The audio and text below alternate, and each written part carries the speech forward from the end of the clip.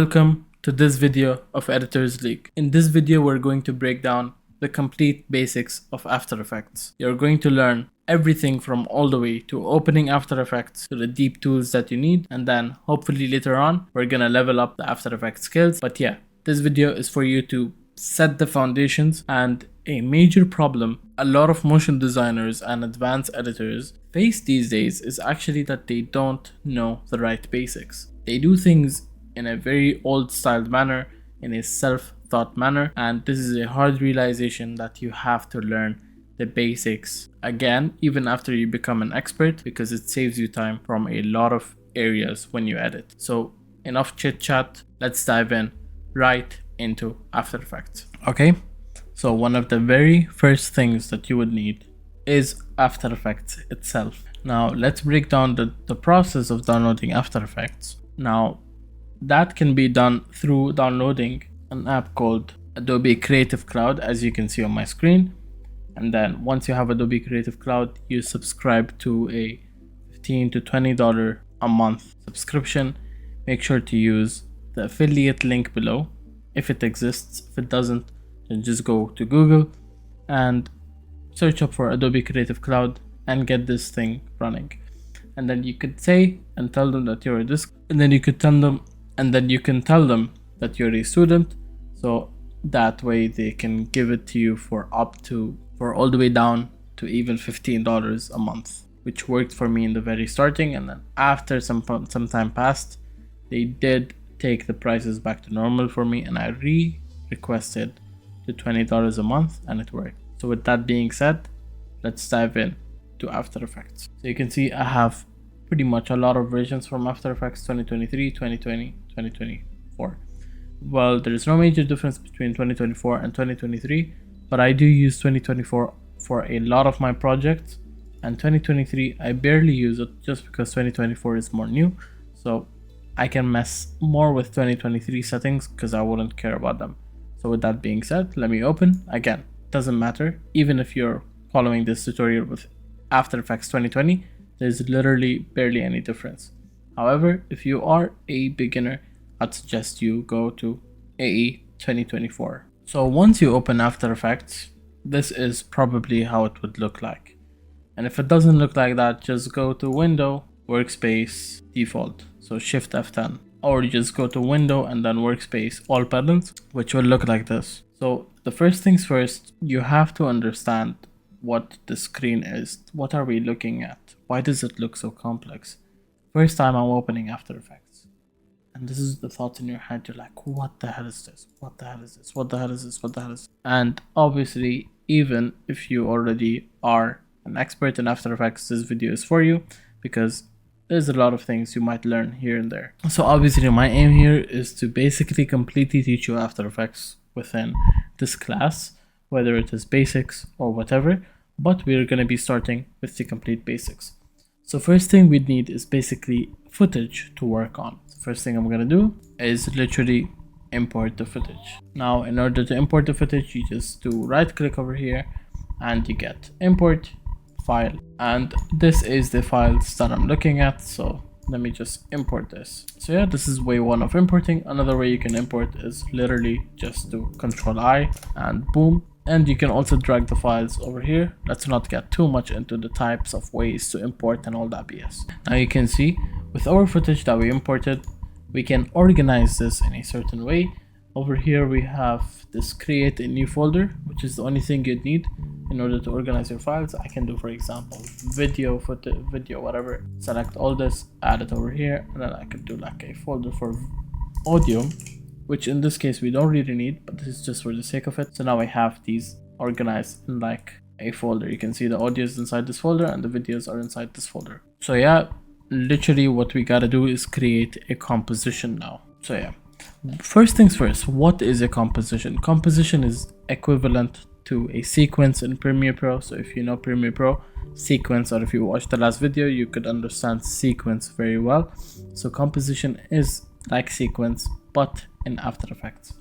So how to create one? Either you can click over here, or this is the most famous button what everyone uses, create a new composition. I can see there are pretty much a lot of settings over here, and we have even these So you don't need to touch with advanced and 3D renderer for now. This is what we're going to look at. You can see we have a lot of presets over here that is already set and made. So yeah, we're gonna work with 4K because the latest trends, everything is 4K. Iman Gadzhi edits in 4K. However, we can also edit in 1080p, which would just make the process faster, and then render in 4K. Anyways, before we get too much into that, let's say for example I select this, so it's gonna be HD 1920 by 1080p. I hope you guys know what that is. Very simple. And then the frame rate 24, for example. Let's set this to 30. We have the resolution. This doesn't matter, just leave it for now. We have time code and duration. Let's say you want the duration of your video to be like 5 seconds, so you can like go over here 5, and then the best way to do it is literally if you put the duration that you want. So for example 5, then you keep adding zeros, and you can see over here it says 050000, and if I create it, it's a 5-minute composition. Now in composition you can drag your video. It's where everything goes onto the timeline.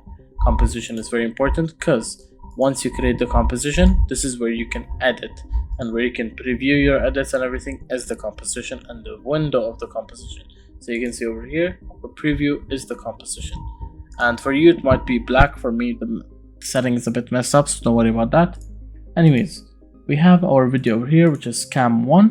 What I'm gonna do is you can literally just drag it. And now you can see that the video, if I just do a scroll wheel down, the video is way bigger than the composition because the composition is set at 1080p. However, the video is 4K, so it's up by 4 times more. What we can do is we can scale the video down to match the composition by literally just doing this, holding shift. You can see we scaled the video down, and then if I go to align, I can do this and this, and it's gonna be fit. Another way just to automatically fit it is doing Control Alt, hold your layer F. You can see, so even if my layer is like, I don't know, messed up, I do Control Alt F, it's automatically fit and perfect. Now we have this Iman Gadzhi layer. Now the next thing you gotta know before we get into editing and everything is the timeline. Now what is the timeline? You can see over here, I can make the timeline bigger. Anyways, in the timeline we have these couple of options. Over here is preview options. If I click on this, the layers just disappeared. It's not showing us. If I do this, the audio doesn't play. And these two, ignore them for now. We're gonna get more into that. We have this label color. We have modes over here, which you don't gotta focus on. Track mats, no need to focus on for now. And then we have a couple of layers over here. This is shy layer, so you can sometimes hide you can hide layers within the composition without deleting them. So if I click on this button, you can see it's hidden, but it actually exists. It's just hidden. But if I delete, it's gonna go. So this is a way you can hide. Just leave this on its own, leave this on its own. This, you'll barely need it if you edit like Iman Gadzhi. Motion blur, something we'll get into later. 3D and everything, we'll get into everything later. Now you can see we have this thing. It's called playhead. A very important thing. This shows where you are currently previewing your things. So you can see if I move it, the thing over here, the timer over here is showing me exactly where the playhead is, and you can see the clip ends on 5 minutes, starts on like minute 0, and yeah, playhead is where you are currently previewing your timeline, which is very, very important. And you can see, for example, if I play, you can preview it, just preview. This doesn't mean that the video will export in the settings, just preview. You can preview it in like quarter settings. You can see it's very low quality right now. I can preview it in full quality settings, half quality settings. So the lower the quality, the faster the preview times, which is something very, very important. Anyways, let's get into messing with the layer itself. Now, we don't want to get too much into things like trimming in After Effects and stuff, because then it eliminates the point of Premiere Pro, because on Premiere Pro you can do it very, very fast. So if you saw my PR extended video, you can see how fast we were trimming. In After Effects, that's not the case. There is not like one-click shortcuts and stuff. It's not made for trimming, it's made for motion designing. However, obviously you can do things like trimming and all that. Now you can see over here in the video, we have this little triangle, and using this little triangle, you can basically cut the video out. And if I click anywhere in the middle, I can literally just move the layer on whatever second I want. So for example, I wanted to play on second number 1. Let me just make the timeline a bit shorter, 500, that means it will be 5 seconds. So for example, if I play the clip on this part, now we have an empty second, and then after it the clip starts playing. Another thing you can do is you can like trim the video by seeing this little triangle. So let's say if I do this, now it starts from a different place. Let's say for example, if I want Iman to start like literally from here, then I can just drag the triangle thingy, and a very useful shortcut is Alt and left bracket, which is very important. Alt left bracket, it cuts. And if I bring this over here, you can see now it starts from this moment rather than an empty chair. So let me just undo that. Another way you can trim your videos is by splitting. So how can you split? By doing Control Shift D, and your layer splits, and then you can delete the first half of the split layer, and you can see it starts very early rather than having the chair for a very long time. And then we can also drag this arrow, so now everything will be empty and it will start exactly from where we want to. And then you can drag this to like second number 0. So the second we play the composition, we have Iman Ghazi starting like this. And then we have something called the work area. The work area is what we are able to preview. What's the work area? What are we working on? So for example, what I'm working on right now is 5 seconds only. And this video is 5 minutes. So it's really not enough. So you can see over here, if I keep playing it, it only plays for 5 seconds and the video repeats itself. So you can even reduce the work area to like 2 seconds. Let's say you have a scene which is only 2 seconds and you want to animate that, so you're going to make your work area 2 seconds.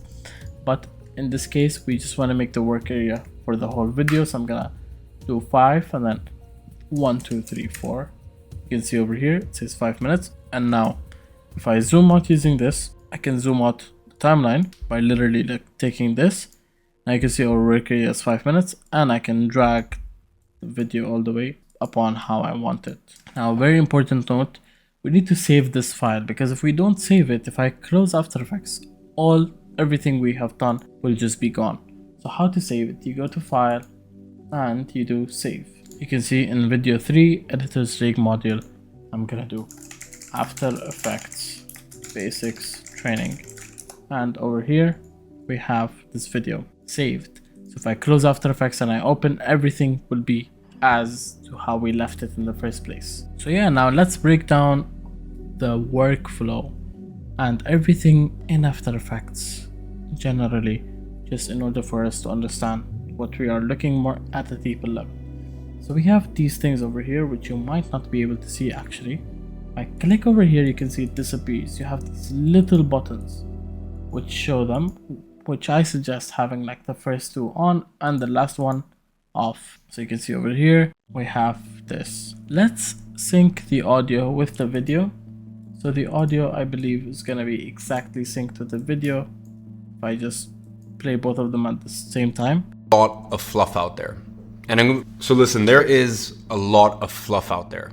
And in fact, there's... So now if I'm playing the video, let's just look at it. ...of fluff out there. There is... You can see the video is automatically synced. Now, let's just get into a bit of trimming and text and stuff, just so we can dive a bit deeper. Let's see exactly where he starts speaking. There is... So listen. So if I hold Control, by the way, and I keep playing my panel, you can see there'll be like little sound. It's called scrubbing, I think, which is something very important in order to know where the first letter started. So I'm gonna scrub through and see where he started. So I'm gonna hold Control and play. There. Okay, so here it is. He says the. So this is where we're gonna start, and what I'm gonna do is Alt left bracket. You can see the clip is cut, so it's gonna start directly from here. There is a lot of fluff out there, and let's say we want to stop it the second he says out there, when he finishes out there. So we're gonna do Alt and then right bracket. So this is the exact opposite. Now I can just drag both of these, as I told you guys in the starting. If I hold Shift, it snaps. So if I hold Shift, it will snap it to the very starting. And then let's use the zoom out, zoom in feature, go at the end of the clip. So in order to jump to the end of the clip, you can just take your panel over there, or you can click on your clip and press O, and it takes the time had automatically there. So if I'm anywhere, I click on my keyboard, it took me automatically here. And now, as I told you, the work area is very important because now we only want to mess with this 5 seconds and where he says there is a lot of fluff out there. So to automatically pan this to where you want it rather than dragging it, because we're not old school, we're very new school. We want to do everything the shortest and the best way. I'm just gonna click B, or actually I'm just gonna click N, and you can see it automatically drags this. So if I do Control Z, click N, you can see this came over here. And let me zoom out. Now I will right click, trim comp to work area. So my composition will be trimmed exactly to the work area. Now you can see our work area is 5 seconds or whatever. The duration is like 3.3 seconds exactly to the video. So let's play it. You can see it will loop automatically. There is a lot of fluff out there. There is a lot of fluff out there. Amazing. So that is exactly what we need. Let's start with something very, very simple, which is just text, because we immediately want to get into the shape layers, the tools and everything. Let's start with something very simple, which is gonna say there is a lot of fluff out there. So you can see over here we have all these important tools, which is first thing our selection tool, which everything we can select through. We have this hand tools. If I click my hand, you can see while it doesn't really move the video, it's just for the composition. It's very important and it's very useful. Now we have this zoom in, which is completely useless because you can use your keyboard and mouse to zoom out and zoom in. This is by doing wheel up and wheel down. Then we have these, which you can ignore. Rotation tool, something you should ignore. Don't even focus at it. Anyways, we need the text tool from here. So I'm gonna, wherever I click with the text tool, that's where the text will start from. So let's say randomly, I'm just gonna click here. Now you can see they give us the default settings, which is Arial, bold, with fill and stroke, whatever. I'm just gonna write, there is a lot of fluff out there. Okay, I'm gonna take this text, go to my selection tool and drag it wherever I want to. Make sure you guys remember the shortcuts. The selection tool is V, so I will keep clicking V often. So there is a lot of fluff out there. I can make my paragraph like center text, which doesn't matter. I can also align my text rather than doing it manually and figuring out where to do it. I can align. So if I go to align, you can just click over here. Now it's exactly in the middle, exactly in the middle. There's no any mistakes. The symmetrical is exactly in the middle. And let's say I want to take it to the middle of the screen vertically as well, I can do this. Anyways, we don't want it to the middle of the screen vertically, we want it more towards the lower side. You can see I can align the bottom as well. Now the problem is it's in the very bottom. Let's just hold shift and take it a bit up. Now let's edit the text a bit more because it looks ugly at this point. So I'm gonna double click. You can see the properties for the text already pulled out automatically. I can make the font like Arial, black, doesn't matter. Let's compress the font a bit because you can see it's a bit stretched out. And so I'm gonna just zoom in, and then I can go to the hand button and look, this is where I can like drag down just so I can view that area. Even if I'm zoomed in, I can view that area. You can see it doesn't make any difference to the video itself. It's just for you to preview in the most comfortable way that you want to.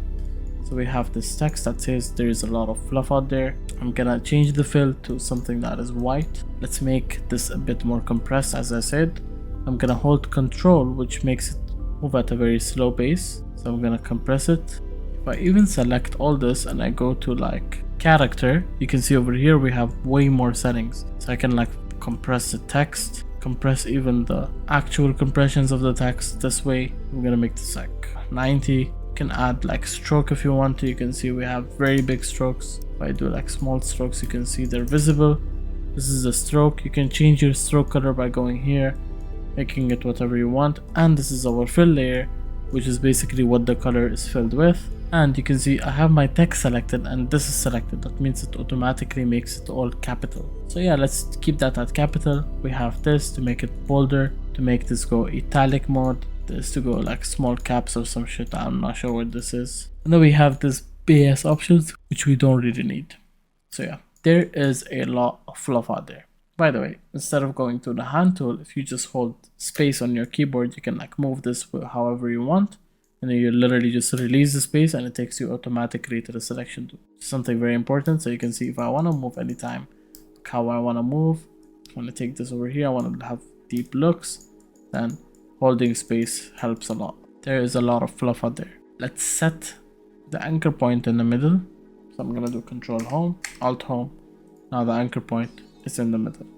Now let's get into editing the text. So yeah, I mean, I'm just clicking anything, you know, making it look as good as possible. There's a lot of fluff out there. So let me just increase the gapping and decrease the compressiveness. Now you can see this is something that's very, very smooth. So the first things first, we can animate this in a simple way or in a way where it's a bit more complex. Now look, let's make this a bit more complex so you guys can learn more, and then we also move over to comp number 2. In that way you'd be able to understand the whole perspective. Anyways, we have this text. Now we're gonna learn a new thing here. It's called duplicating. In order to duplicate, let's go to edit and duplicate. You can see there's a shortcut which is Control D. So this is what we're going to be using from now. Now what we want to do is we want to separate all the words. You can see this layer is all the words combined into one, and we want to separate it into each layer so that we can then customize each layer letter by letter or word by word, sorry. Now obviously with the introduction of scripts and everything, we can do this with a button of a click, but let me show you guys the manual way before we get into scripts and stuff. Some things that you guys will learn in the AE extended video where I'll teach you guys how to get the effects and presets and everything. So yeah, let's duplicate this to the number of words, 1, 2, 3, 4, 5, 6, 7, 8. So we need to duplicate this 7 more times and then we'll have 8 copies. So selected on the layer, went into selection tool as well. 1, 2, 3, 4, 5, 6, 7. Even my shortcut says that I did the shortcut 7 times. Now let's separate this word by word. Actually, before we separate this, there is a step I forgot that is very important. You can see in the paragraph over here, it says center text. Let's make this left align text, get into align, and now we do it. So 1, 2, 3, 4, 5, 6, 7. Now we have this. Let me go on each word. The first sentence, the first thing will be there. So you can see even over here it says there only. Is. You can see because it's left aligned, the text is automatically moved to the left side, which is something we'll fix, but don't worry about it. Now, do you guys remember when I told you that we have this thing that you don't have to worry about? Now, look, the text is duplicating, and when I delete the text, so if I take it up, you can see that when I delete the text, it's like automatically moved to the left. Let's say instead of you having to move this above and to preview it, and in order to delete it and everything, you have to like take it up. We have this which is called solo layer. So solo layer will only show that layer that is soloed. So let me undo. Okay, so we can go to this version and I do solo layer, and now I can see. So there is, this will be only the letter A. I'm gonna unsolo this, solo the thing above it, and we want only the lot. So delete, boom. Now solo the layer above it, off, solo the layer above it. You can even solo 2 layers at once. So that's something that's very good. Fluff out there. Now, if I go, you can see everything is moved to the left side because it's left aligned. Now, what can we do in order to get the exact specifics of moving these words in the right place? So I'll duplicate this one more time and I'll go to like an original layer that says there is a lot of fluff out there, and this layer will just be for us to place. And what I'll do is I'll set this to red color. You can see this is red color. And now let me just take each word. So there is, I selected on the is layer. I can see the is layer is selected.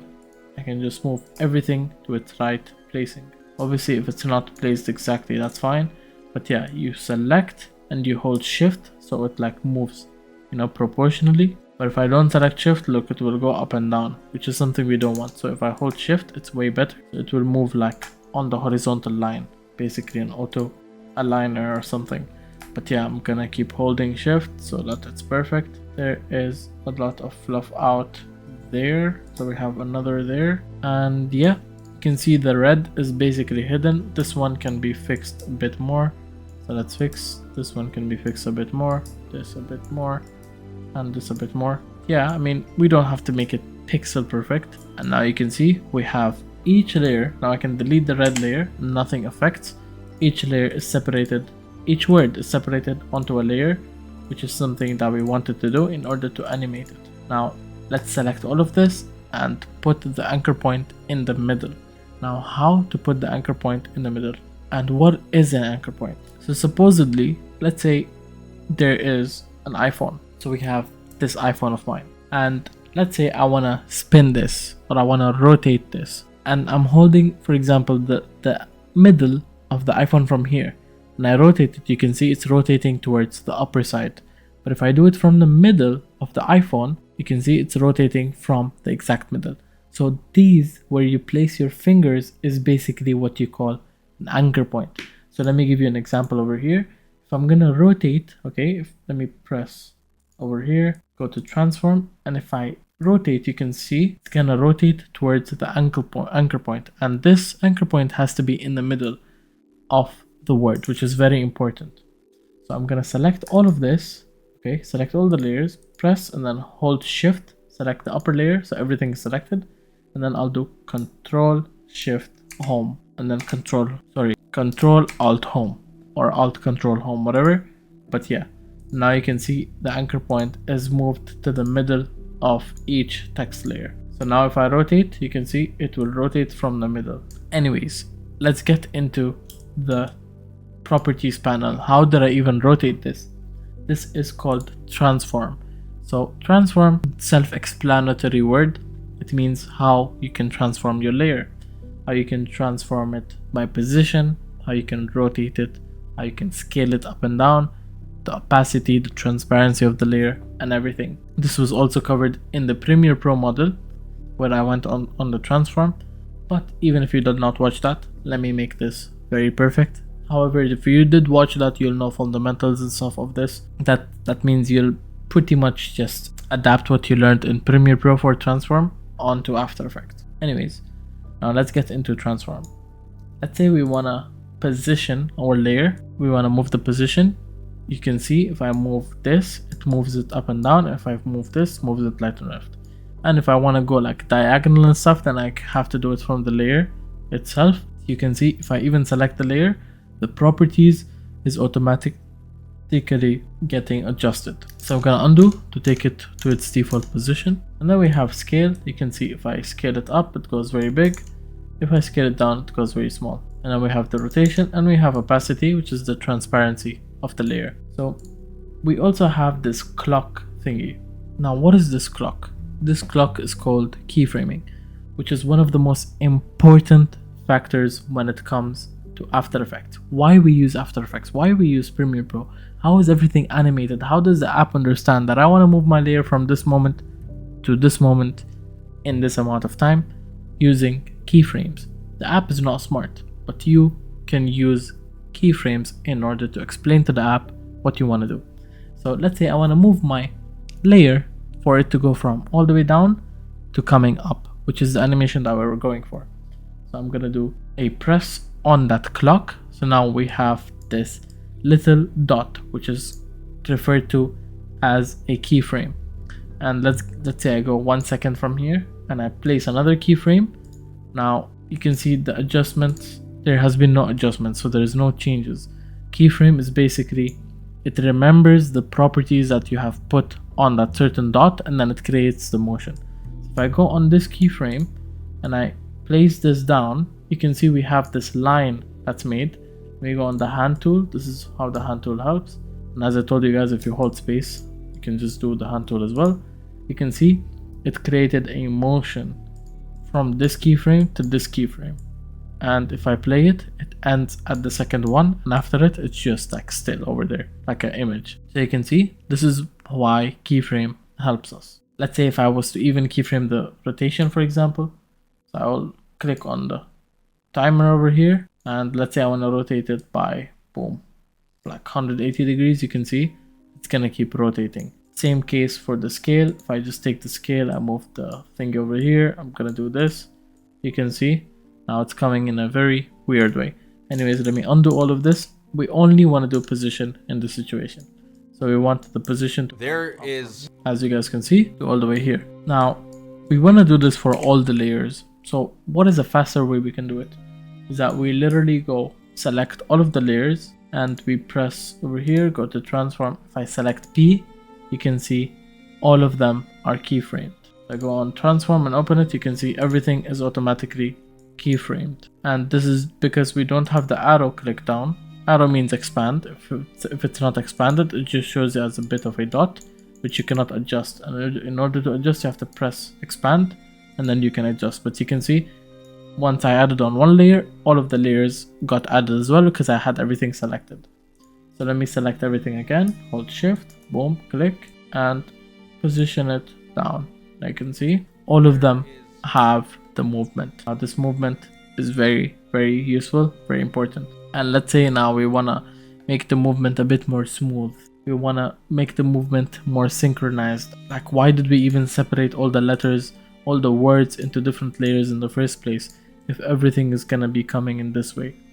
So now what I can do is I can delay the layers. If you guys remember when I was explaining about trimming, you can delay the layers. So I will delay this by like 0.5 seconds. It's a bit flipped, it's flipped, so let me do it from down. More 0.5 seconds again, 0.5 seconds again. So I just keep jumping 0.5 seconds. And if you wanna, rather than using your mouse, if you wanna jump 0.5 seconds, it's not 0.5, sorry, I think it's 0.05, which is 5 frames. It's referred to as frames. If you wanna jump that without having to use your mouse, you do shift and then right arrow, shift control right arrow. So I jumped like 10 frames. And then I'm just gonna drag this, and if I press on the left bracket, the layer is automatically added to my playhead, like it snapped to my playhead. So I'm gonna go here, click on left bracket, you can see it automatically snapped. Go here, click on left bracket, automatically snapped, rather than you having to move it with your mouse. So now let's look at it. Amazing. Now that's not too bad. We want to get into graphing. And graphing is something that will require a long lesson, which is something that we will cover in the next tutorial. But for now, I'm gonna get into very basics of graphing, and then we'll get into the depthness of graphing, which is something very important. Why am I making a complete different tutorial just for graphing? Because it defines your motion. It's 99% of your motion. This looks very ugly, but because it has no graphing, it looks very still, looks in a direct movement. So what is graphing? If you have done physics, then you'll know something called as to speed and time, and that is what we use graphics. You don't need to understand physics, it's actually just common sense, it's logic, and the logic is something hard to explain, but I hope you guys get it with just me showing you. Now look, imagine I want to display all the keyframes that I have for each layer. Instead of having to press on expand and then go to transform and expand again, there's a better way. You just press U on your keyboard and it automatically just snaps out the layer or the property of transform that has a keyframe on it. So if I select all of those and I click U, you can see all the keyframes are displayed. It's a very important shortcut. And also, let's say you want to like open the position property without having to like expand and then expand blah blah, you can just press P. So if I press P, you can see position comes out. If you press S, scale comes out. If you press R, rotation comes out. For opacity, it's a bit different, which is going to be T, not O, because if I press O, if you guys already remember, it will basically take me to the end of the layer. It takes me to the end of the layer, and if I press I, it will take me to the starting of the layer, the playhead. So yeah, for opacity is T, and then if I do A, there is also anchor point, which is something we're not going to use. So yeah, let me press P. So now I have position, and I'm going to select all of this and right click and go to something called keyframe assistant, easy ease. Now easy ease, you can see there is already graphing. Graphing means there is already a mess with the speed and time. Within the same amount of time, the speed is a bit changed up. You can see this, the there is not in like a still linear movement. it's going fast. I mean, starting slow, going fast, starting slow again. So look at it, if you realize, it's like that. And if I click here, I can see the graphs. Now, this looks overcomplicated, but this is the graph settings that you need for now. You have to press over here, copy this, press over here, copy this, and make it edit speed graph. So speed graph is way easier to use. I'm very good at value graph as well, but the value graph is something you'll know later on. Just copy all of these settings. Now let's do this layer by layer so that you're not confused. Now we have this, you can see this represents speed, and time, this represents time. So from dot 1 to dot 2 is in 1 second. So speed is basically within the waves of lines. So you can see over here we have like a curve. So imagine the higher the graph, the faster it is. You can see it's gonna start slow, speed up to like 400 pixel per second, and then slow down to 0 pixel per second, which is basically what speed graph is referred to. And you can adjust this. Let's say I move this pinpoint to all the way to the left side. Now you can see, you can imagine, just try to imagine what will happen. I'll give you 3 seconds. 1, 2, 3. If you didn't guess it already, it starts very slow, and then in a very short amount of time, after just 0.06 second, it goes to a very high speed, which is 1000 pixel per second. You don't need to know the values, by the way, that's something very useless. But yeah, you can see this is the peak, and then it slows down eventually to go to 0, and then it doesn't move anymore. So let me just play it so you can see it.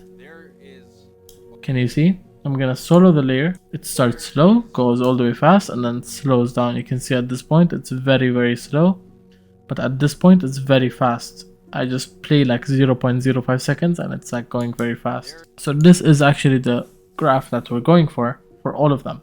Now, why did it look a bit complicated in the starting? It's because when I selected all of the keyframes and I did the graph, it's like it's showing all of them.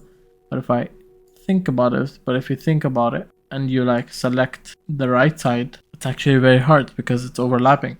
So we can do this like layer by layer. So let me select this, boom, take it in front, boom, take this in front, boom, take this in front, and now all of them are doing the exact same graphing. But so let me play it.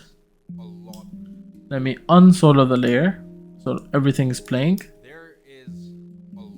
So yep, that is what we have for there is a lot of fluff out there. You can see the graph is very useful. It made the animation way more smooth. So let me, for example, if I revert it back to normal, I can hold Control and press on any keyframe, and I have selected all of them.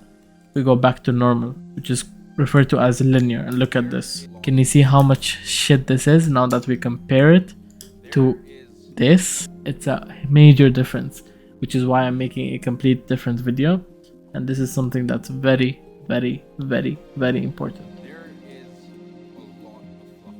So this is how it looks. There is a lot of fluff out there, and as you guys can guess, if I select like the second part of the timestamp, I can move this back and forth. I can make it like slower. Now you can see it will be way slower because now it's like extended by 1 more second. So yeah, with keyframes you can do a lot of changes. But yeah, for now we're just gonna touch the position for this, because if we touch anything else like scale and stuff, to look kind of bad. Now with that being said, let's move on to another scene in which we can explore a bit more and get into more complexity. Let's make a new composition. So in order to make a new composition, we're just gonna click here, create a new composition, and I'm gonna name this scene 2. Now we're gonna be using the same audio and video, so I can just go here, I'll copy, paste. Let me expand this to a scene that we can edit. Okay, so I found the scene where he like mentions 3 things, and this is the scene that we're gonna be editing. And I'll just trim it down just in front of your eyes so you can tell how to trim things as well. And again, we're going to be using Premiere Pro for things like trimming because it gets way faster, the wavelengths are way better and everything. So anyways, to expand the audio, I can click on L and then L again. So double L quickly expands the audio. And let's play and listen to what he's saying. Into the top 10%. And I'm talking the top 10% when it comes to your income, when it comes to your health, Now you can see over here he says health, and I can zoom in using this. There's another way where you can zoom in is holding Alt, and then wherever your mouse cursor is, it will zoom in that part, which is something that's way better. And I'm gonna select even the video and the audio and do Control Shift D so we can split. And I'll click double L again. When it comes to your attractive, you can see over here he stuttered, so we want him to like say it after he stuttered. And I'm gonna do Alt left bracket or Control Shift D again and delete this. Now after I've deleted this, I can just drag this and hold Shift so that it like snaps. So let's listen to the audio now. And I'm talking the top 10% when it comes to your income, when it comes to your health, when it comes to your attractiveness. Okay, so now that's what we want. Health, income, and attractiveness. Let me just cut it over here. Control Shift D and delete. And as I told you guys, if I click N, my work area will be shortened down to my playhead, and I'll right click and I'll do trim comp to work area. So now we have the complete composition is on the work area. So let's listen to the audio one last time. And I'm talking the top 10% when it comes to your income, when it comes to your health, when it comes to your attractiveness. And okay, perfect. Now let's get into an idea. My idea over here is that I'm gonna make 3 shape layers, one that says health, income, and attractiveness, and then all of them can join. So if I was to open like Google Paint quickly, so this is a random website which says paint. Let me just open it up, and we're gonna have like a triangle that says health. Don't mind like the handwriting, who cares. I actually flipped the triangle, so let me just erase this and fix it up. So the triangle is gonna be like this, health, okay, with the icon maybe, and then another one that says income, and then another one that says attractiveness. So yeah, 3 triangles that are looking a bit better than what it looks over here. And then maybe like they spin around. We're gonna get a bit more creative, but this is just the rough idea. So let me get into shape layers. Now, shape layers is something that's very important. So you can see over here we have rectangle tool, and if I hold this, we are expanded into more options, which is star tool, polygon tool, ellipse tool, rounded rectangle, and rectangle tool. But then we have also a pen tool. And once I select either the pen tool or the shape layer, you can see over here we have something called fill. Fill is basically your layer filled up. So is it gonna be filled up or no? And then we have stroke. Stroke is the outer lines. So if I draw a random line like this, you can see it has a stroke, and this stroke I can literally like increase and decrease and make it 0. So let's say for example I'm just gonna conjoin these. Now if I make this stroke 0, the inner is what we call fill, because you can see over here fill is not selected. So if I click on fill and I put it like white, now the inner part is filled up. And if I click over here, I can remove the fill, and also I can mess with the opacity of the fill. So if I click on fill, I can mess with the opacity, boom, and increase the stroke. So yeah, I hope you get my point with fill and stroke right now. I'm just gonna delete this and let's get into making the triangles. Now, how to draw a triangle? Let's say if we want to draw a square, for example, a rectangle square. If I drag this, you can see my fill. Let me make the opacity 100, stroke 0. Now we have like a square made. If I hold this, there is even rounded rectangles, so the rounds are not too, trunk, they're not sharp. And then we have ellipse, which is a circle, and if I hold shift, it's gonna be an exact circle. So in the same case, we have also the polygon. If I select the polygon tool, you can see it's not aligned properly, but if I hold shift, now we have the polygon tool, and I'm gonna take the anchor point in the middle of the polygon tool by doing Control Alt Home, and then let me just align this in the middle by going align, making it like in the middle of the screen. And then if I click on the layer, if I expand the layer, and you can see there is contents, it says polystar 1. If I click on this as well, and then we have path, we have stroke. As I told you guys, the stroke you can increase, decrease. These are just deeper settings. You can like do a lot of changes over here, which we might get into like later on, not now, like eventually, but don't worry about those. Then we have like the polypath. In polypath, you can see there is something called points. If I increase the points, we have like so many points. And obviously if we go like above a certain limit, all the points conjoin into a circle. But if I decrease the point, I can take it even all the way down to 3, which makes it a triangle. And this is what we wanted the whole time, triangle. So I'm gonna make it 3 points. So a triangle has 3 points, 1, 2, 3. These are 3 points. And then yeah, other stuff we don't really need to touch. So I'm gonna select this. I'm gonna make the fill 0.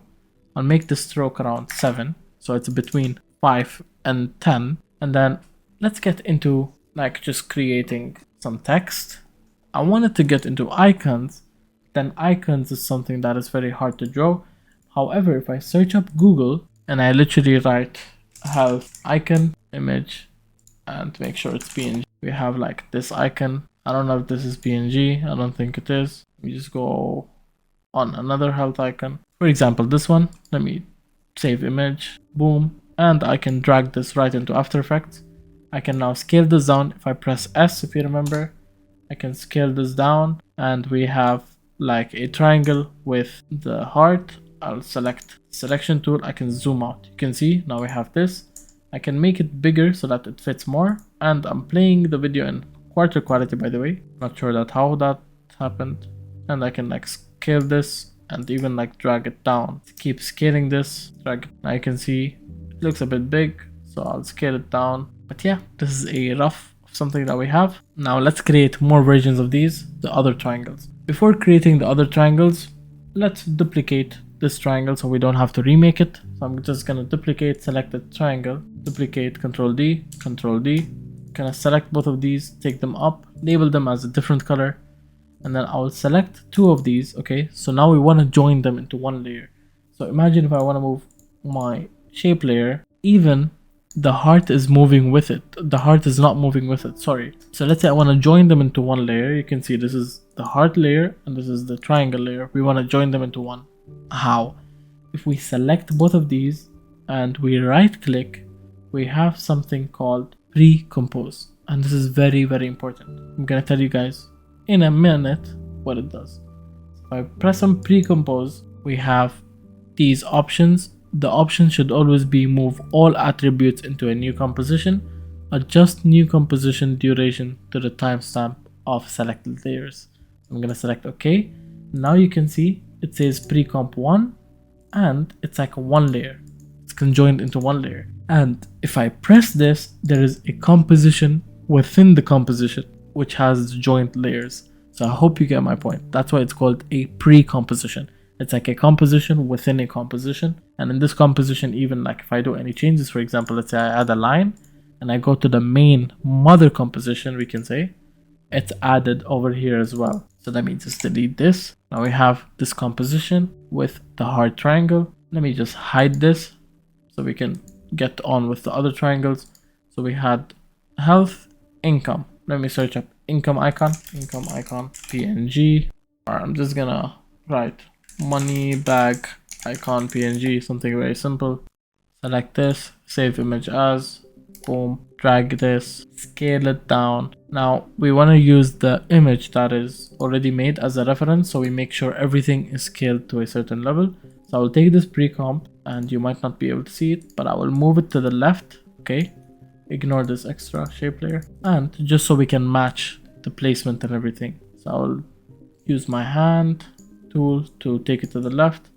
I'll scale this down. I'll keep taking this down, so we just make sure of the sizes. So you can see the size is very fine. It's very similar, so we're good. Now I will pre-compose these two as well. So I'm gonna name them money triangle pre-comp. So now we have money triangle pre-comp and we have the heart triangle pre-comp, and we need the last one, which is attractiveness pre-comp, attractiveness icon PNG. We have this, which looks pretty decent. Save image as, boom, drag it, repeat the same process. Let me like literally just take this to the left, enable my shape layer. You can see this is eye off. It was eye off, now it's on. And I will zoom in using the hand tool, scale. There's a lot better ways we can do this, by the way. Usually I finish this in like 5 seconds, but I'm just doing it a bit more manually just for you guys to get the point and understand as much as possible.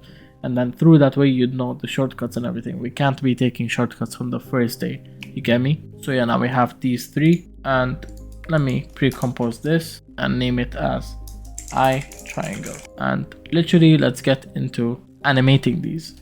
Now, let's say I want to animate, you know, this triangle.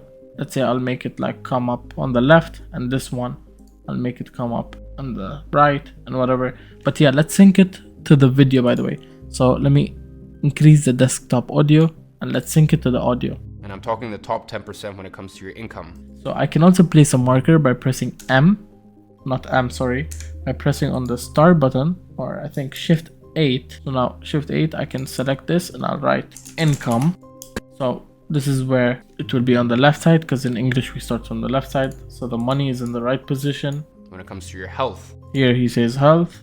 I'm gonna do Shift 8 again and I'll write health. Health. When it comes to your attractive. And here he says attractiveness. So Shift 8 again and write health. Now what I'll do is I'll sync these animations exactly to income, health, and like just, oh, I think I misplaced it, attractiveness, to exactly when he says it. So we have the money. I'm gonna drag this over here so it starts from here, and I'm gonna do like an animation that is very good, very simple, by pressing P, position, and we also need scale. So scale, and we'll also use rotation. And if I click U, you can see everything that I have keyframed will pop out. So I'll go like 1 second in front of where I am. So I'm at 2 seconds 07. I'm gonna go to 3 seconds 07, and I'll do the keyframes again. Now I'll go to the starting keyframes and I'll take like the position down. Let me rotate it by like, you know, 180 degrees and make the scale come from 0. So 0 means that the layer will be at 0 scale, and it will go all the way to default, which is 100. 100 is always default.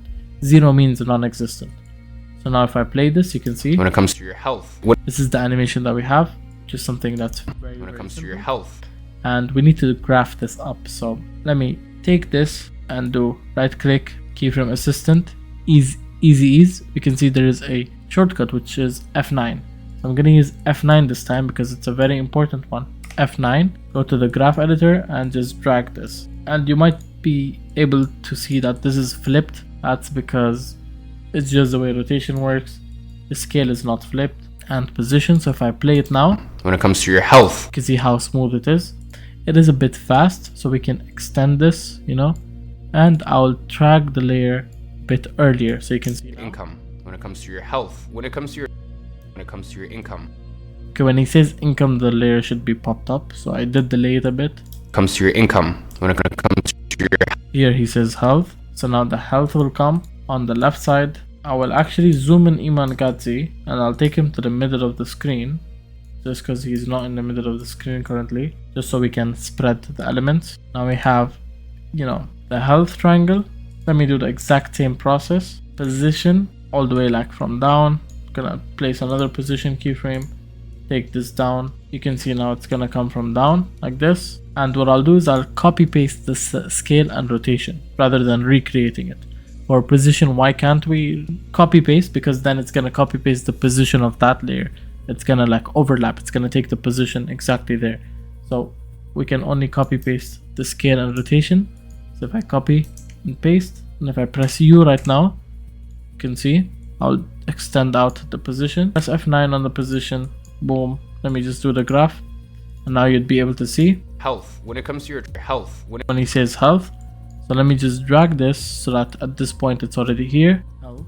So let's play this. And I'm talking the top 10% when it comes to your income. When it comes to your health. When it comes to your when it comes to your attractiveness. You can see why the layer zoomed out, because we had a split. So I edited the scale on the layer before it was a split. So this layer went back to default. So we want to copy paste the transform. So I'm going to copy and literally paste, and the transform is now pasted again. And we have this attractiveness box which is left. I'm gonna make this like a bit smaller than the others. Like the default scale is gonna be a bit smaller, and we can have it in the middle. So let me just press left bracket so it's dragged, and I'll do position. If I hold shift, by the way, now you can see, let's say I want to open position, scale, and rotation. If I press P, I have position, but let's say I want to open scale as well. How? If I press S, it won't. So what I have to do is I have to hold shift and then press on that letter. So shift S, you can see S is also opened up, and shift R. R is also, so instead of replacing, it's added. So I'm gonna keyframe these two as well. Let me come here, boom, keyframe all of them, go into starting. I can actually copy paste the scale, which is something I should have done, but this was just for the sake of showing guys. So I'm gonna paste, so it's pasted now.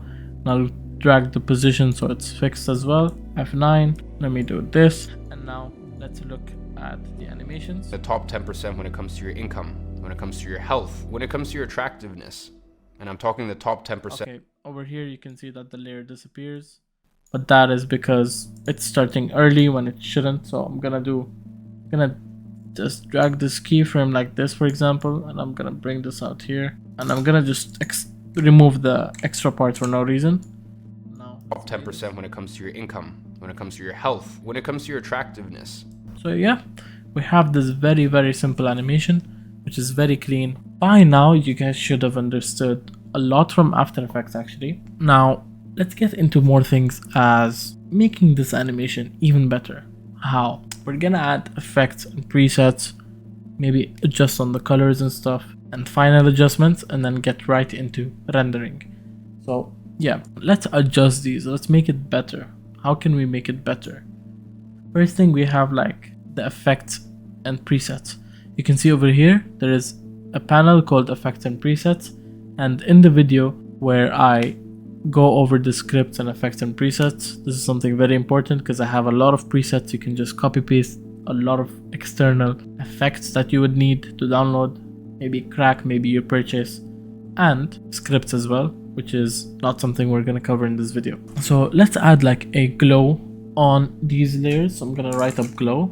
You can see over here we have a lot of glow, and you might not have all of these options. That's because I have external effects, which is something again I covered in that video, but this is something you'd have, which says normal glow. So if I select this, I can like literally drag it onto my layer. If I drag it onto my money triangle layer, you can see a glow is added. It looks kind of ugly, so let's fix up on it, let's make it better. So first thing, we have something called glow threshold. Over here is the effects panel, by the way. Here is where all the effects are added on this left side. So I can just mess with these settings. We have like the glow threshold, the glow radius, meaning how much would it glow. So if I do glow radius a lot, you can see it glows, the glow spread is a lot. And we have the glow intensity. You can see the more I make it, the worse it looks, and the more it is visible. We can make like the glow on top, behind, whatever. And I can even like show you before and after of the glow. So if I click on this button, it basically disables. If I click on it again, it enables. So you can see now this is enabled. Then we have like color loops and stuff, which is something we don't need. But yeah, let me increase the intensity, maybe decrease the radius, or make the radius fine. So yeah, we have like a glow on this, which looks pretty ugly, I'm not gonna lie. But yeah, this is just for the sake of it. I'm gonna copy this glow and paste it onto the eye triangle pre-composition and the health triangle pre-composition now, so that you can see the glow is added on all of them. And if I play it, when it comes to your income, when it comes to your health, when it comes to your track. This is just one of the effects. We can add like way more effects. If you guys realize, Iman Gadzhi has this effect which makes the things a bit laggier. So it's called posterize time. If I write posterize time and I drag it onto my layer and I make this like 16 frame rates, you can see. When it comes to, let's look at this. when it comes to your income, the money triangle looks a bit laggier. If I like, for example, make this something very low, like 3, it's gonna be way too laggy. Comes to your income, when it comes to your income, when it comes to your health, when it comes to your income, when it comes to your. And usually when I add posterize time, I add it on top of everything by once. But how? Now obviously I cannot add a laggy effect on top of Iman Gadzhi's face as well. That way Iman Gadzhi's face will start lagging. But I want to do it on the pre-compositions only. Now we have something that is very important, which is called adjustment layers. And in adjustment layers, you can basically add effects. It's made for effects. On it, you can add any effect that you want. If I right click over here and I go to new, we have something called adjustment layers. Now we have all of those, which is text, solid, light, camera, and we're gonna get into all of those eventually. But right now we just want to focus on a certain topic, on certain things that we want to do. And then eventually when we dive deeper into After Effects, there'll be a lot of things that you'll learn. But yeah, let me add adjustment layer. And now on the adjustment layer, for instance, if I click on my pre-composition that has the money triangle and I copy the effect and I paste it on the adjustment layer, it's like literally doubling it. And the glow is only added on colors. Over here, Iman Gadzhi's face is not getting detected for some reason, not sure why. But anyways, on this I can add the posterized time. So if I drag the posterized time, if I make it 16 fps, now everything in the video will be 16 fps. Now look at Iman, he'll be way laggier. Let me play this in quarter, and as I told you guys, when you play it in quarter, it's very fast. And I'm talking the top 10% when it comes to Iman's lagging. It's like everything is a bit slow paced, or actually fast paced. If I lower the frame rate, let's make it for example 8, it's gonna be way more laggy. And I'm talking the top 10% when it comes to your income. You can see it's way more laggier. Now we want to prevent this from the video itself, but we want to add it onto the animations, because the animations look way smoother that way, way better when they're laggier. So I'm gonna go like 16 fps. By the way, this composition, if you guys remember, we went with 30 fps, so this is gonna be like half the movement, which is basically with posterized time. So if I select all pre-comps over here and I right click, I can pre-compose those as well. Now when I pre-compose those, these are joined onto a layer, and you can see if I go inside, these three animations only exist. And over here we can add the adjustment layer. So you get my point. Now this adjustment layer will not get implemented on everything, but it will only get implemented on the pre-comp. So let me take this adjustment layer. I'm gonna do Control X so we can like delete the adjustment layer, and I'm gonna do Control V over here so we can paste it. And now let's look at it. It's laggy and it's good. If I go outside to the main pre-composition, which is scene 2, in the top 10% when it comes to your income, when it comes to your health, when it comes to your attractiveness. You can see Iman Gadzhi is not lagging, but the effect and everything else, the animations are lagging, which makes it very, very smooth and very, very good. The top 10% when it comes to your income, when it comes to your health, when it comes to your attractiveness. Now that is good. I think we should explore more into what happens in these right clicks, because I feel like this is something that's very major before we move on to the other parts of After Effects. So let me break down each one of these one by one. Initially we have text, which basically you can just create a text layer. We already went over that. If I right click, go to new, we have solid. Now what is solid? Solid is the background. If I select over here, I can make it whatever background I want. So you can see now what happens is that the background overlaps on all of this. But obviously, whatever is on top has priority. So if I take this down by 1, you can see now the animations pop up. If I take this down by 1 more, Iman Gadzhi pops up. If I take it down by 1 more, it doesn't matter because now it's only audio, and audio is not existent as a preview or as a display. So what we want to do is we want to take this below the animations, for example, and now you can see it's a very shit color, which is like ruining the whole thing. But for instance, if we go solid and we make it as black and I play it down below the pre-comp, now you can see it's not camouflaging, it looks decent. And yeah, that's pretty much what solid does. Nothing much more. You can get a bit smarter with it eventually, but not now. We have light, which is something we're gonna discover later, and don't worry about it now, as well as camera and null object. Null object is an interesting one because all of this could have been done with null object, and I'll get into that right after I cover the rest. So we have shape layer, as you guys know, and then adjustment layer, as you guys just showed. Content aware fill layer, ignore. Photoshop file, ignore. Max and 3D, ignore. And over here we can like fix up the composition settings if we want. Reveal composition in project, shows us where the composition is in the project panel, and then other things which you really don't need to worry about. So yeah, let's explain the power of null object. Supposedly, let me just click on the pre-compositions. You can see everything that I've done is on the pre-composition. It's on the layer itself. Let's say if you don't want to make pre-compositions and you want to move the layers together. If you remember, there was a point I brought up, which was like, how do I move both of these at the same time? So if I move my triangle, you can see the heart is not moving with it. But this is a very, very easy fix. We have something called parent and child. So a parent is the main layer that moves by itself, and the child is the layer that follows the parent. Now in this situation, let's say any of them can be parent. You can see over here we have parent and link. So if I take this, it's called whip. If I make the child, if I select the child and I make the heart to the parent, now if I move the heart, the child moves with it.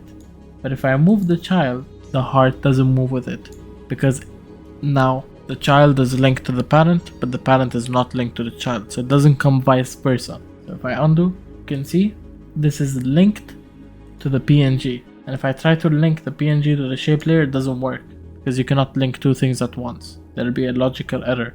So let me do none.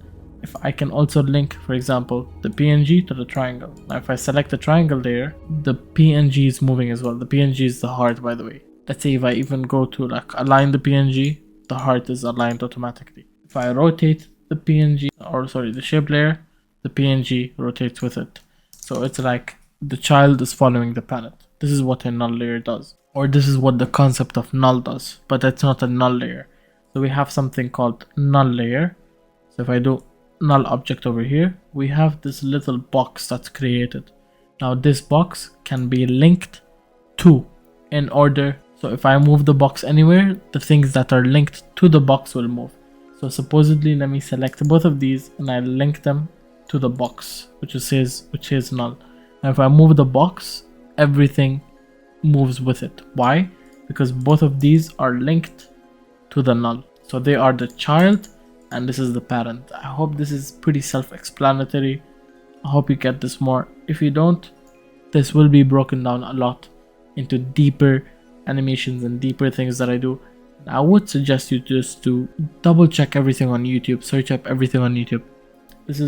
I'm saying this in a way where I really want you to understand the best of each topic, which I see something that's very important. I mastered null, I mastered each and every single tool by just diving deeper into each and every single tool, which is something that you have to do. Because in After Effects, you have to be master of all. You can't only be master in null, but you don't know how to rotate things. It doesn't work that way. You have to be jack of all trades, master of all in After Effects. So yeah, that's a null layer. Now, we do have this. Let's get into just exporting the file. Or before I get into exporting, actually, if you guys remember, I told you that there is this one thing over here referred to as motion blur. And let's say if I enable motion blur, you can see what happens. You can see the motion blur that's on the movement, very smooth. And if I turn off the motion blur, see what happens? It's gone. So this is pretty much what motion blur does. If I play it, boom, boom, boom. So there is a motion blur on each movement, which is very, very classy looking, very smooth and very good. But yeah, let's get into rendering. So let me go to scene 2, which is the main composition, and this is where we render everything. So if I go to file, or actually composition, there's something that says render. I believe render should be here. Yeah, over here, add to render queue. So if I click over here, we have this render queue. Now let me break down what render queue is. Render queue is where you can queue all your renders. What is the synonym of render? Export.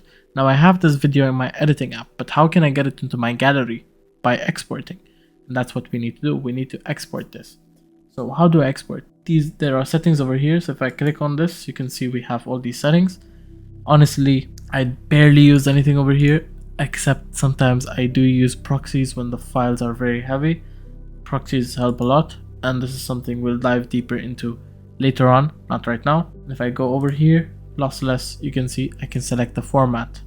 So we have all these different formats, MP3, QuickTime. So this is the format for video, for MP4. H.264 is referred to as MP4. So if I select this is something we usually want to render, MP4. We have these channels, RGB alpha, which is something you don't need to worry about, to be honest, right now. As I said, all of these things are all for later. So now I can select OK, and I can even like adjust these settings and stuff, but there's nothing much to adjust. Over here you can see if I select on this down arrow, there is a lot of templates. So usually I just render like H.264 40 Mbps because this is the fastest, the best and everything. by going into format options, you can adjust the target bitrate. The target bitrate should be as high as possible, so I usually have it on 40. You can even take it up to 50. You can even take it like way more. I think on Premiere Pro you can take it like 500. Yeah, 50 is good. 50 is the maximum, and YouTube just supports up to 50, so everything above 50 doesn't really matter. This is from my last remembrance of information. So I click OK. Now I can even rename the file. I can export it to wherever I want. So I can take it to my documents, and I'll rename it like After Effects Video Sample Preview. And now it's renamed, and I can render. So now you can see it's rendered very fast, and now it has gone into my file explorer. So let me open up File Explorer. I'm just gonna go to Quick Access rather than going to the location because I have a lot of files. But anyways, here I found it. If I double click, here is our video exported. When it comes to your income, when it comes to your... So let me play it with audios just so you guys can see. And I'm talking the top 10% when it comes to your income, when it comes to your health, when it comes to your attractiveness. So, yep, I think that's pretty much it. We covered a lot from After Effects. The next tutorial will be something that's very important, and I'm gonna be filming it on Mac. Why? Because I have everything set up on my Windows already, and the process is literally the same, but on my Mac it's pretty empty because I don't edit on my Mac.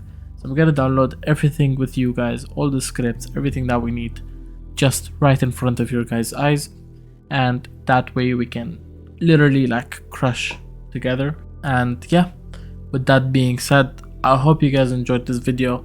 It may have gotten a bit long, but you know, this is the sake of it. And if you guys are watching until this point, I really appreciate you guys. So with that being said, I'll see you guys in the next video. Peace out. Bye bye.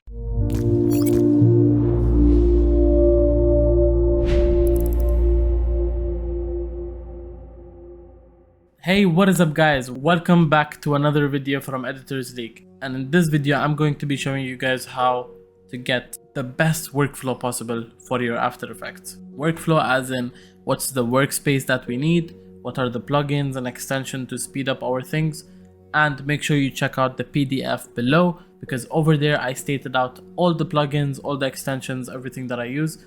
Obviously now, the terminology plugins or extensions may not make sense, but just a quick look. For example, if I open up YouTube, you can see I have like these couple of tools over here. You can see I have this Motion 3 and a tool called Easy Tools and Explode Shape Layers, Character, and then I have like this Text Evo. So how do I get all this to speed up my workflow, to make everything way faster when it comes to editing, way more efficient? And what are some effects that we use on elements that are like not usually over there? Everything's gonna be in the plug and play down below, all the tools that you need, so make sure you check that out. Here I am on my MacBook. As you guys can see, it's a bit messy. And first things first, I'm gonna open YouTube and I'll click on one of the most recent videos. For example, let's say we have this video. Okay, and over here you guys can see that pretty much my screen, this is how my screen looks on my PC. And what we want to do is we want to replicate this. Now honestly, I don't want to get to selling items illegally or selling anything illegally. I did purchase almost everything over here. Some things are for free. For example, Trim Pack is for free, so I did not have to purchase that. And what I'll do is, my main point is I will have to rely on you guys in order to get these scripts, plugins, whatever. I obviously also won't be providing any links to getting them for free. Obviously links to getting them paid, everything will be down there. And yeah, if you're a beginner in editing, you have to consider what you need. You have to consider the tools that you need. And honestly, every plugin is one search away from YouTube. Just find your way through it. I really don't have to, I don't want to get to say that, oh, you can get it for free. But yeah, do your research on YouTube. I'm gonna be listing out everything, and I'll be showing you guys the process and the notes for everything that you need. So the first things first that we need in Premiere Pro is called FX Console. Now FX Console, you can download it very easily because it is for free. And right now, after I search up FX Console, over here there is an Apple version and a Windows version. I'm gonna download for the Apple version. Over here I downloaded it. I'm just gonna click on the file. Boom, this is now a DMG file, and I click on the DMG file and it says FX console installer, and literally I'm just gonna press open. Now over here it should auto install for you, which is why these apps are really good and amazing, because it can auto install anything for you when you get them, you know, in a way where it's like purchased and in a proper manner. So I'm gonna just insert my password over here. If I, for example, so now that is the first thing. We're gonna later on dive into After Effects and I'll show you each thing, but for now don't stress it too much. Another thing we will need is called Motion 3 or Motion Tools, for example, and Motion Tools is also an After Effects plugin, and it is for free, which is fucking amazing. All these free tools, they help out a lot. I'm just trying to give you guys the free tools so you don't have to worry too much about, you know, the paid tools and all that. In the plug and play PDF, everything will be there, all the tools that I use, literally each and every single thing that you would want. But this is just to give you the fundamental of how to get to use these plugins or why they're important in the first place. But anyways, here I am. You can see for installation there is a guide. It says the easiest way to install this extension is by using ZXP installer. So let me click on that and download macOS version. Let me get on this. Now you can see we have the ZXP installer. I'm just gonna drag it to my application. Boom. Now we have ZXP installer. Now I'm gonna come over here, get back on the PDF that they said some things on, drag motiontools.zxp file into ZXP installer. Now we have this, and let me just open up ZXP installer. Now we have the ZXP. Boom, drag this over here. I opened up the app, by the way, so it's just over there. There we go, Windows and extension. And then we have Motion Tools, we have FX Console, two very important ones. And then we have an effect called Deep Glow, which is something you'd need if you get into Iman Gadzi type editing style, and the link will be in the description below. This is $50. However, as I told you guys, just make sure you do your research on YouTube. There are alternatives. There are honestly free versions or ways to get a cheaper version that will just do the job pretty well. Like, I don't want you guys to invest $500 into plugins and all this BS, but you know the point. And then after, let's say after you get Deep Glow, now you're gonna search up like how to install Deep Glow plugin for free, and then over there they'll show you guys a tutorial. You can see this guy got it, and then after he's got it, he shows you guys a tutorial on how to get it. It's pretty simple, nothing much. I mean, as long as you guys follow the tutorials, you're gonna be good for that. Now these two were downloaded in their certain way. I'm gonna download one last script because we haven't downloaded a script. I'm gonna download a script, and once you know how the hang of downloading is, how you can download these tools and stuff, then you can download whatever you want whenever you purchase, whenever you get like a free version or whatever. So there's this one tool which is called Trim Pack, which is also for free, and I'm gonna search up Trim Pack After Effects, and you can see over here, if I open up the Gumroad link, it is for free. And I'm gonna, for example, press on I want this, gonna make it amount 0, and I'm gonna press on get. Big credits to the guy giving away all of this for free. This is some insane sauce. I'm gonna insert my email. Boom, processing. Now you can see over here I have all these. I'm just gonna download the most recent version, which is 2.3 whatever. Now I have it over here as a zip file. Let me double click, come over here, and then you'll see a thing called gsx.bin.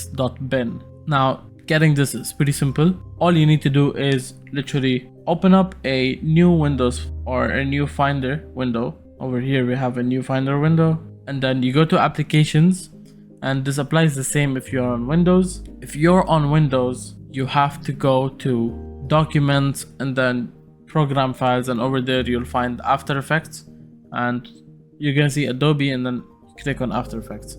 And once you go over there, you will see this exact same thing, like how it is on the Mac right now. It's gonna be the same on Windows. But again, don't completely rely on me, guys. If you open up YouTube and you literally go to how to download Trim Pack, here how to install Trim Pack, and then it's gonna tell you. You can see he goes literally to this PC, and then he goes to program files, he goes to Adobe, and then Adobe After Effects version, support files, scripts, whatever. So we want to do the same, but for Mac, I'm gonna go to Adobe After Effects, double click over here. You then go to script, support, or actually not support, script UI panels. And over here, you can literally drag your trim pack. So let me open up my other windows. I'm literally gonna drag this or copy this, go to my script UI panel over here, you can see, and paste. And now you can see we have trim pack downloaded over here. Very simple. If I open After Effects right now let's dive in immediately into After Effects. I'll show you guys the 3 plugins that we downloaded. The first one was FX Console. Now, what does FX Console do? FX Console is very important because you can add effects immediately. So let's say I'm gonna do a text layer real quick. I'm gonna say hello, boom. Let me just make this white. And let's say I wanna add an effect. You remember, guys, last video, what did we do? We went over here and we literally searched up the effect, and then we had to add. So for example, for instance, we had glow, and then I had to literally drag, and then I would have glow on my text. You can see there is a glow over here. It's really light, so it's barely visible. But yeah, this is the glow that we had, whatever. But how can we make this way faster? Now, I know going over here and dragging it is not too hard, but what if you can do it in 2 seconds? We have this effects control. So if I do control space, this comes up. And if you are on Windows, then it's gonna be CTRL space as well. And over here, I'm gonna search up the effect that I want, glow. You can see it automatically gave me the option. If I click, now it's added automatically on to the effects control panel. I can just increase the radius and everything. So yeah, this saves a lot of time, guys, a lot of time in the long term. Don't worry, it's like a few seconds every time. It leads to days, months, years saved. Trust me, I've been using this shit for 7 years and I never ever use my effects and presets panel ever again. And now for the extensions that we downloaded. The first one was Motion Tools.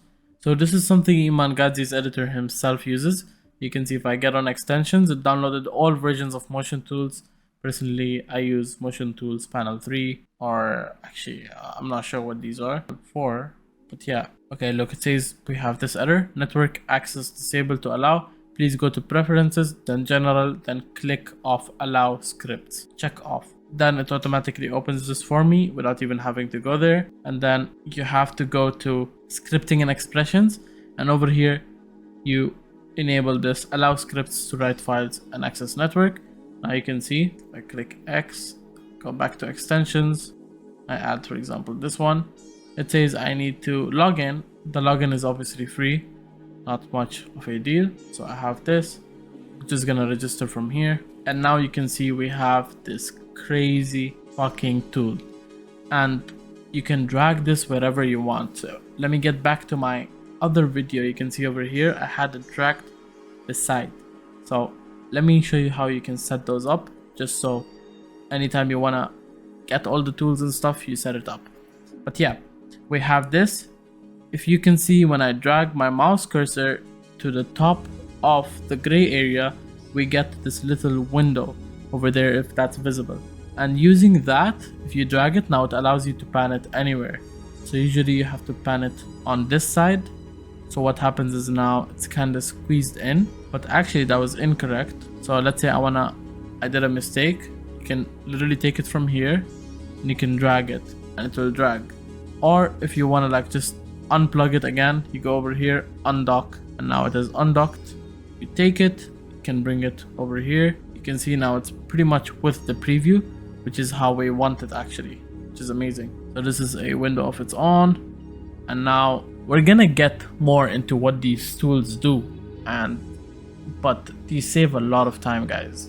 These tools, they save a lot of time. For instance, we have an anchor point, which I went over the last video. If I click over here, the anchor point goes directly in the middle.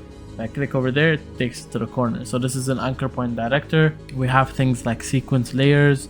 We have automatic graphs. We have all these tools over here. These tools are crazy because let's say I'm just gonna give you one example of a lifesaver. So I'm just gonna duplicate this like 10 times and I'll select all of this and I'll do control. Actually, let me just do it the manual way so you guys don't have to worry about the keyboard shortcuts. And I have this pre-composition. And let's say now I want to take everything out of the pre-composition for some reason. I can just come over here and click on this. And now everything is taken out of the pre-composition, which is an amazing tool. For instance, let's say we want to pre-compose this layer and we want it to be automatically cropped for some reason. If I click over here, you don't do this first. Yeah, you click over here. It needs to be a composition, so I'm gonna like put them all in a composition, for example. And then let's say you can see the box is pretty big for the composition. And what it will do, let's say if we want to automatically crop it, these situations they come rarely. I mean, not rarely, but they come. It's like a 80-20%. 20% of the tools over here will be used 80% of the times, and then you have things where, okay, this might be used in this situation, and these are just extra add-ons. What I would say would help the most is the graphing, which is something we're gonna go over the next video. In this video, we want to set up our composition in a way where we're able to use the tools that we want to properly, which is gonna be part of module 2. Over here, you guys just need to know the very basics, not even that much. But anyways, I'm really excited for module 2. In this video, we're just setting up for the module 2 stuff. So yeah, we have this very amazing tool. We're gonna be using this a lot in the future coming time. Now we have, for example, one more extension, not extension, more like a script, which you can see that for some reason the script is not here. That means I fucked up something in the downloading process. If I go over here, you can see it is over here, but I did mess up something. Maybe we should have taken the GSX bin instead. So that's because when I downloaded TrimPack, I think I downloaded the Windows version. So if I download TrimPack Mac version, or my theory is if I just take this copy, go back here and paste it, maybe it would work. So I'll have to reload After Effects. Don't save. I opened up After Effects. If I go to Window, you can see it's over here. And yep, everything is put in with it. And then obviously, as I told you guys, you can drag it. I have my other workspace over on this side. So on this side, I will have like a lot of things, which will be TrimPack, Text Evo, and you can even plug in more things in one panel.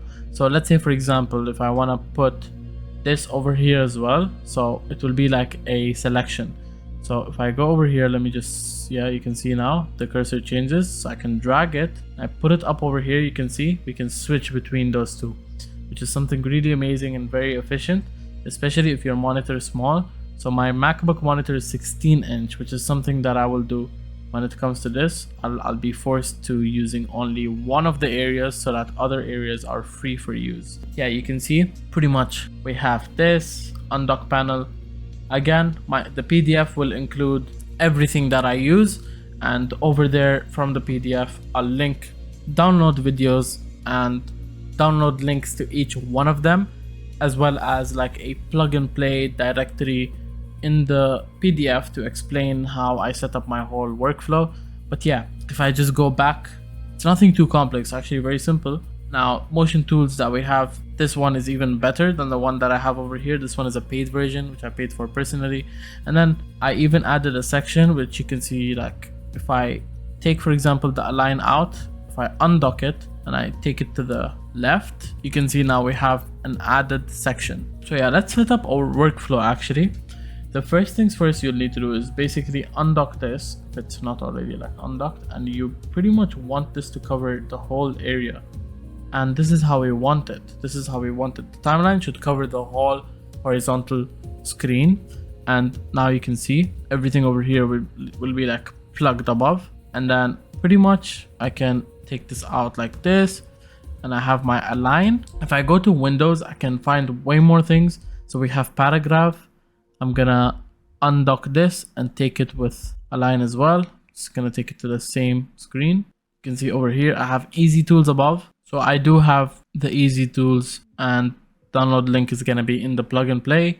So let me just go to Windows, go to workspace and save changes to this workspace, and go over here and do save as a new workspace. So when you save as a new workspace, now this is gonna be the workspace that will be saved forever. What is a workspace? Workspace is everything that you have over here, basically your screens and the things that we panned on every place. So I'm gonna name this content main workspace. Let me turn off After Effects and download Easy Tools, then I'll get back to you guys. You can see I just downloaded Easy Tools. I'm gonna open After Effects again, and whatever has been, you import it in that way. You guys are gonna be confused as of now, I guarantee you, which is something very normal. And you can see the second I open After Effects, my workspace is like back to how it was before. So I'm gonna go to Window, and we have Easy Tools over here. You can see that I did bug out something, and I know what I did, which over here I did not take the easy images. So I'm gonna copy that and paste it as well. Now, so you guys can see I just got Easy Tools. I already had it on my Windows, so I just imported it from my Windows to my PC. Let me open up After Effects again, and you can see we have our workspace is completely back. Nothing has changed. And now I'm gonna go to Window, and you can see I found Easy Tools over here. I'm gonna press on this, and boom, we have Easy Tools. I can drag this above as to how it is on my PC. Obviously, this is because Mac is a smaller screen. It's gonna be way less space, and I'm not gonna be able to utilize that much space. You can see if I drag it down, now we have it like as Windows. If I undock this and I drag it like over here, you can see now all of them are on top of each other. Like whenever I add text now, you can see how much this will save us time. So let's get into practicality. New composition, boom. I'm gonna press hello, okay. Control enter. I can immediately press on align over here, get in here, make the anchor point in the middle, and boom, we have it ready. Now let's say I want to connect a null. I'm gonna press over here. You can see a null is directly connected. As you guys know, I went into nulls in the last video, but yeah, pretty much we don't need a lot more things. This is very efficient, something that we can deal with. Now my workspace is not the best for my screen space, because we want to utilize as much as possible when it comes to things like these. This right hand side is not going to be too useful because we won't really need much from it, but I wouldn't suggest you guys to remove it completely, but just give these things more space, give the preview more space. You can see I'm trying to utilize as much as possible, and now we have a decent area for preview, and our timeline is pretty big as well. So yeah, that was pretty much it for this video. Make sure you guys watch the plug and play, where I will list out each and every tool that I use and each and every tool link, so you guys don't have to work too hard about it. So with that being said, see you guys in the next video. Bye bye.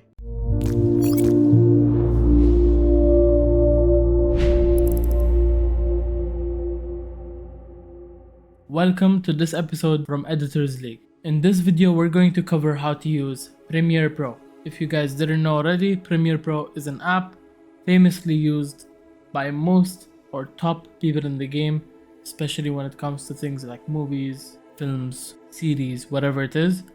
The most important app for core basics is Premiere Pro. And then we do have apps like DaVinci, After Effects, etc. Those we'll cover later on. But now, in this episode, I want you guys to sit down and focus on Premiere Pro. Who is this episode for? This episode is for you if you are a complete beginner in Premiere Pro, or if you have lack in some basics when it comes to Premiere Pro. This video is for you. If you already have experience in Premiere Pro, or you've been using it for at least this past 6 months, then I would not suggest you watch this video. However, when it comes to the video of After Effects, you should definitely watch that, no matter your level in editing. So with that being said, let's get started. So the first thing you guys want to do initially is launch Premiere Pro. Now, this video is filmed in Windows. Let me know if you guys are majority Mac users and stuff like that. You want me to get into Mac. I don't have a problem. I have a Mac as well. But from my experience, is 90% of the majority use Premiere Pro, which is why I'm gonna be using. But from my experience, 90% of the majority use Windows. So this is why I'm gonna be using Windows in this video. And now let me launch Premiere Pro. So all you're gonna do is launch Premiere Pro. There is also gonna be a video where I go over downloading all the tools, all the editing apps, etc. But anyways, just a quick one over here. I would suggest you guys get Adobe Creative Cloud if you're getting into the editing industry. If you want to crush editing in general, I would suggest you get Adobe Creative Cloud. And if you are like below 22, you're in uni, you're in school, whatever, you can easily request them to give you a student discount, which can then take it to a minimum of $15 per month. And that's how much I pay. I pay $15 per month only. So this is what you might see when you open Premiere Pro. Over here, you can just go to new project and then you'd see all this. Now, the first step would be to, save your file name. So what I'm gonna do is I'm gonna save the file somewhere where it's assigned for editors. And yeah, by the way, if you guys want this extension, it's called Listary, Listary, Editors League, Module 1, Video 1, and I'm gonna name it Video 1 Project File Pro. Anyways, here we are. This is how it looks for me currently, and this is what we wanna optimize for, kind of this workspace.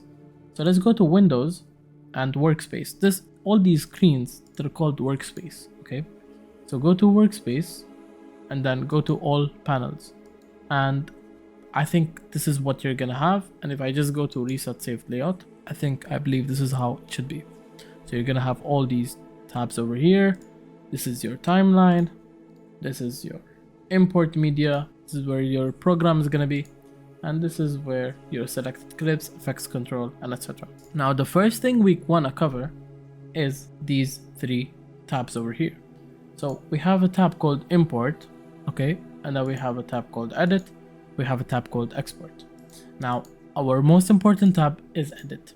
As for Import, I promise to God, I've never used this tab in my entire life. The easiest way to import is you go onto this where it says Project and you right click and then you import. You find your files. As for this video, we're gonna be using these files from Iman Gadzi raw videos. We wanna get over them. We wanna crush this, guys. This is why I'm using top quality content in order to edit as well. So if I select all this, I do open, everything is now imported. Another way to import is if I do Control I on my keyboard, we're gonna get our import. Now we do open. And another way we can do is if you open File Explorer or Finder on your Mac, you're gonna see this and you can drag it, and now we have it over here. It's as easy as it gets. Don't overcomplicate the situation when it comes to this. So now let's go over every single thing over here. Now for import, let's cover what is in the import screen. In the import screen, we have these tabs over here. So first thing we have is a list view. This is very simple. You can view your things in a manner of list. Over here, we can view it as thumbnail, and this is like bigger thumbnails. And then this, you can adjust the size. You can zoom in, zoom out. Generally, I use icon view, and then this is a bit more organized. You can see when we come over here, I don't know what's happening. It's like freeform view. I think that's what it's called. Yep, it's called freeform view. So yeah, this is way more organized over here. If I click on any video, you can see I can basically scroll on it. Just the same way I'm scrolling like this. Boom. And then we have the search. Let's say I want to search something, then you can. I don't really use this because I organize my files from the very starting. We have new bin. New bin is basically creating a new folder, nothing too complicated. If I make a new folder called audio folder, I can then drag this audio into the folder just like how we do in File Explorer or Finder. If you know how to use a PC, then this tab should be very easy for you.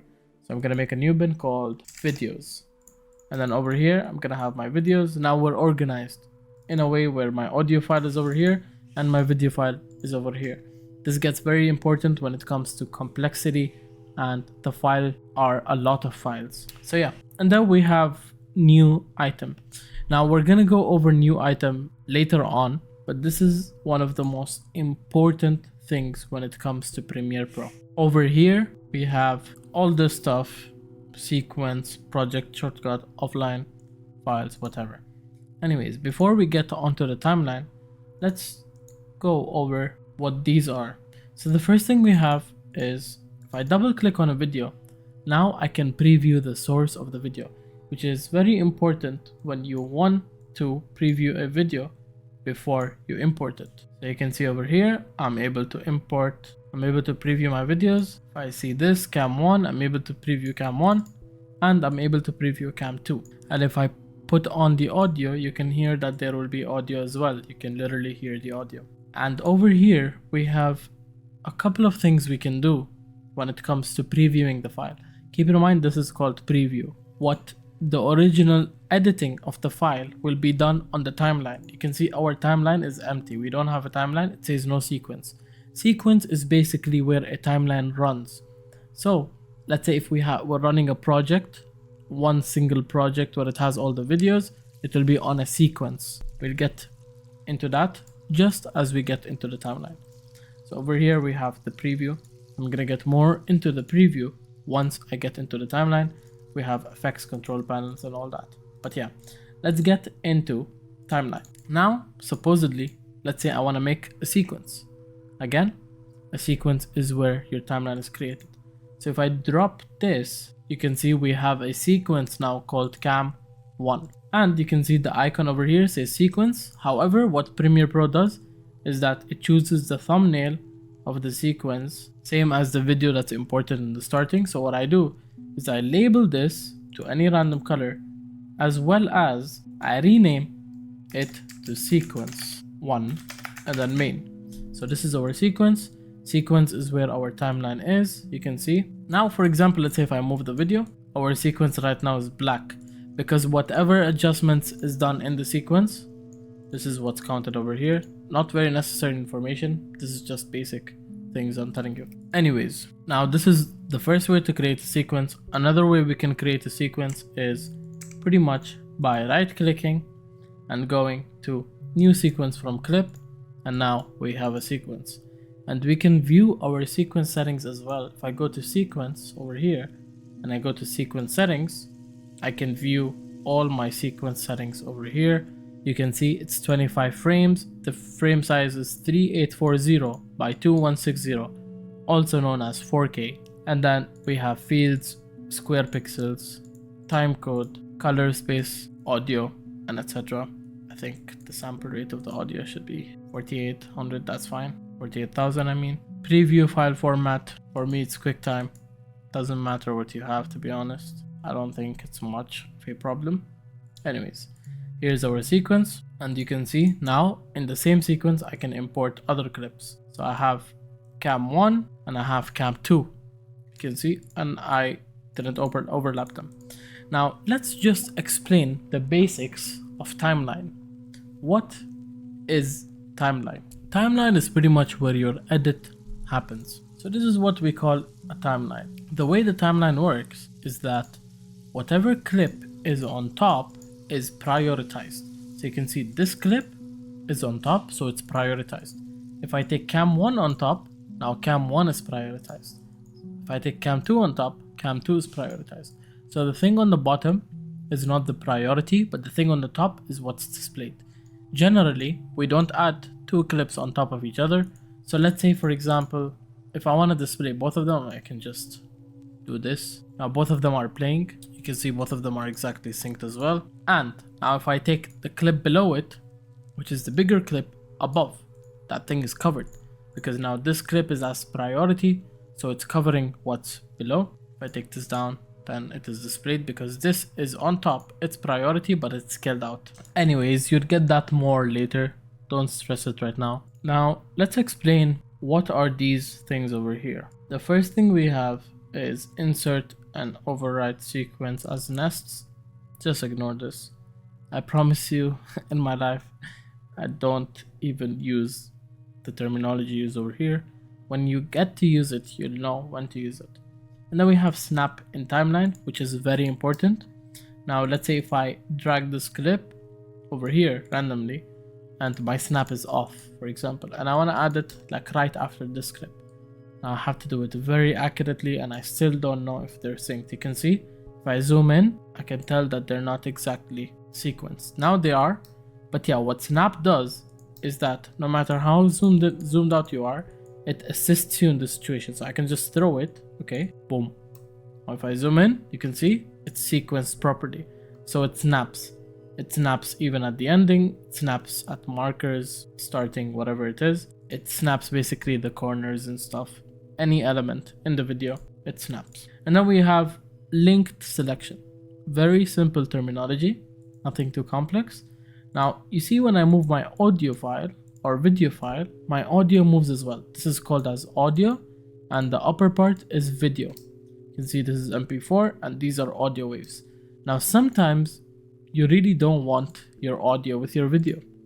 Why would I need two audios? If my cam 1 has audio, why would I need audio from my cam 2?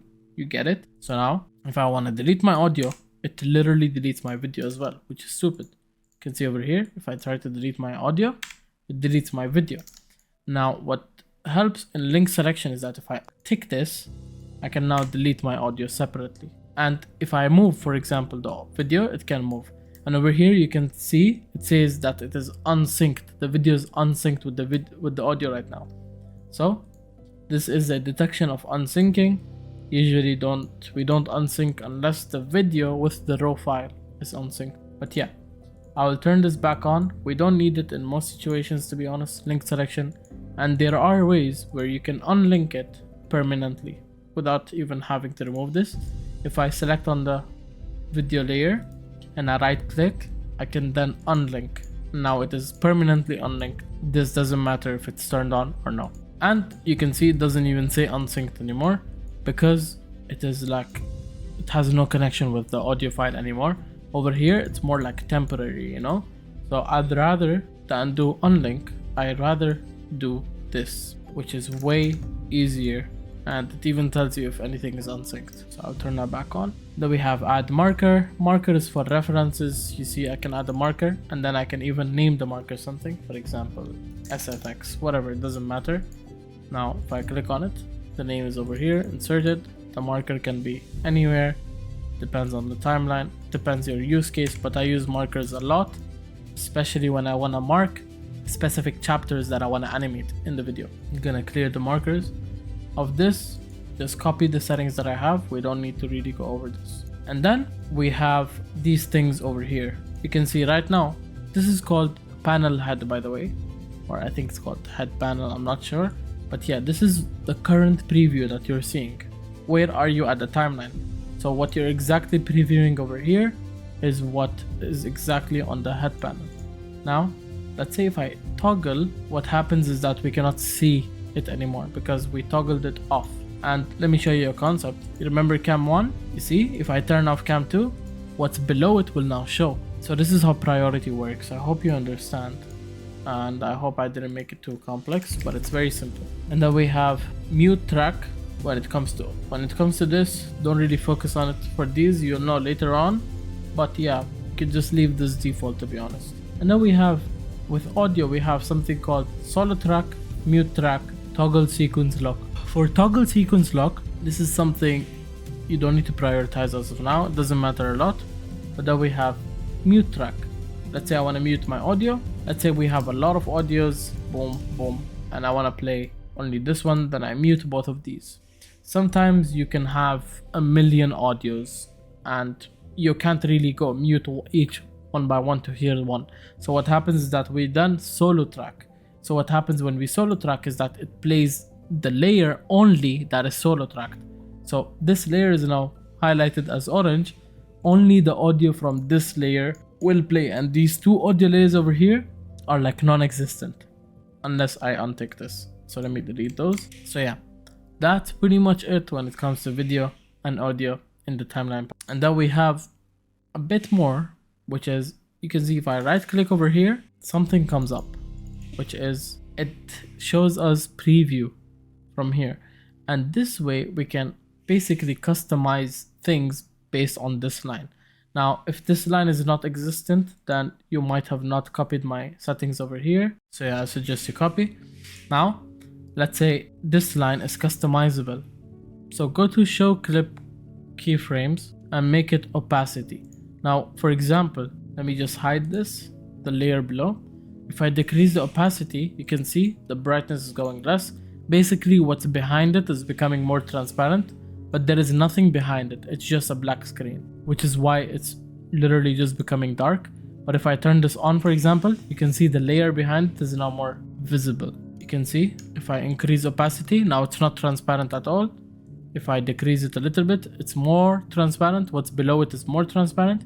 If I make the 0, it's like it's hidden. So yeah, you can change this to whatever you want. You can even make it some other things like speed, rotation. Let's say if I do, for example, rotation. Now if I do this, you can see it's rotating. The file is rotating. If I take it down, the file is gonna rotate outward. But yeah, let me just undo that and take it back to opacity. I usually only have this as opacity. I don't really mess with this. Now, another very important thing is when you select the clips, you'll see over here we have something called effects controls. Now, this is something very, very, very important. This is what majority of the video includes, which is effects, motion, and controls. Now, if I select my video, okay, if nothing is selected, this won't be there. But if I select my video, you can see it says motion. In motion, we have position, scale, rotation, anchor point, anti-flicker. Now, most of those things just make sense by itself. Position means the positioning of the video. So let's say if I move this, if I want to move this to the right, I will just scroll this to the right. Boom. If I want to move this to the left, I will scroll this to the left. Now you can see our video is moving, and I'm moving my mouse right and left, by the way. You can see. So yeah, this is the reset button. And if you want to do up and down, then you do the second one. You can see this moves it up and down. Anyways, I'm gonna do Control Z. Then we have scale. Scale is the zoom in of the video. Let's say I want to zoom into Iman's nose for some reason, and then I want to position it here. We are zoomed into Iman's nose. Anyways, I'll reset this. That is what scale does. You can even zoom out. You can see. Now, because nothing is below it, it's dark. You can see no video is below it. No video is hidden. It's just black, so it's gonna be black screen. So I'm gonna reset this. This is the reset button. It takes it to its default. Then we have uniform scale. Uniform scale is if you want to scale each part. So if I want to scale height, you can see what happens. If I want to scale width, you can see what happens. This is like the meme that people do with someone's width as big as the screen. So I'm gonna take that. Then we have rotation. Pretty simple. If I rotate to the right, it rotates clockwise. If I rotate to the left, it rotates anti-clockwise. And then you can have it like at a figure. I'm gonna reset this. We have anchor point. Now anchor point is interesting. Anchor point, you don't want to mess with the values here ever. Don't touch them. But if I click on anchor point, you can see we have this little dot. This is what we refer to as anchor point. And you can move this anywhere you want on the screen. So if I move it here, now this is what's pointing or acting as the middle point of the video. So now our Premiere Pro thinks that that is the middle of the video. So what happens? Let's say if I rotate, it's gonna rotate from the anchor point. Look, that middle part is not moving. It's like if you hold the watch from the middle and you rotate it, it will rotate from the middle. But if you hold it from here, the watch is gonna rotate outwards, and where your fingers are placed are gonna be the middle point. It's, for example, if I have this, you can see now it's rotating in the middle. But if I hold it from here and I act like this is the anchor point, if I act like this is the anchor point and I rotate it, you can see now it's rotating as if my fingers are the anchor point. So it's not rotating from the middle. But anchor point is usually always in the middle as default. I hope this is a good understanding. I try to make it practical. Anyways, I'm gonna reset the anchor point. We're gonna get into the use case later. Anti-flicker, ignore that, doesn't help as of now. It's only if you have bad quality footage that is flickering. If you just mess with this, you'll understand what it is. Iman Gadzhi level production has no flicker, so unfortunately our example is not here. And then we have opacity, is the exact same thing I explained. It's the transparency of the video. We have blending modes, which we're gonna go into later on. No need to stress it. And then we have volume. Volume, over here you can adjust the volume of a video. So let's say Iman's volume right now, if I put the desktop volume to 0 and I play it, you can see it's very, very less. But if I increase the volume, now you can hear more. Anyways, let's take this back to 0. Over here also, if you see this line, you can increase and decrease the volume. It's the exact same concept. See, if I move the line over here, the value changed over here. So yeah, that's it for our timeline. Now let's move on to the tools in Premiere Pro. The first tool we have is called Selection Tool. Selection Tool is basically the tool that we've been using this whole time. It's used for selecting a certain layer. And then we have the select forward tool. Now this tool, I'll tell you what it does. So I'm just gonna duplicate. As to duplicate, the shortcut is Alt. Just hold Alt and then select your layer and move it while you hold Alt. So now let's say I want to move one thing, only one thing. So I use the selection tool. But if I want to move everything in the panel to the front, how would I do it? A way you can do it is if you select everything, you can move everything. But if you use this, the shortcut is A. If I click A, everything moves without me having to select. And it works vice versa as well. We have Ripple Edit tool, which ripple means stick, okay? Consider it as stick or magnet. We're gonna get more into ripple just in a bit, but let's say if I have a clip and I wanna decrease the duration, what I'll do is I'll go to Ripple Edit tool and I'll do this. And you can see everything is magneting. For example, let's say I delete this so I can magnet them. If I go on Ripple Edit tool and I do this, you can see it's sticking and the first video is getting trimmed as well. But if we don't have the Ripple Edit tool and I'm just doing it from selection tool, see what happens. It creates a gap. That means the trim happened, but all these, they did not automatically move to cover the gap. I hope you get my point. It's basically, it automatically covers the gap. And by the way, when the video gets really complex, there is a lot of gaps to cut. So it's a big pain in the ass. That's why we need ripple in many situations. And then we have the most important tool, which is called razor tool. Now, my keyboard shortcut here is S, but for you, I believe it will be C. And you can see I can cut anywhere and it creates this cut. And if I cut anywhere else, for example, let's say here, now we have this chunk selected. Like we are able to select this chunk. So if I delete it, see what happens? That chunk is gone. It basically skips. So let's play this with audio just so you can guys get a better representation of everything. I will play this with audio. I will have to sync the audio and the video all together. So we have the camera audio over here, and then we have the audio folder. So if you hear this, you can see the audio is way clearer than if you hear this. I'll put on the microphone as well. Let me play. Look here, he said, so listen, the audio is very clear. So now we want to sync it. Obviously I will cover this step by step, but to sync it, what you need to do is you need to select the audio and the video layer, right click and go to synchronize. Click OK. Now just let it process and it's gonna come back synced. Now you can see it's synced. So what I can do is I can select on this thing and I can delete the audio. I can take this up and then I select both of these and I link them. So now Premiere Pro thinks that this audio is linked to the video. You can see this new audio is now linked to the video and it's exactly synced. So you can see.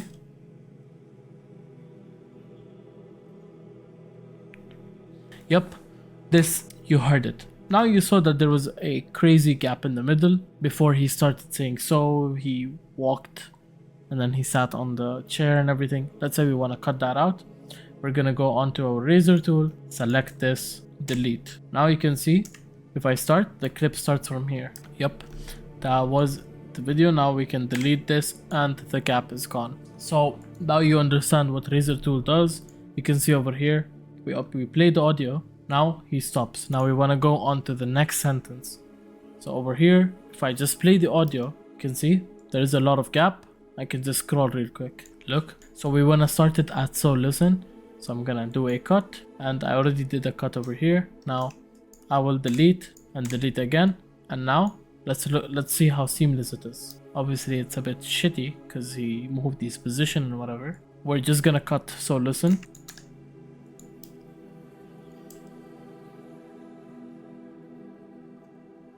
So yep, that is what razor tool does. Before we get into editing a video and everything, we want to just master all the tools. We want to understand how these tools work. Now let's get into slip tool. Now you can see over here, he says there is. What slip tool does is that it changes the part of the duration of the video. So if I select the slip tool over here, if I keep holding it and I move this to the left, you can see it says minus over here. It says minus 12 minus 14, whatever. So now the video is displaced by minus 12 seconds. If I do more, minus 7 seconds. Now look, what happened is that that part of the video will just go out. Look, now it just skips. So slip tool is very contextual. To be honest, I barely use it. It's something I have used a lot over time, but it's very contextual. You know the situations when you get it. In this situation, obviously it doesn't make that much sense. And then we have the pen tool. The pen tool is basically you can draw. You can see over here I can draw.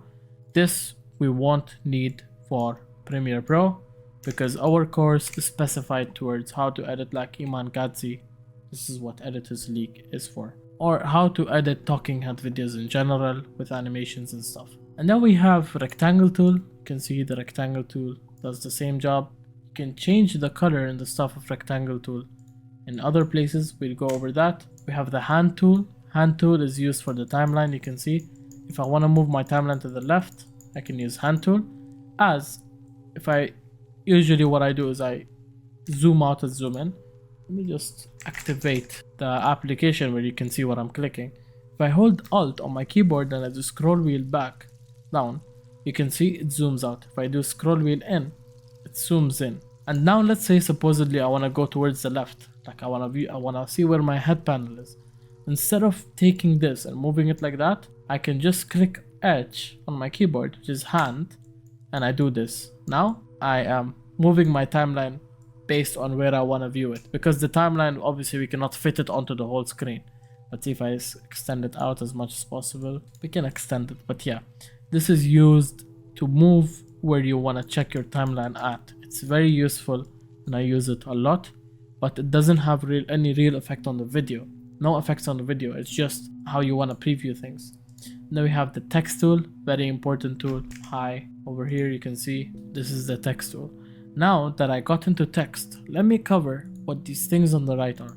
Info gives you the info about the video, nothing too important. We have effects over here. This is where you can add effects to your text. Let's say I want to add something called tint. Tint is basically a color effect. If I write up, if I add tint, I change the color to pink. You can see this effect now changes the color. It's called an effect. An effect can do anything. And then we have essential graphics. Here is where we can customize our text, and this is very important. If I click over here, you can see we have a lot of options for our text. For example, I can align it in the middle, I can take it to the center horizontally and vertically. I can position it right and left, and I can use this to zoom in and zoom out. I can change the font. For example, if I want to go to a font named Montserrat, I can take this to the middle, I can right align it, left align it, and I can change the color of the fill to whatever color I want. I can add stroke. Stroke is basically the outer lines. So if I make the stroke thicker, you can see these are the outer lines that are coming. Let me change the color so you can see. Yep, over here you can see this is what we call a stroke. Then we have the background. You can see a background is created, very useless as of now. Then we have shadow. If I change the color of shadow to like red, you'd be able to see it's very similar to stroke, but it's more like opacitated out and it's more spread, and it's very useful, by the way. So this is our essential graphics. So we have essential sound. Over here we can customize a lot of things from the sound. We won't need this for now. We have lumetri color. Over here we can color grade our video. Now we're gonna dive deeper into each and every setting eventually, but this tutorial is to just cover everything for your hands to get familiar on After Effects, on Premiere Pro, and for you to just get what's going on, so you can now think properly like, oh, lumetri color, I don't know how to use this, but at least I know what it does. This is the aim, and I don't want to get too much into explaining each and every tool right now, because that's gonna eat your mind up. And later on in module 2, we're gonna be editing videos from scratch for people like Iman. We're gonna be adding animations from scratch and everything. So that is when you're gonna learn a lot. So you can see over here, if I, for example, increase vibrance, I hope you guys what know vibrance is. Vibrance is colors. If I increase the colors, now it's just, I don't know, whatever, adding some random shit. Saturation, it's like more yellow. You can see how yellow it's becoming. And over here, if saturation is 0, it's becoming 0. So we adjust the stuff based on what we think is most suitable. For example, I'm doing this very quickly, by the way. I'm not gonna optimize it or anything. Let's go to basic correction. You can see the layer or the video is very dark, so we want to increase the exposure. So I increase the exposure by a lot, in fact. So now if I turn off my effect, over here we have effects control. You can see the effect is added. If I delete this, it's gonna be gone. And there is a way where you can also de-preview. So you can see the difference between the preview and the de-preview. Huge improvement. We have now contrast, for example. Contrast, we really don't want to mess with this a lot, especially because the contrast on this video is not too bad. We have the highlights. You can see, you can check the highlights. If I turn off, you can see there is a huge improvement. We have the whites and we have the blacks and stuff. I would say we take down the blacks a bit, very little, minus 0.3. Now look at the difference, guys. Holy shit, this is how it was before, but we couldn't even see it. But now that I added this, you're able to see the difference in the color correction. And this is not even to the deep level. Over here we can get into curves, we can optimize the colors. You can see there is a bit of grain in the back. You can see this. We can improve all this stuff. And this is what we're gonna go into when we get deeper. Metadata, completely ignore that. Markers, ignore that. History, it shows you the history of what you did. You can basically jump to a certain history. If I go to effect disabled, I can jump to when we were in the very starting, when I wrote hi. But yeah, these are just undos and stuff. I have events, ignore. Timecode, ignore. If I go over here, for example, I can close panel. So now it will just completely go and we won't need it. Markers we don't need. Metadata we don't need. Everything else we do need in the long term. So that's for the side panels, and that's for the effects control. We have over here, this is the audio player. If I play the audio, you can see this audio. We're gonna get into how to optimize audio, how to make the perfect audio and all that. We have audio track mixer. We have text over here, you can generate text. And yeah, now before we get deeper into it, let me take you guys back to point number 1. What I told you guys, we're gonna go over items. Now if I click on this, we have create a new sequence. Over here we can create new sequences. If I click OK, we have a new timeline where we can edit something completely different. And what we can do is we can add sequences in another sequence, by the way. But yeah, ignore that for now. We have project shortcut. For this, don't need to know much about it. Offline file, no need to know much about it. We have adjustment layers, something very, very important. Adjustment layer is basically a top effect layer.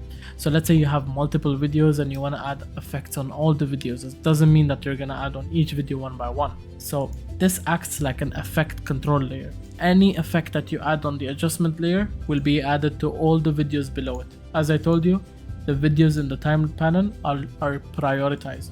So if I take this above, for example, and I will click on this layer, and over here we have the lumetri color, and I will just cut it. So I'll remove it, and then I add it onto my adjustment layer. You can see it got added. And for example, let's say I duplicate another clip and I literally like scale it down, even that is color corrected. But if this was only on the layer, you can see the layer is color corrected, but the video that's above it is not color corrected because the adjustment layer doesn't have any effects. But if I add the effect back to adjustment layer, now everything is color corrected. You can see it's perfect. So this is what adjustment layer does. I hope you guys got it. Anything you feel like I might lack or anything, just make sure you just mention a DM or whatever, or give me a tag on school and I'll clear it for you. And then we have bars and tone. This is basically something we don't need. And then we have a black video if you want to cover something. Let's say you're playing this and then you want to cover the video above with a black video, then you can. It can also be used as backgrounds. You can add things on the black video. You can add effects. If I go to effects and you remember tint, if I add, for example, tint on the black video and I literally change the color to what, like green, you can see this black video, if I take is prioritized. But if I take the video above it with lower scale, you can see this black video is used as a good use case. But if I delete the black video, you can see now the video that's below it is shown. But yeah, let me click on 100. Let me delete this extra layer for no reason. And then we have color matte, we don't need for now, and everything else you don't need for now. So Before I finish this video up, let us just go over these things over here, which is the file. Over here you can save your file, you can save as, I hope you guys already know what that is. You can close your file, you can open a new file, a new project, and all that. We're gonna be doing a lot of this stuff. Open production, team project, this we won't need. If you have any recent projects, you can use these. But yeah, explore over all the stuff. If you go to edit, you can undo. Control Z, for example, you can see now it undid something. We have ripple delete and all this stuff. We're gonna go over keyboard shortcut in the next video. We have clip, something we won't need. I mean, we will, but if you right click, pretty much all the options that you need is over here. Instead of going to clip and do this, we have sequence settings. Let's say you want to change your sequence settings to 60 FPS. Now the video is gonna play at 60 FPS. You can see it's way smoother, and everything else pretty much we don't need. We do need render in and out, which will be in the next video, along with the video that will be about keyboard shortcuts and exporting the video. Then we have markers, we have graphic and titles, view, window, help, and yeah, that's pretty much it. I hope I covered everything you guys need. I tried to make this as short as possible, and with that being said, I'll see you guys in the next video. Bye bye, peace out.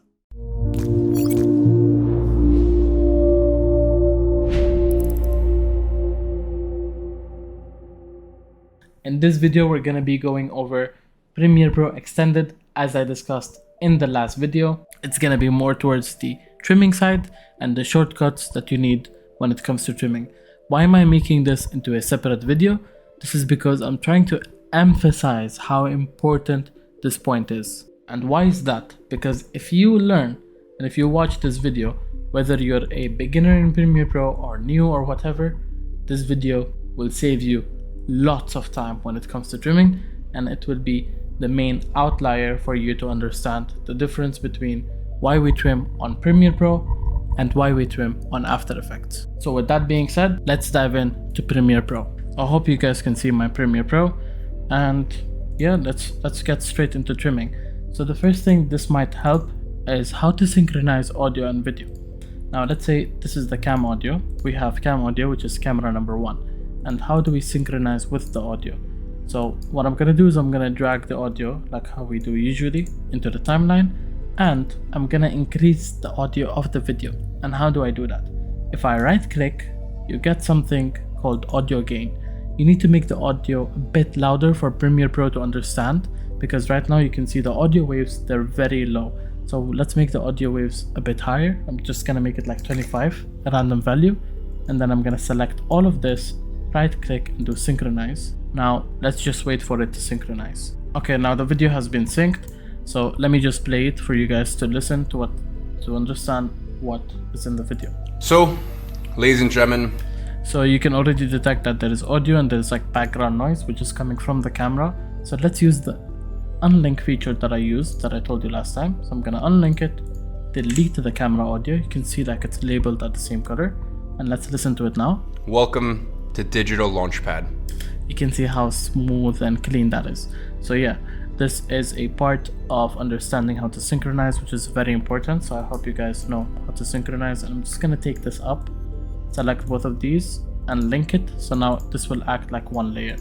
Now that they're synchronized, it will never be unsynchronized again because they're linked. So now we need to know how to trim very well. If you guys were to trim in a very manual way, okay, by like how I showed you in the last video, let's just differentiate what's gonna happen. So I'm just gonna trim normally. Let's go here. I'm gonna zoom in to the end, and I'm gonna go to my razor tool, make a cut. So listen, there is... Okay, he says there is. So we do over here, gonna cut. Now you can see there is a gap. We have to cut the gap. So you saw how many steps we had? We had to do 3 steps before we got into even trimming and joining them. So let me play the audio just to show you that it has been done correctly. So, ladies and gentlemen, welcome to Digital Launchpad. There is... Okay, it's a bit delayed, the trimming, so I'm just gonna zoom in, holding Alt, and do scroll wheel inside, cut here, delete both of these, now delete the gap. So can see like it's many steps. Even though it is fast, if you do it at a very fast pace, it's gonna be very slow. Let's play it now. To digital launchpad. There is... Okay, you can see there is an immediate cut. Obviously there is gaps over here, which I haven't removed, but this is something for later. And I'm gonna show you how quick it will be to trim with my own ways. Edit, or ripple trim actually, my bad. Ripple trim. Next edit to playhead, make this Q. So if there was already Q on previous edit to playhead, that will be gone. And now you're gonna hit OK. Now that we have this set done, let me just show you one difference in the part where we did Q, if you remember. And in that part, there was like a switch that happened. It was either front or back. Now, usually when I edit from the front, but many people, they edit from the back because of retakes. Usually the last take is the best take. But let's just not consider that. Usually I try to edit from left to right, which is way easier for me.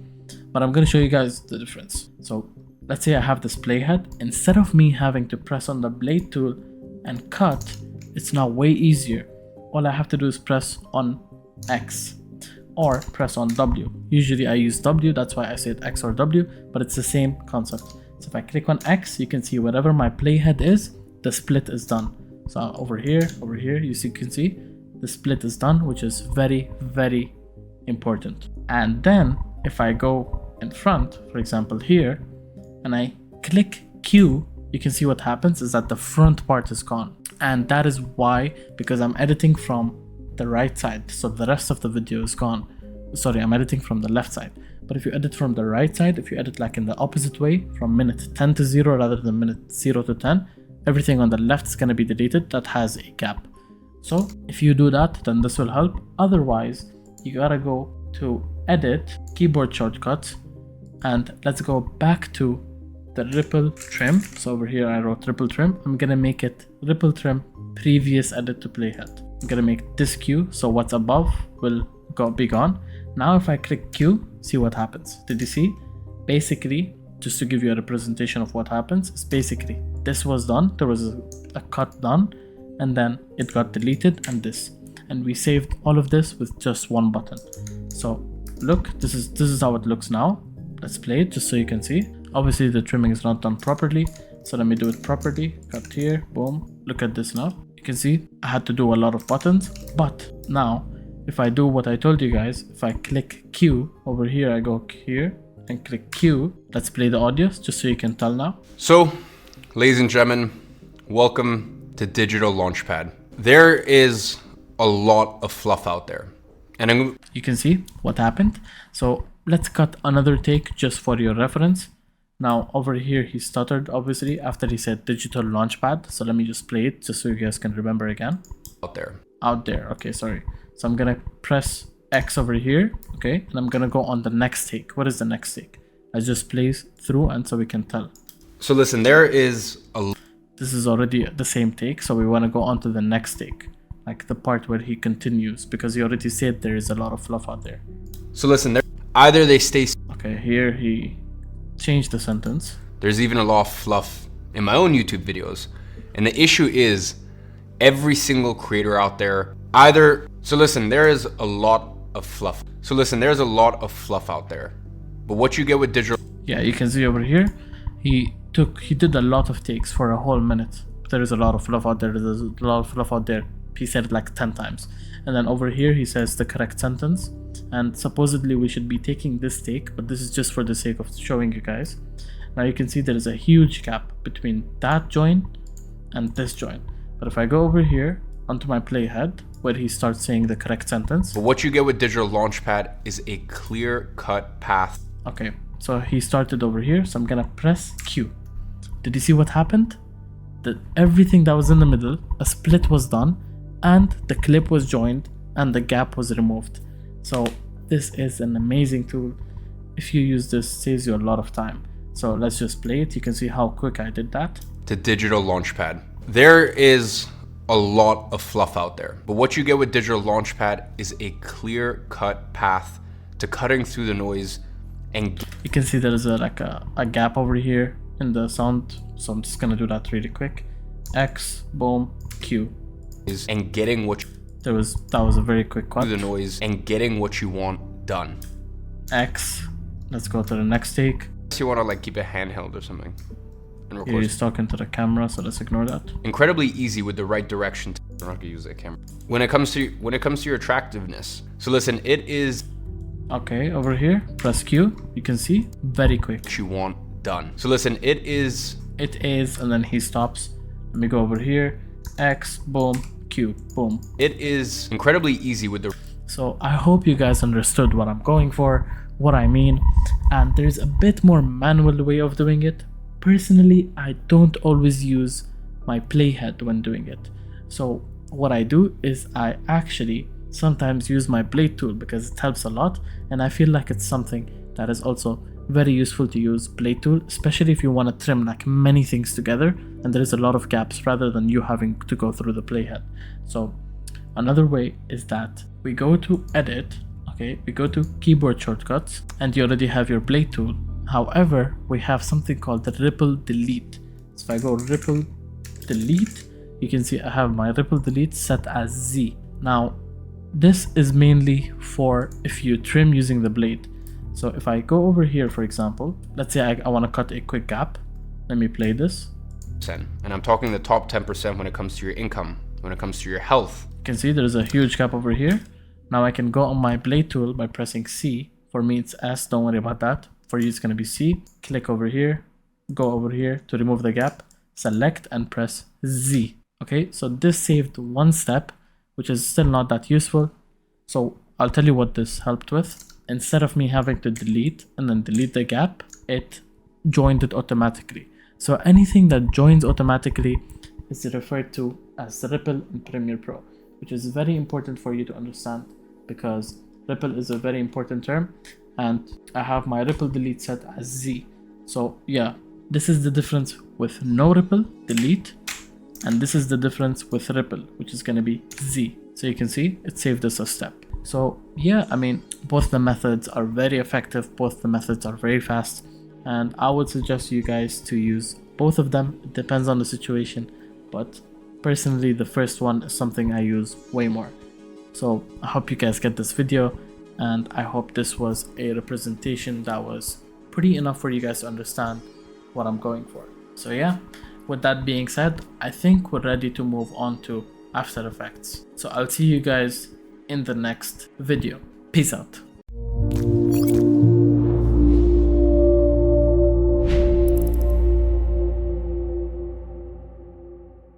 Welcome to Expressions in After Effects. In this video, I'm going to be showing you guys how to use expressions in After Effects, tell you guys what expressions are and their use case. So whether you're a beginner or even someone who knows After Effects, I'd suggest you watch this video because I'm going to be going over some tips that are very important, as well as I'll be linking all the codes that I use below in this video. So with that being said, let's dive in right into our computer. So obviously, once you are in After Effects, you would need, so after you open After Effects, you can create a new composition, and once you do, we can just dive into it. Before I dive into how to use expression, what is an expression? It is a small piece of JavaScript code that is attached to your animation or your layer that basically adds on some properties and functionalities on top of it. So I'm just gonna show you guys how it is done in this video. Don't worry too much about the definition, you'll understand it by the practicality. So first thing I'm gonna do is create a square layer, a rectangle layer. Just hold over here, rectangle tool, fill, press over here, go like this. This is gonna be our fill, and our stroke will be 0. So let me create by holding shift a square, and then I'm gonna do Control Alt Home to take the anchor point in the middle, and then go to Align tool and just take this in the middle like this. Now let's say, as we already went through this, let's say I want to rotate my layer from left to like, for it to rotate a complete one rotation. So you can see I did a keyframe from 0 to 1x, basically 360. So over this it's like 1, and see it will do a complete rotation. Now imagine I wanted to do this with an expression for some reason.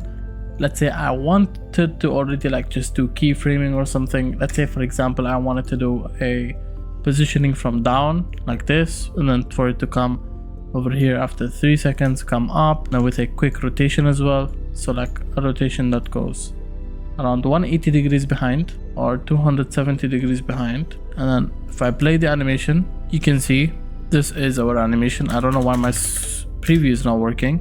And look, this is our animation, something very basic. I'm just gonna F9 whatever just to make it smoother. Quick and on it, do this graph. Don't need to follow me, just want to show you guys what the expression will do. So yeah, let's say we have this expression, and after it stops, I want my rotation to keep going rather than it stopping. So in this situation, look, I cannot really do it, and then I'd have to basically add another keyframe over here, and then, you know, for it to constantly move. So with expressions, it can constantly keep rotating, for example. So if I hold Alt on my keyboard, okay, this is how you enable an expression, and you press on the timer, you click on the timer. So if I go over here, transform for example, this can work on anything, and I hold Alt on my keyboard and I press on any one of the timers, for example the rotation timer. If I write time, okay, time, so what time is basically keyframe, I'm telling them to keyframe, and then multiply by, so star, you can see 50. So now by me doing this, what I'm telling them is that I want my shape layer to move 50 degrees in total from starting to ending as an add-on. So see what happens now. Now this is what's happening, is that it's moving, it's gonna move 50 degrees in total. If I do, for example, 360, it's gonna move 360 degrees or 360 rotations. What the fuck is going on? Actually no, it's gonna move at a speed of 350. So yeah, if I do 20, it's gonna rotate very, very slowly. So time is basically the speed of it, okay? So I'm just gonna have this like I say 50, and see now it's like just gonna keep rotating without us having to keyframe this. Now to be honest, in this situation, in like rotation and transform in general, I would not suggest you guys to even use time, because what happens is that our actual keyframe cancels out. So you saw what happened, I placed the rotation keyframe but it cancelled out. So this is one thing that an expression does. But yeah, expressions is a piece of JavaScript code. Let's do another situation, okay? Another situation for an expression. Let's say if I wanna wiggle, if I want my layer to wiggle, and to cancel the expression, by the way, I'm gonna hold Alt and press on this. Now it's cancelled, the red mark is gone. So this is gonna be our default. Let's say I wanna make an expression for my shape layer to wiggle. What wiggle means is that it randomly goes back and forth or whatever.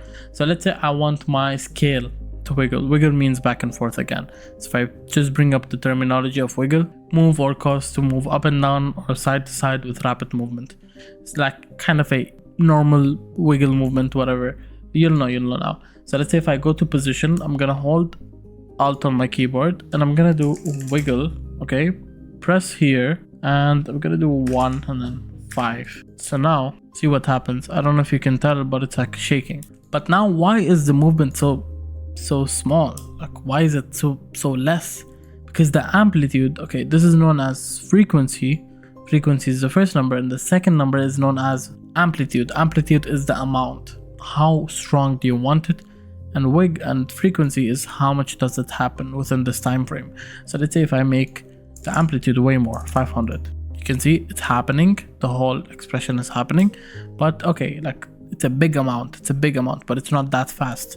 So what will decide the speeding factor is the frequency. If I make the frequency 50, look at how crazy it will go now. So you can see what happened is that the frequency is basically the speed and the amplitude is the amount. So this is the amplitude and this is the frequency. Frequency usually is always below 3, below 5. Then amplitude, it's gonna have it like 50. So you can see this is the movement that we have. Very smooth, very good. So in order for you to do this manually without an expression, how would you do it? You'd have to keyframe position, like randomly just fucking do this. That would just be stupid, like for you to keep doing this. This is just stupid, and it won't even look proper because it's not even equally balanced out. Look at how it looks now. I mean, okay, it's not that bad, but see, it's like fucked, and I have to tweak it and everything. So you see how much time the expression saved us. Obviously us using expression is very contextual, it's not going to be used in every situation, but yeah, we're going to be using expressions in the further videos, especially when we do animations and stuff. Expressions are going to help a lot, which is why I'm just teaching you guys expression as a core concept right now. I know it's a short video, but yeah, I'll link a document below on the top 10 expressions to use, and over there you can use all the expressions with the ready codes over there. And yeah, I hope you found this video useful. Nothing too serious, nothing too much. I don't want to go too crazy on it. But yeah, with that being said, I'll see you guys in the next video. Peace out.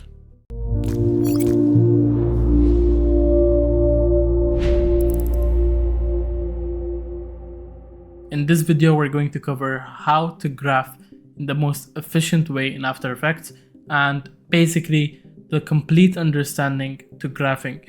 And I suggest this video to anyone because I'm teaching it at a very, very basic understanding, and then through this understanding you'll understand the complete graphing system, hopefully. So regardless of you being even an After Effects user for a long time, if you struggle with graphs, I would really suggest you to watch this video, because when it comes to graphing, it's, I'd say, the number one most important element in After Effects. Why use After Effects if you're not gonna use graphs on animations that require graphing? You could just do it in another app, maybe Premiere Pro, maybe even CapCut. But the whole point of After Effects is that, okay, now that you have the ability to ideate some things that you cannot do it outside of After Effects, how do you improve the level of ideation that you have done?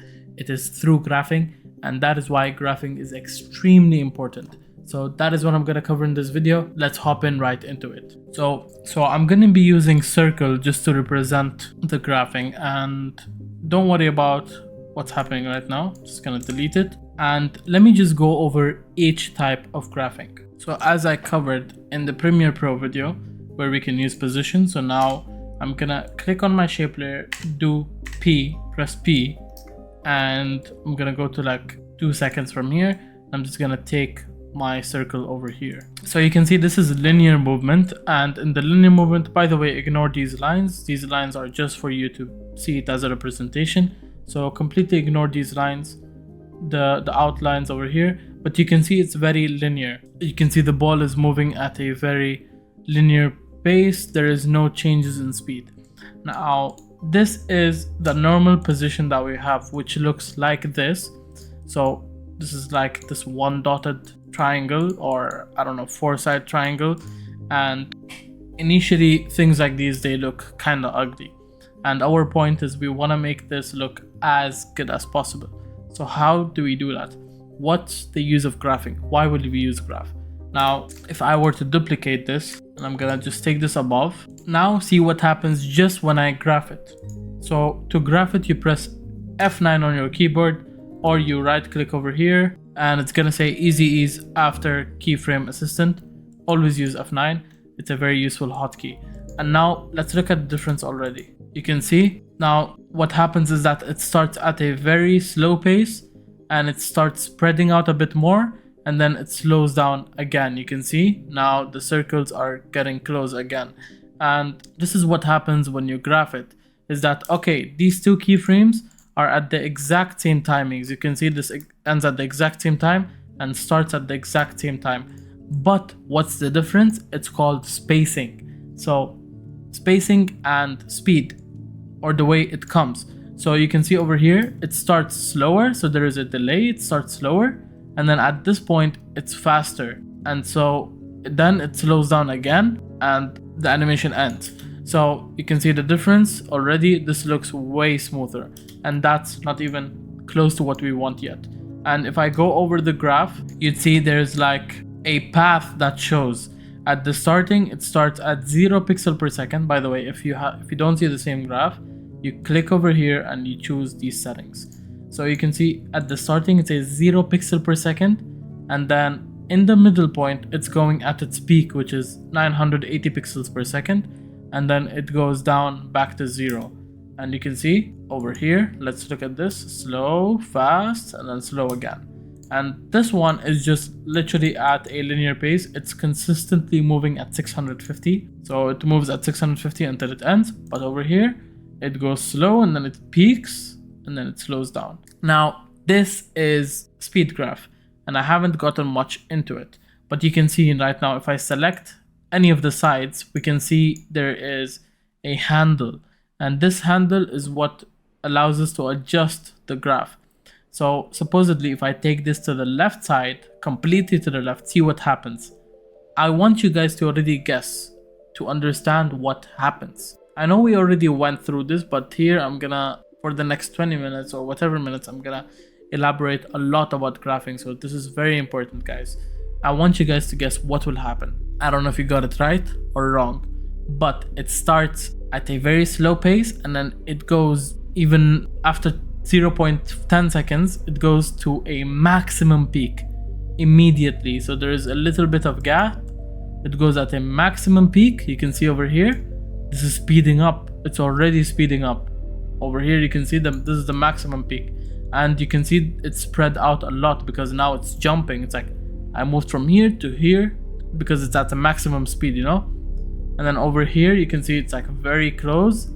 Boom, maximum speed. Now it will keep going maximum speed, and then it will slow down by a lot in the end. You can see how many circles there are and how much the spacing is less compared to this, and they both end at the same time regardless. This is still moving, by the way. If I can zoom in a lot, you can see it's still moving. It's just like very lessly visible.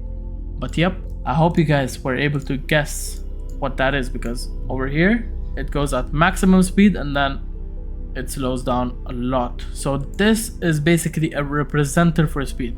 Imagine the higher the peak is, the more the speed at that point, and the lower it is, the lower the speed.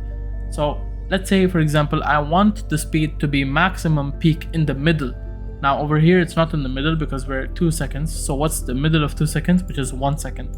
So I can literally drag this to the middle, and I'm gonna hold shift on my keyboard so it doesn't snap. So it snaps, I mean. And you can see this is the exact middle point.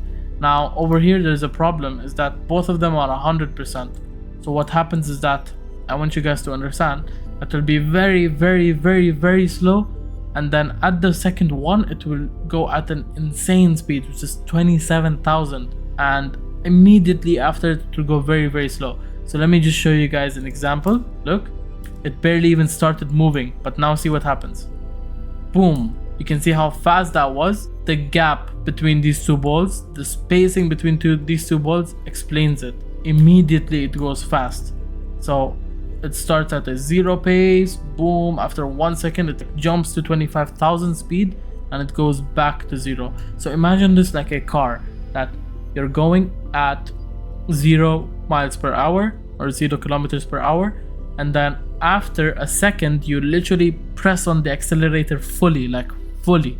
So the car immediately jumps to like 150 miles per hour. I know in cars we have gears and shit, but imagine if there was no gear and the car just is immediately based on how much you press on it. So you press on it immediately, what happens is that the car speeds up immediately. It goes, for example, 200, and then let's say after you completely press on it, you leave it. So it will go 0 speed, 200, and back to 0 because you pressed it and you left it immediately. So obviously in cars there is gears and stuff. I sound dumb right now, obviously I drive as well, but I'm just giving you guys a kind of a real life example. Or imagine a ball is moving straight, okay, and then it's moving very slowly, and then you come and you kick it, so it immediately speeds up and then it slows down by time. But over here there is also like a resistance force. So I'm gonna select both of these markers again, and I'm gonna do F9 just to reset it, because why not? Now let's say if I move this the opposite side, what happens is that it starts very, very, very slow, and then it slowly starts pacing up and it goes to its peak and then slows down immediately. So you can see there is not even time to slow down, it just slows down immediately. So look, you'll see the linear graph will win in the starting, but then this will win in the ending. You can see there was like barely any time to stop, it just immediately stopped. So it started very slow, you can see the amount of circles there are, and then boom. So I hope you guys understood what speed graph does. Usually there is 3 graphs that I use, which is firstly this, it starts at a kind of a slow pace and then immediately goes fast, boom, and then it slows down in the ending, extremely smooth. Another one I use, and Iman Kadzi's editors use a lot, is that this is maybe like 80%. You can see the handle, if it's 100% that means the handle is at its maximum height or maximum length. But over here I can like make this 80%, and then I can make this 80% as well. So what happens is that now it's kind of more balanced. Rather than jumping immediately, it's a bit more balanced, but it's still the same concept as I explained. You can see it starts slow and then peaks up and then slows down, and exactly in the middle it peaks up.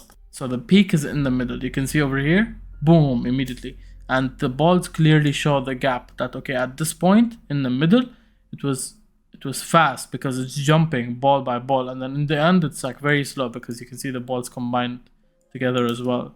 So, yep, that is the amazing part of graphing. Now, there is another graph because it's not that simple. I mean, graphs are graph, but it's not that simple. Trust me. I wish graphs were that simple, but we are going to introduce a new graph which is called value graph.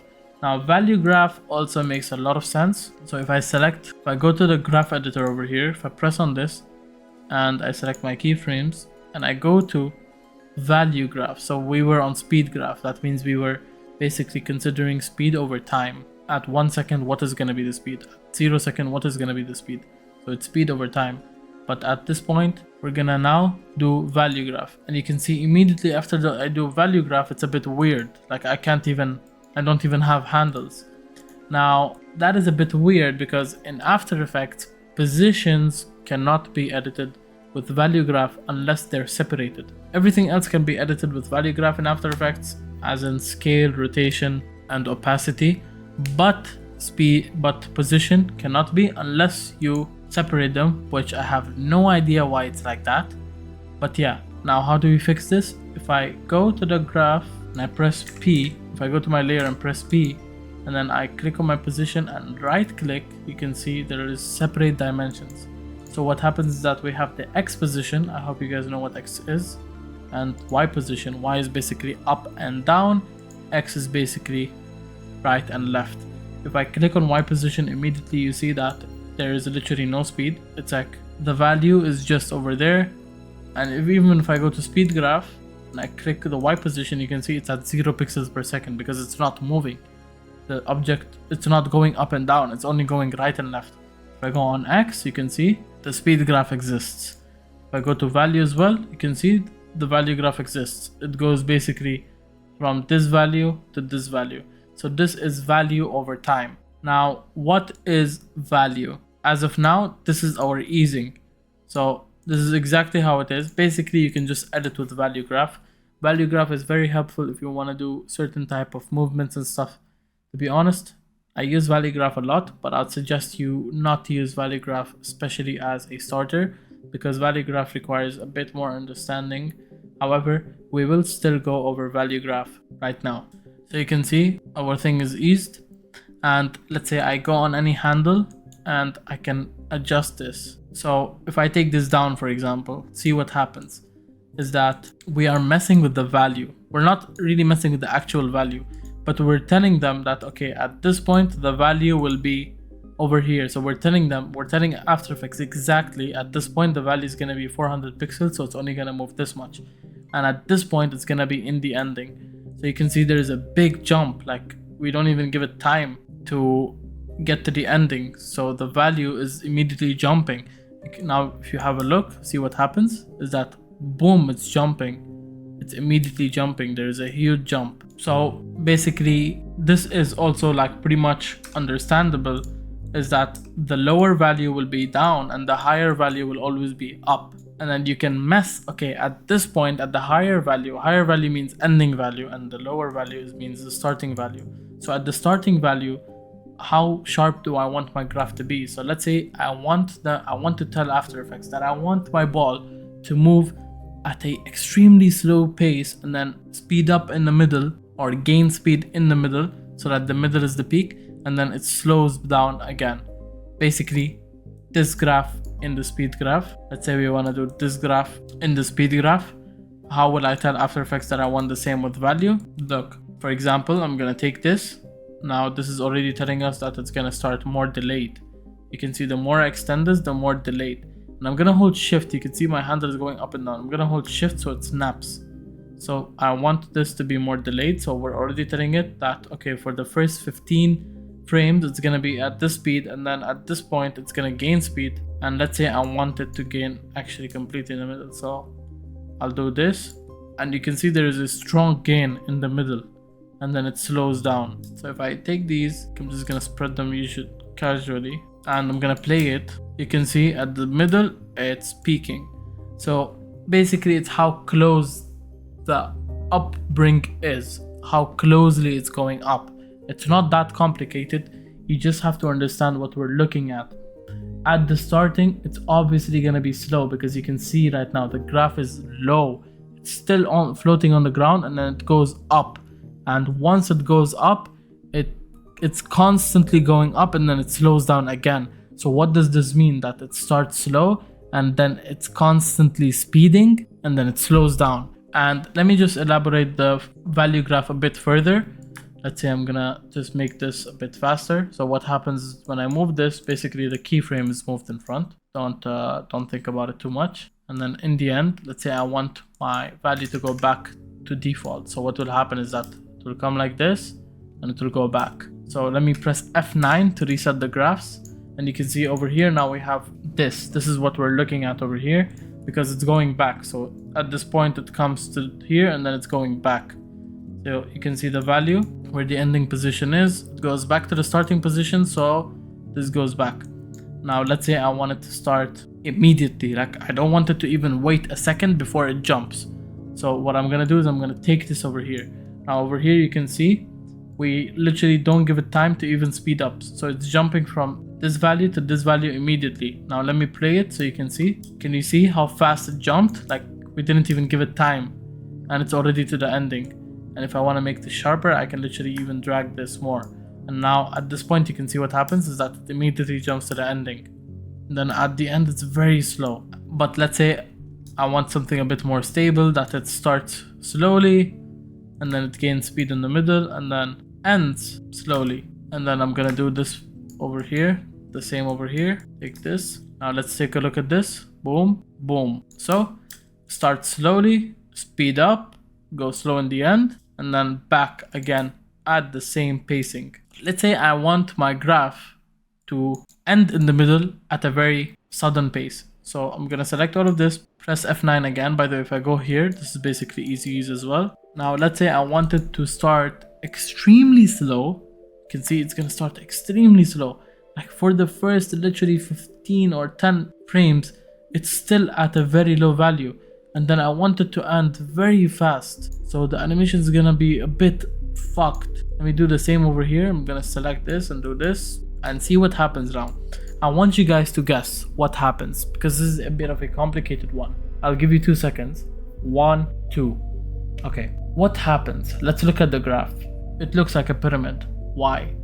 See, over here, it starts very, very, very slow. You can see the graph values are changing for the first 15 seconds.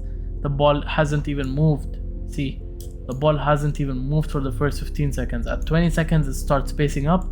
And at 1 second, it literally jumps. Sorry, I meant 20 frames, not 20 seconds. It literally jumped because it's so sharp. It literally jumped. And the exact same is happening vice versa over here. We're not even giving it time to go back and it immediately goes back and then slowly ends. You can see how much the spacing is between this ball and this ball. It's like literally a jump. If I move even a frame, see what happens because it's very fast. Let me play that for you guys. You can see what happened. The movement is literally fucked. So I hope that was a clear elaboration of value graph. Now these graphs are used contextually in their situations. You should know when to use the graph. What you can do is you can even use both the graphs at the same time. So if I go over here and I do reference graph, we can use both the graphs. So not really both the graphs, but this is used as a reference. Now this may look complicated, but if I just open the speed graph, look. By the way, don't get confused about this flipping. It literally is the same thing, but why did it flip? Because now we're going in opposite direction. We're not going left to right. So imagine After Effects is telling you that you're reading English from right to left. So it's going in an opposite movement, okay? It's not exact movement, as if basically anti-clockwise. So what happens is that the graph is inverted. So instead of it going from 0 to 500 speed, it goes to 0 to minus 500 speed. It's not like a car. If you reverse in a car, it doesn't show you minus 500, it shows you 500. Obviously you can't go 500 in a car, but I'm just giving you as an example. So you can see while it's going back, the graph is basically flipped. It says minus 2000 here, and then it goes back to 0. So don't worry about the graph flipping, something very normal. But do you know what's the weird thing? That if I merge both of these positions and I do F9, now that one is not flipped. So this only applies if the dimensions are reversed or on any other position. But anyways, I hope you get my point. And to elaborate further, let me, for example, rotate a letter. Okay, I'm gonna write A. This is the letter A. Okay, and I'm gonna rotate it. I'm gonna press R, and I'm gonna go, let me hide both of these, and I'm gonna go to second number 2. And look, if I rotate it clockwise, now we're rotating like in a proper scientific way, and then I press F9, you can see it's perfectly fine. The graph looks perfectly fine. But imagine if I go anti-clockwise, okay, I take it to the left, I make it rotate to the left. So now it's gonna end out over here, and I'm gonna go, see, it rotated. It basically flipped, because our rotation is also flipped right now. But it performs the exact same way. There is not much of a difference. It's the exact same thing, performs the exact same way. Now you can see at the end, there was a peak, boom. It rotates at a very slow pace, boom, goes immediately fast. And then if I open value graph, you can see this is how our graph looks. Let's say I want my thing to rotate immediately, and then it slows down. So see what happens here. It immediately rotates. But yeah, back to reference graph. Why do we use reference graph? This is something you use as a beginner, because when you're starting out, you might not understand value graph. So you're gonna be looking at value graph and you're gonna be like, damn, I wish I could see this in speed because I don't know what's happening. So now you can see if I move my value graph, my speed is basically a reference graph. We're able to see our speed graph. Or let's say you are an expert at value graph and you want to use speed graph. So I'm gonna just switch this, go to speed graph. If I move my speed curves, you can see my value graph is moving. My value graph is just a display. It's just a display. It doesn't have any effect. I cannot even select it. It's just a display, just for you to reference. Makes enough sense. So now I made this graph, for example. Obviously they look like they're overlapped, so it's kind of annoying, but you only use as a beginner and you're gonna have to differentiate. But you can see starts very slow speed, speeds up at maximum pace, and slows down. I hope this video was enough for you to understand graphing. Over here we have some other things. For example, we have this and we have this list. Honestly, you don't need to understand much from this list. Just these three were very important. Auto select graph, that means to auto select graph for you. And this is like a zoom. Right now we're automatically zoomed. This is like fit your graph onto the composition, just for you to zoom even more. And then if you select these, you can easy ease, you can take it back to linear and whatever, you know. So this is, I just use keyboard shortcuts, to be honest. This was it for the graph video. I know this video took a bit longer than it should have, but I'm hoping that you guys understood. I'm speaking in a perspective where I started also After Effects before 4 years, and when I got into graphing, it was mad complicated. So the only solution is that you have to open After Effects, put your ball out there, move that shit, and then graph it and see what happens. But yeah, with that being said, I'll see you guys in the next video. Peace out.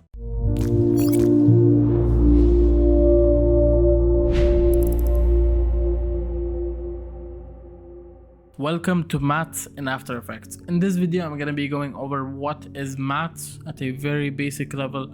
Very short video. We don't want to complicate it at all, but this is something we're going to be using a lot, and I'm talking too much in the future. So it's very simple. It's nothing too complex at all. We're going to be going over how to use maths and maybe when do we use maths and how is it used. So with that being said, let's dive in right into After Effects. So to start, we'll need two layers. In this context, I'm just gonna use Iman Kadzi's layer. It doesn't make sense, but I will. So to start, we need two layers. So I have this basic summer footage or summer forest footage, and this is our layer. And let's say I want to create another layer that says tutorial. Okay, so we have this text layer over here, and let's see what this does. Now, what are maths? Where are maths located? They are located over here. As you can see, the lower layer says this, and then the upper layer doesn't say anything because the upper layer cannot be track matted. And in case you don't see this, then you have to toggle this panel over here. So if you press this, it will expand it. And now see what happens. If I click on my forest layer and I do alpha matte, the forest layer goes inside of the layer that's above. For example, let's flip it. Let's say if I want my forest or my text to work the opposite ways. So yeah, I mean, you pretty much get the point. And if I move my forest layer, see what happens. My initial layer that's above, which says tutorial, is not getting affected, only the lower layer. And if I play the audio, see what happens, it's moving. And let's say if I have this in the middle, boom. Yeah, because the forest footage is moving. If I play the forest footage normally, see what happens is that this forest footage is moving. So basically it is like compressed into the tutorial text. This is how it works. And if I go to alpha inverted, it's the complete opposite. See what happens? Our tutorial text is disappeared. So you can see if I press on this button, it's like, it does look like, okay, I have the text over it, but no, it's not that way. It's literally like going below. And you can see if I add like any pen tool or whatever, if I like expand this and I make this red or whatever and I take it down, see what happens is that it's gone through. Let me expand this. So yep, let's say for example, if I animate my tutorial layer, let me do alpha matte. If I animate my tutorial layer, see what happens is that it has appeared in this way. So yeah, that's the core concept of alpha mattes. It works anyway, rotation, position. That's how alpha mattes work. And then we have something called luma matte and luma inverted. And these are the second type of mattes in After Effects. The first matte is alpha matte and the second matte is luma matte. Now luma matte is a bit different, and honestly in these situations we don't use it a lot.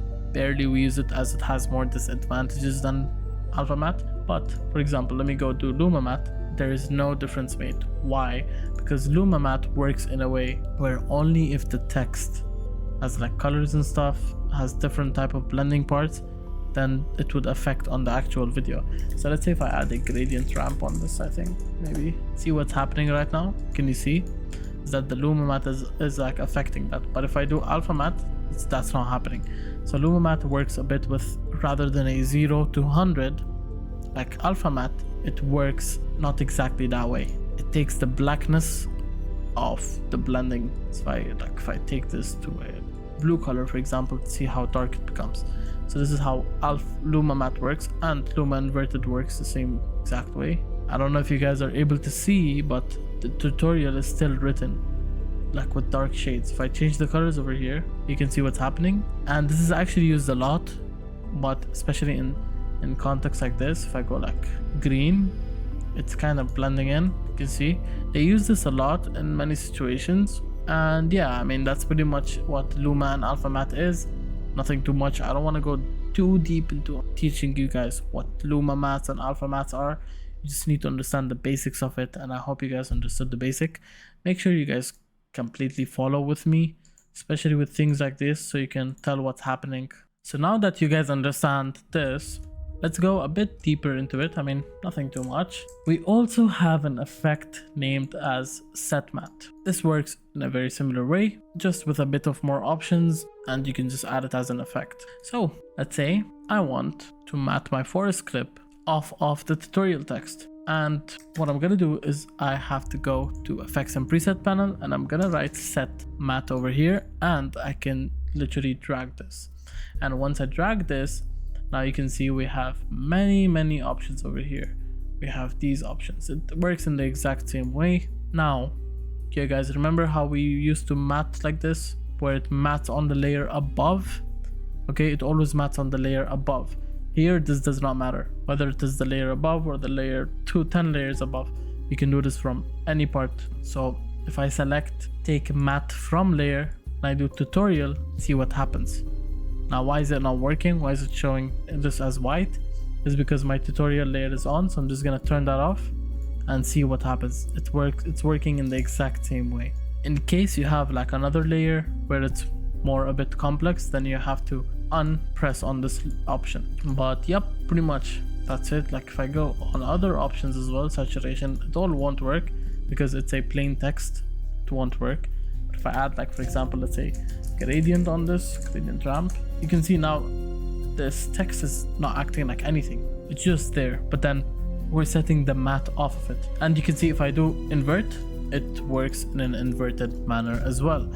So yep, that's how set matte works. Now what is the advantage of this? As I went over it, now we can act like the tutorial is a layer itself. So yep, that's pretty much how matte works. Set matte as well, it has its advantages. Is the main advantage is that the layer does not have to be exactly above, no matter where the layer is. Like if I make many layers, for example, and this is still over here, it will still work. So that is the advantage of set matte. However, if we do matte from here, then the layer has to be above. See, it's not gonna work.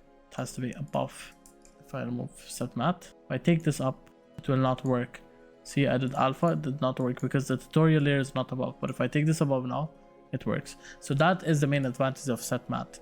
Pretty much that's it for matte. No need to go too complex into it. It's gonna be used, but it's gonna be used at a very basic level. So yeah, with that being said, I'll see you guys in the next video. Peace out.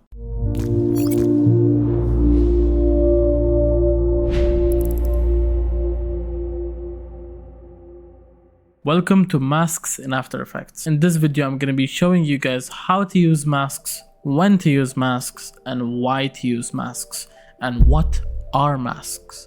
Now, if you are familiar with Photoshop already, then you might already know how this works. But if you're a complete beginner and you literally don't know what the terminology mask means, then this video is for you as well. This video is for everyone, whether you're a beginner, expert, whatever, because you always tend to find out things that you didn't know. So with that being said, let's dive in right into After Effects. Now, masks can also be done in Premiere Pro, but we tend to cover more from After Effects because that is the main thing that you need when it comes to talking head, whatever you need, everything you need. And then whatever you implement onto After Effects, you literally can implement the same onto Premiere Pro because it's the same topics, same ideas, and same understanding.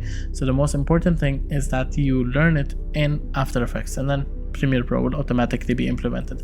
But this does not work sideways, you get me? If you learn in Premiere Pro, does not mean you learn in After Effects. But if you learn in After Effects, you learn in Premiere Pro. So yeah, let's get a quick footage. I'm just gonna write window house, and we got this image. Let me just import this over here, and I'm gonna do Control Alt F to automatically fit it. Now let's understand what is a mask first. A mask is a feature in order to separate a part from a photo or a video from the video or a photo that you have. So we have, first thing, the most basic type of mask. Now we have another type of masks, which is basically rotoscoping. That is if the video is moving, which we will cover in one of the tutorials in advanced techniques because it is a bit more complex than usual. But yeah, let's use it in a very normal manner. So if I have my shape layer over here, and if I go to my pen tool or my rectangle tool, both of these can work as mask layers. And for example, I'm going to zoom into my image, hold space to take this up, as we discussed already. I'm going to zoom in more, and let's say I do this. Okay, boom, boom, boom, boom, boom. See what happened? Where this part of the video is separated. And if I press on this arrow down, you can see over here a mask is introduced, and if I do subtract, it's subtracted. So whatever I add below now, let's say if I add text, okay, and just to show you that it's going to be behind the image, if I take this below the layer, see what happens? It's like used as a window point. This is like our mask point. So this is the feature of a mask. This is the very basic explanation of what masks are. We can also do this in another way, is if I take my rectangle tool and I literally just do this, and then I go subtract. You can see that is, we have add, we have subtract, we have intersect, we have darken, lighten, difference, but none of these would make sense as of now. Let's just keep it subtract. So you can see this is what happened. Now literally that's it for masks, nothing much. If I put, for example, the forest video behind, you can see the forest is moving behind that.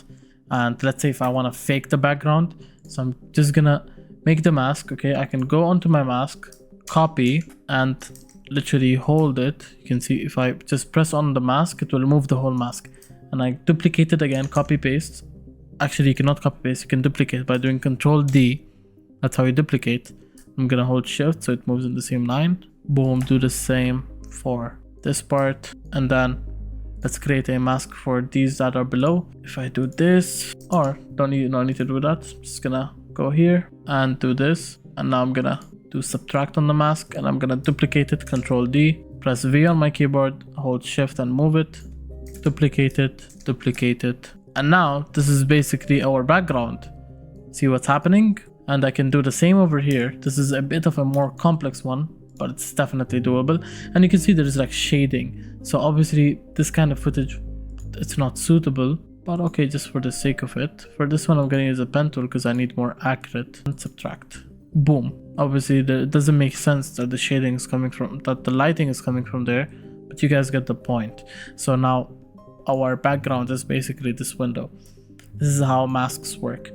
Now let's use something called track mattes. Okay, I already explained track mattes in the videos before, but here we're going to be using masks with track mattes. So track matte masks, if you get me. So we can do this exact same thing if we use shape layers as well. The only thing is that it won't actually remove from the actual layer.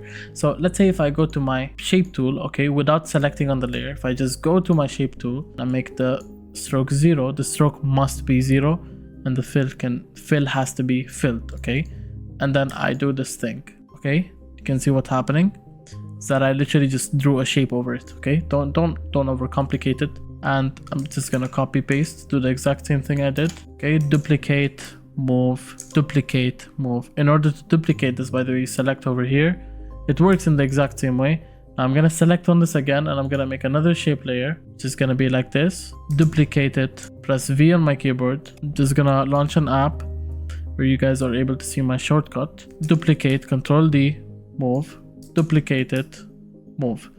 Now see what happens. This shape layer is basically just an add-on, like it doesn't really do anything. But if you guys remember in the previous video, what did we do? We had like a text layer that said tutorial, and we made the forest go inside that text. So let's say we want to do the exact same on the shape layer.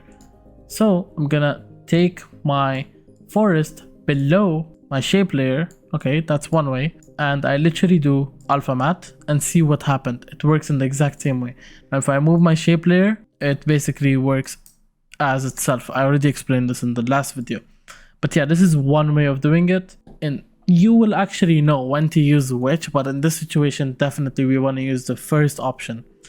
And I can do the exact same thing for over here. I'm just gonna select on my shape layer, go over here, and then you have to press on this button. By the way, I don't know if I mentioned this, but we don't want to use tool creates shapes. We want to use tool creates masks. So boom, boom, boom, boom, boom. And let's say I want to add a shape layer on this part as well.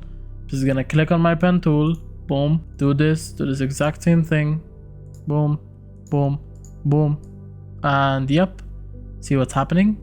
It's acting like a layer itself. Amazing, amazing guys. That's pretty much it when it comes to masks, or for the understanding of masks itself. Now let's use mask in a bit of a different way, and this way, I mean, I don't really have to explain this, but I'll show you guys what is gonna happen now. Let's say if I'm just gonna create a composition. I just imported Iman Gadzi text for some reason because it's mostly used on talking heads, to be honest. And let's say I want my text to have like a fading. I'm just gonna write Iman Gadzi, take this to the middle, scale this up, and I want there to be like a bit of fading, you know, from up, from down. So if I take my shape layer, if I take my text layer and I go over here to my pen tool, to my rectangle tool, and if I do this, you can see what's happening. I start selecting the parts that is masked. I'm just gonna cut out a bit from the top, cut out a bit from the bottom, very less. I'm gonna go over here, and then we have something called feather, and see what happens. We can feather. Feather is basically like a shading technique, and see what's happening is that we have this kind of fading. We have also the mask opacity. Now we have also the mask expansion, how much it's increased, how much it's decreased. So if you can see, this is what mask expansion does. But yeah, this mask feather thingy, it works well in situations like these. Let's say I want to create a shape layer, or like a below a black fading down here, okay? So I'm gonna make a solid and literally drag this down. I'm gonna create a mask, see what happens. We have like this black, and then I'm gonna click over here and do feather. See what happens is that we have this black shading. So this is how you can use masks when it comes to talking head in this very creative ways. Boom, see what's happening. We have like the shading because of the feather. Can even increase this more. But yeah, that's pretty much it for when it comes to masks in After Effects. Very simple, nothing too complex. I hope you guys understood a lot from this video. I went over pretty much everything you need to know about masks. And then obviously when we get into a bit more video masks, let's say a layer is moving and you want to mask that, then we use the rotoscoping and stuff.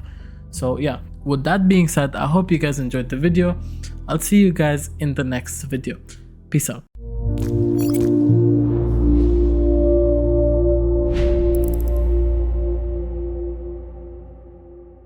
Welcome to 3D in After Effects. In this video, I'm going to be showing you guys literally how to use 3D. We have two ways. First one is the most manual way, which is within After Effects itself. And then we have Element 3D. And hopefully within the next modules, we're going to be introducing Blender, as I'm very good at Blender as well. And I've used it for many of my projects. It is time consuming, but yeah, we're going to introduce Blender later on, as it is in the further stages and requires a bit more understanding of 3D in general. So yep, with that being said, let's dive in right into After Effects. I have my AE, I have After Effects 2024 open. First thing, literally just create a composition.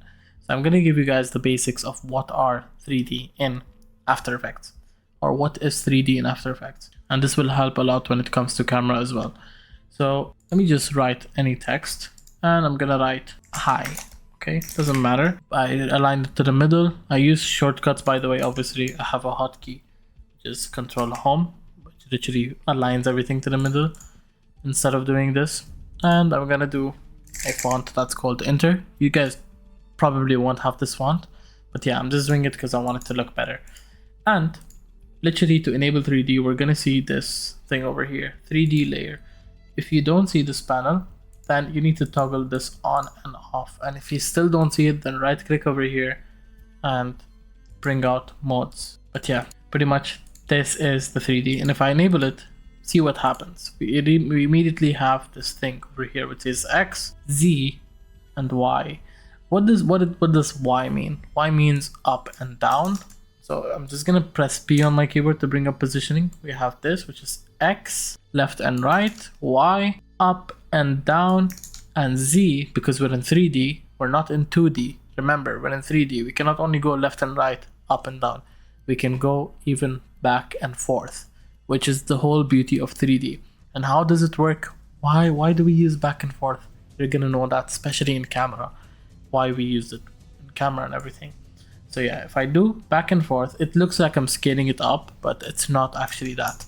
So in order to actually see this in the most proper way, you'll need to introduce something called 2View. Over here, once I introduce 2View, I have like this custom view. Okay, over here, if I press, I can do custom view. And to customize your view, if you go over here, orbit around, you can literally customize your view. You can view it in any way. But yeah, I'm gonna view it sideways, just so you guys can see what's happening. Okay, I'm gonna view it like this. If I move this back and forth, see what's happening? It's going back. If I do this, it's going front.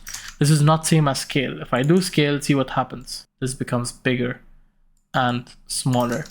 So it does look the same when it comes to 3D because there is no back and forth in 3D, but this helps a lot if it comes to cameras. Anyways, now actually the word 3D, it comes in many ways. We have 3D in the actual movement, and we have the text itself for it to be 3D. Now, once we have introduced this 3D, we also have another tool, which is extruding the layer, making the layer bigger. So I'm just gonna zoom in over here just so you guys can see. If I double click on this down, we have geometry options, and you can see it says change renderer. Right now we are in an option called classic 3D, which you can see over here. Or if I right click, composition settings, 3D renderer, classic 3D, we need to use Cinema 4D. So I'm just gonna switch it to Cinema 4D, pressing OK. It's gonna lag a bit. Just give it a bit because it is basically loading up an app that's called Cinema 4D, and it's like integration. So you can see over here, geometry options automatically turned on. So let me take it back to 3D, okay, classic 3D, and see, now it's turned off. But yeah, if I press on change render over here, it's gonna take me to the same place and press OK. Now once I've pressed OK, we have these three options: bevel depth, whole bevel depth, extrusion depth. What we need to know initially is extrusion depth. If I extrude my layer, that means the layer becomes fatter. It's actually becoming 3D. So see what happens? Can you see? Now it is actually 3D. We cannot view it over here, but this is actually 3D. And now if I rotate it, okay, if I rotate it, I'm gonna press R on my keyboard. By the way, the difference is also when you rotate, in 3D you don't have Y rotation, you only have X and Z rotation, which is like literally rotate like this, or yeah, which is literally rotate clockwise or anti-clockwise. But in this way we have X and Y introduced, which is you can rotate it frontwards or backwards, and Y, which is leftwards and rightwards. So see what happens? We have this 3D layer. Now because of how thick it is, we can't really, it feels like, oh, it's a bit blurry or a bit hard to view. For that we can mess with the material options over here, which is low-key kind of hard, and I would suggest you guys to kind of not mess with this. Honestly, I don't want to teach you guys about all of this as of now because it doesn't get too practical. Trust me, with these material options, I have used them, but not for Iman Gadzi videos, and that's on God. Yeah, let's leave this for now. If you want to know more about this, I'm gonna introduce this later on when we get into very, very advanced 3D and stuff. But yeah, for now, let's just leave this out and we focus on the extrusion and stuff. You can see right now we have our layer extruded, and pretty much you can do the same with anything. Let's say if I have my ellipse tool and I make this 3D, I go to geometry options, extrude it, see what happens. Our now thing, if I rotate it, it's extended. So you cannot do this if it's not 3D. See, with 3D you can literally only rotate it clockwise and anti-clockwise. So yeah, that is pretty much when it comes to 3D, and then you can rotate it the way you want. So let's say I want to rotate this, I want to do an animation with this. Let me just reset everything. Say I want to do an animation with this, so I'm gonna do like keyframe all the rotation, keyframe position, hold shift B and go like here, position it, go down, make it come from down. Let me add all the keyframes over here, and I'm gonna like make it rotate frontwards, which is gonna be X rotation. So let's do this minus 180. So now when it comes, it's literally flipping frontwards. You can see over here as well. But in a inverted kind of view, if I view this from the right angle, you can able to see. Actually, I did backward rotation. Let me do 360. I hope you guys understand what these numbers are. These are angles. So if you studied math, you'd know. And see what happens over here. Literally rotating. Just gonna do like F9. Boom. This is just for information right now. This is just for you to understand how 3D works. We don't want to get too much into practicality with 3D because we're going to be getting very practical when it comes to deep dives and stuff. Yeah, we have this extrusion. You can pretty much extrude anything you want. But how do we get into 3D, creating 3D stuff like keys and all that? Now, doing that in After Effects while using textures and everything is very hard. Unless we use a plugin called Element 3D. And for Element 3D, it's something that we really need to deep dive into. I won't be covering everything from Element 3D just so we don't get too long into it, but I'm gonna be covering the very basics and everything you need. Hopefully we're gonna deep dive a lot in my high ticket community, which is gonna be introduced later on. Don't worry about that now. But yeah, pretty much right now, you guys kind of have an understanding of how 3D works. It's very simple. We're gonna get into more 3D in the next video, which is how to use Element 3D. Make sure you download the Element 3D plugin before we get into the next episode. But with that being said, yup. See you guys in the next episode. Bye bye.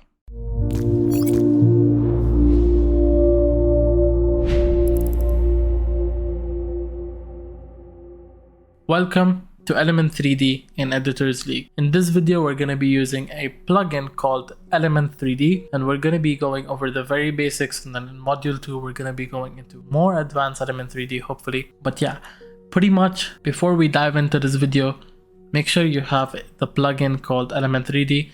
It is a paid plugin. It's going to be linked in the description below. And before you purchase it, make your searches on YouTube and find your way through it. So with that being said, if you don't have Element 3D as of now, make sure you get it. Otherwise, this video is useless for you. Let's hop into After Effects. So here I have my After Effects. Fun fact, before some time, I made many videos about Element 3D, especially on YouTube. So make sure you check out my YouTube and check more practical uses for Element 3D, but we're gonna be getting into many practical uses when it comes to deep dives. But pretty much, yeah, let's get into the basics of Element 3D in After Effects. Now, honestly, Element 3D itself is basically an app, so I would suggest you guys look at very big deep dives into Element 3D in case you want to be using this a lot. But I'd suggest you guys learn Blender instead of Element 3D. But Element 3D is very basic, nothing hard at all. So yeah, let's use Element 3D. I'm just gonna create a composition, and the first thing I'm gonna do is create a solid. So Element 3D can always be only added on a solid, from what I think. But yeah, let's go to Effects and Presets, and over here we're gonna find Element 3D. Element, okay, for me it says Element only, but yeah, this is literally Element 3D, and you can see over here the solid disappeared. I'm gonna go immediately press on Scene Setup. Once I press, you guys can see we have Element 3D right over here. If I left click, we're able to pan like this. If I mouse click, we're able to like move around the whole area, and pretty much this is how it works. So the second you open Element 3D, you're gonna see we have on the right side something called Starters Pack.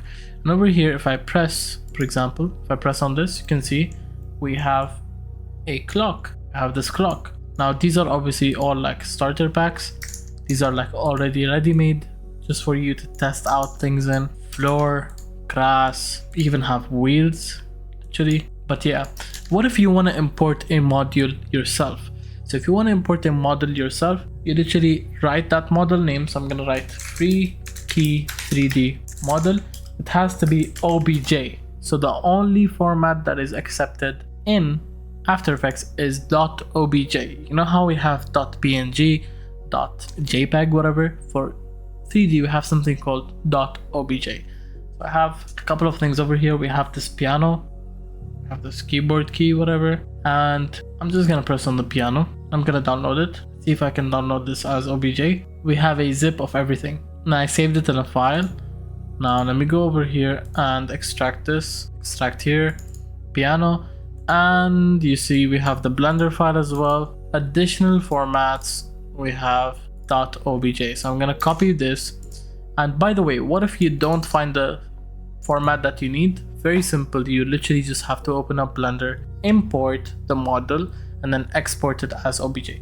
But yeah, if I go import over here and I redirect to my file, and I press on piano.obj, okay, press OK over here, you can see we literally don't see it now. But if I zoom out, if I press, I have my piano selected by the way. If I press over here, normalize scale, we can see our piano is introduced. Now we have this beautiful piano with all the texture. The texture is automatically added. What is texture? Texture is all the stuff on top. If I delete this, or if I hide this, see what happens? The colors are gone.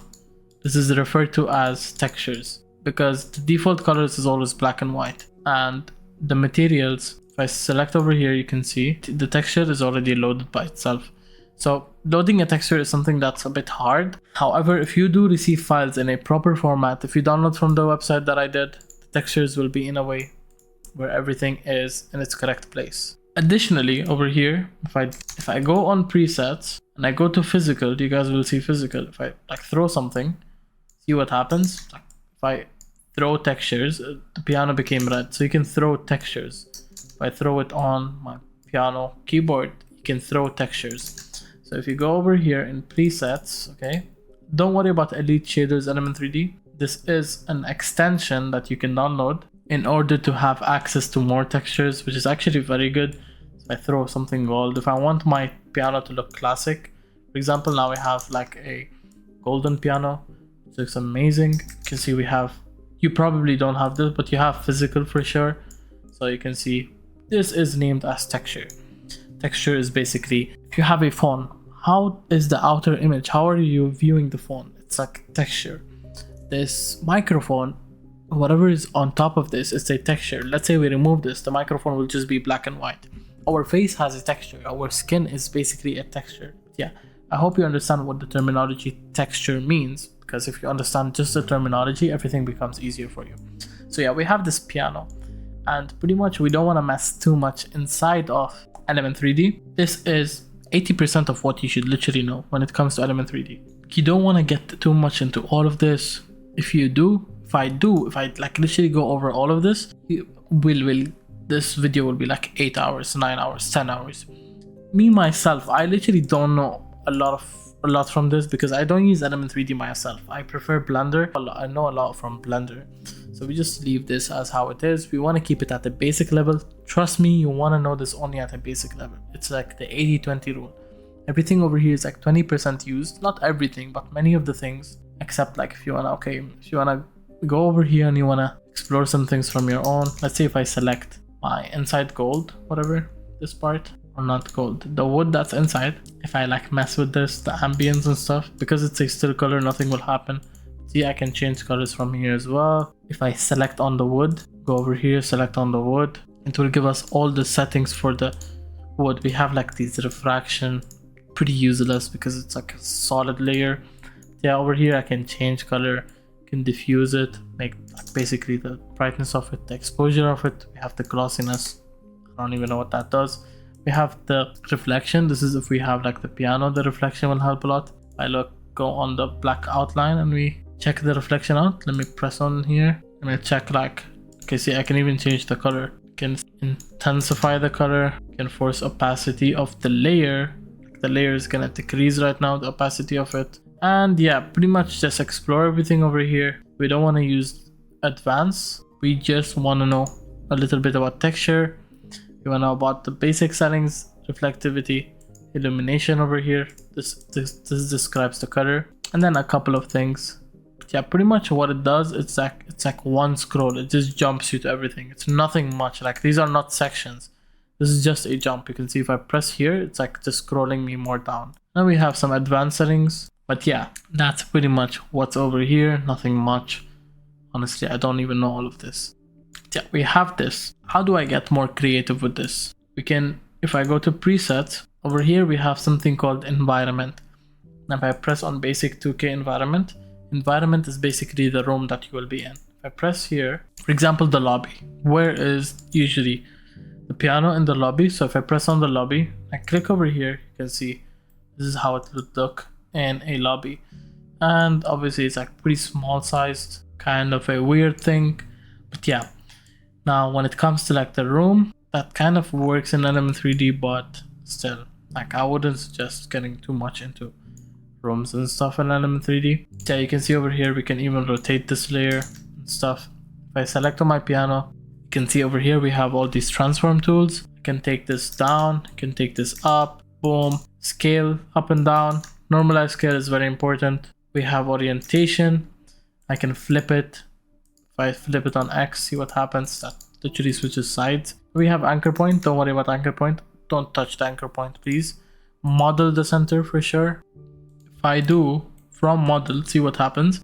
What happens is that it goes on the floor, which is kind of better.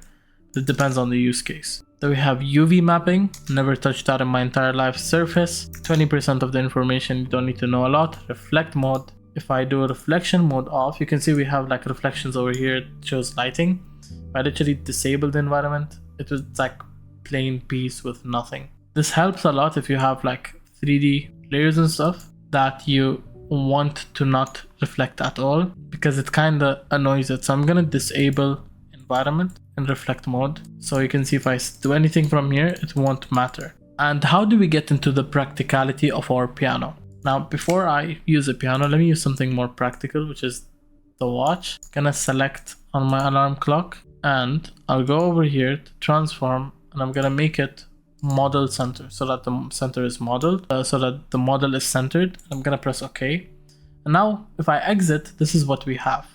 You can see I pressed OK. Let me increase the size, actually make it this much. Now if I exit, this is what I have. How do we customize the 3D? To customize this 3D, very simple.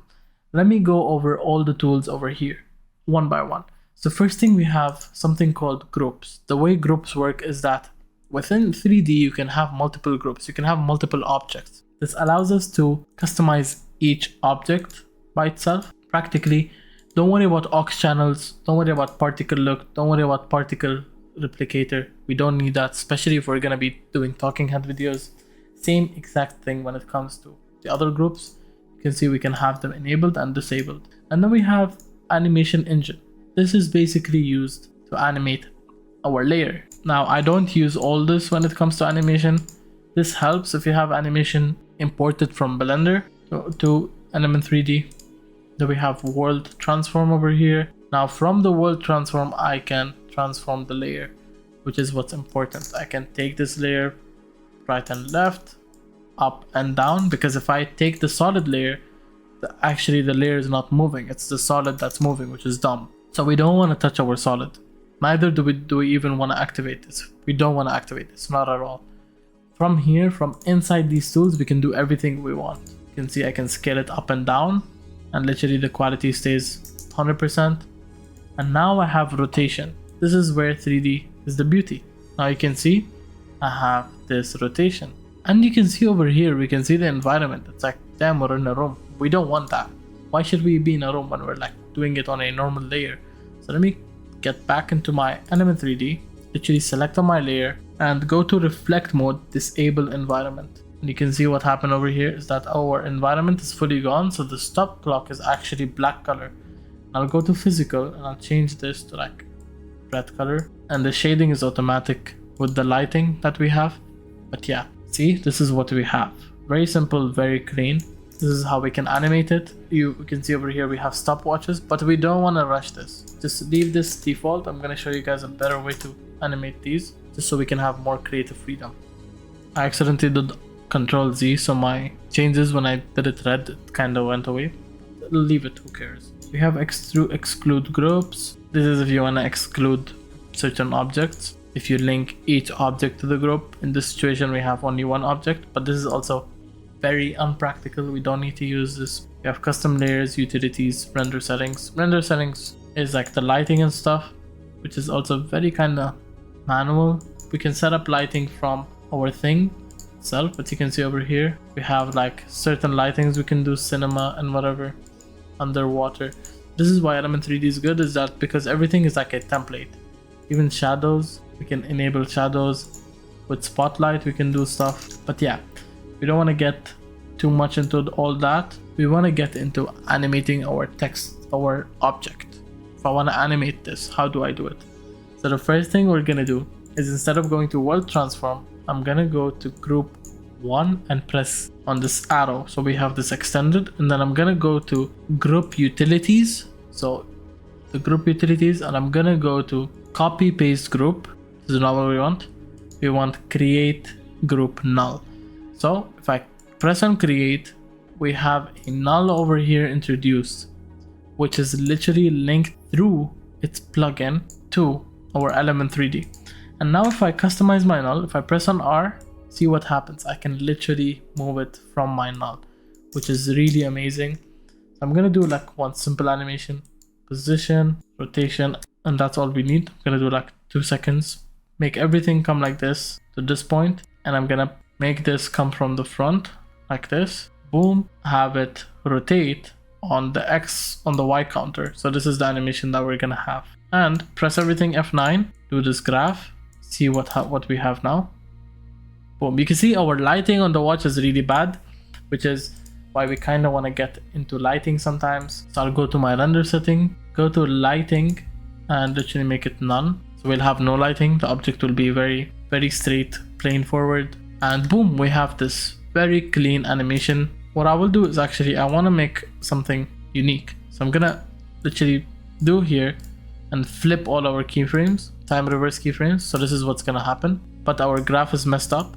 So I'm gonna F9 again and do this. So this is the animation that we're gonna have.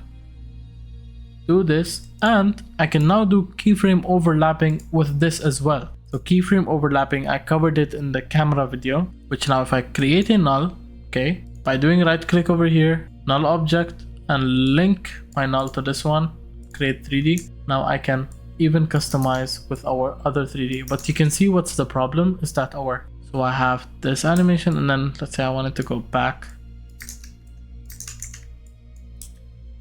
boom, boom. Yeah, pretty much that is a short tutorial on Element 3D. You see, I went over the very basics of Element 3D, and we still managed to somehow extend it to this way, which is why I don't want to get too complex inside Element 3D. We want to keep it very simple. Right now, whatever you learned in this video is literally 80% of what you need, guys. Trust me, I've used After Effects for 4 years. I've done the most complex of the most complex projects. This understanding is more than enough. So yeah, with that being said, I'll see you guys in the next video. Peace out.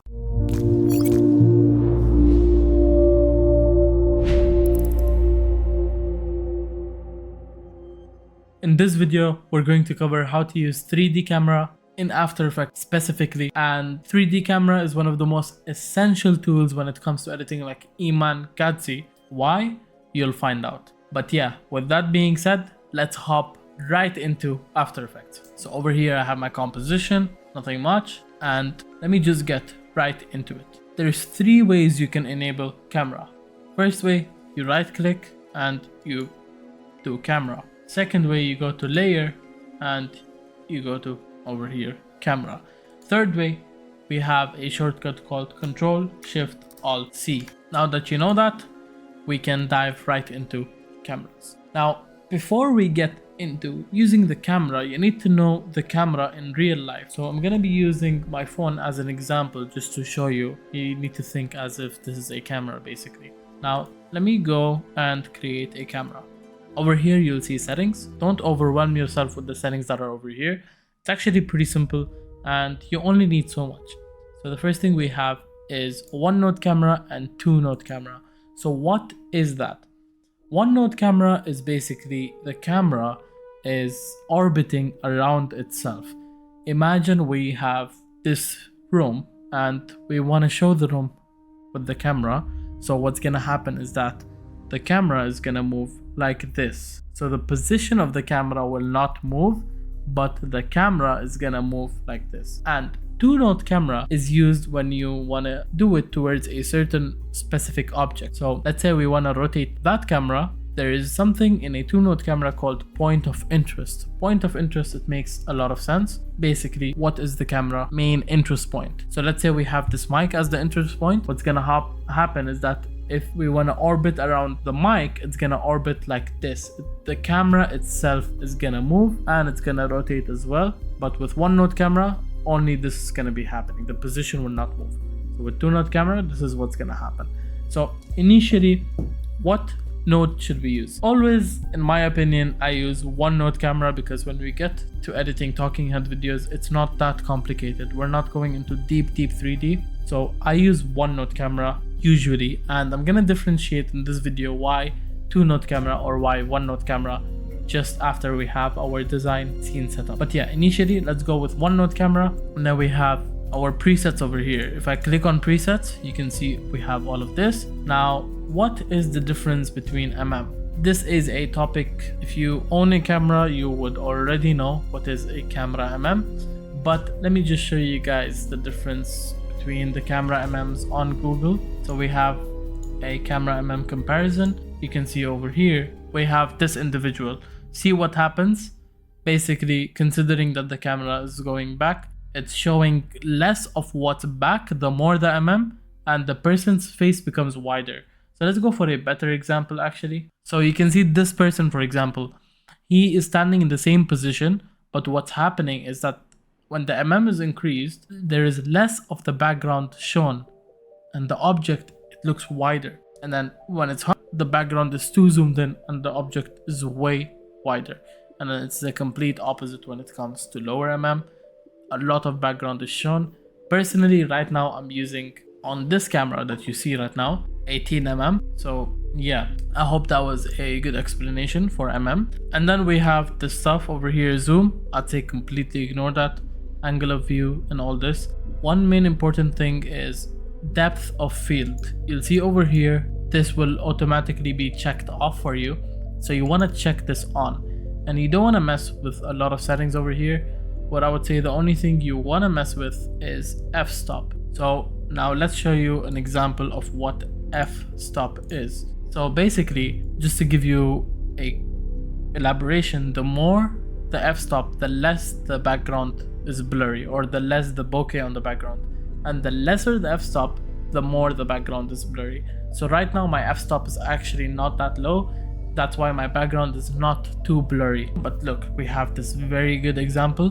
This is f1.4, the minimum, and this is very high number, f4.0. So the difference is almost 2.6 between them. And yeah, I'd say we set this something like around 2 mark. So I'm just gonna scroll it to 2, and aperture will change automatically. Don't worry about that too much anyways. Now the first things first, after we enable camera, we have some things to set up. So let me just set up my composition so you don't have to stress it so much, and then we'll get into practicality and maybe animating here and there. But let me just set up my composition real quick and I'll get back to you. Before I set up the composition, you need to know that in order to enable your layer to be activated by the camera, you need to activate 3D. So if you see on this button, you'll see 3D layer, and by activating it, if you click here, it will be activated. And in case you don't see this panel, then make sure you check the left corner where you'll see these. So make sure you expand the layer switches panel, which is the first one. So I'm gonna click on that. Now we have this. I'm gonna enable 3D, and I'll be back to you guys in a second. Now I've set up my scene. Immediately you'll realize that our camera is basically focusing on a default position. So because these objects are placed forward, they're automatically blurry. So you can see if I zoom in, the more I zoom in, the lesser the blur. And so I'm just gonna double click right now and disable this, just so I can teach you guys first the core concepts of a camera, because that is not that important. It's not extremely important. The most important thing is you have to understand camera. So now if you're on After Effects 2024, and by the way, this is not on previous After Effects versions, which is pretty disappointing, but it does not matter. You'll see over here some options. You'll see this option which says orbit around. Now, if you guys remember what I said, orbit around, because of one node. So if I hold on this, you'll see orbit around cursor tool, orbit around scene tool, orbit around POI. So if I just select this and I select over here, you can see what happens is that the camera is basically orbiting. The camera is rotating. So imagine this is our microphone, the camera is doing this. So now it's aiming towards the left. So I'm just gonna reset this by doing Control Z. And now we have orbit scene around, which is the exact same thing because we're on one node. And then we have orbit camera POI around, which is also almost the same thing. But if I double click on my camera and I go to 2-node layer and I get back on this, see what happens. Our camera is not rotating like this. Imagine this is the mic. It's moving like this. So we can see the camera, we can see the circles from the right side. Imagine the circles is my mic. And if I do like this, it's moving to the left side. So this is the example of that the camera moves when it's 2-node, and when it's 1-node, it literally just orbits. So it doesn't make that much of a difference. And then if we have orbit around scene, basically what happens is that the camera moves, but the viewpoint is almost the same. So it like zooms out and moves. It's a bit complicated, but we don't get too much into it. But see, if this is what happens. You can see AR7 stays the same because it's the exact same focus point, but it's moving. It's the exact same focus point. However, over here, it's just orbiting around by moving the camera. So the difference is that this one is moving, imagine like this, okay, like towards the center of the object, but the second one, it's orbiting towards the interest point, which is AR7 in this manner. So if I click, you can see we have like this plus sign. So AR7 is the interest point. But yeah, guys, don't sweat it so much. We're gonna get into this a lot more when we start animating real stuff. And then we have the pan under cursor tool. Now, what is pan? Pan is pretty simple. Let's say this is our camera, this is our object, and we want to move our camera. I'll actually go back to OneNote now. It will pan, so it will go right and left. Not rotate, it will go like right and left. So you can see over here, it's going right and left. And because these circles are closer, they're basically moving earlier. And we can also do it for up and down.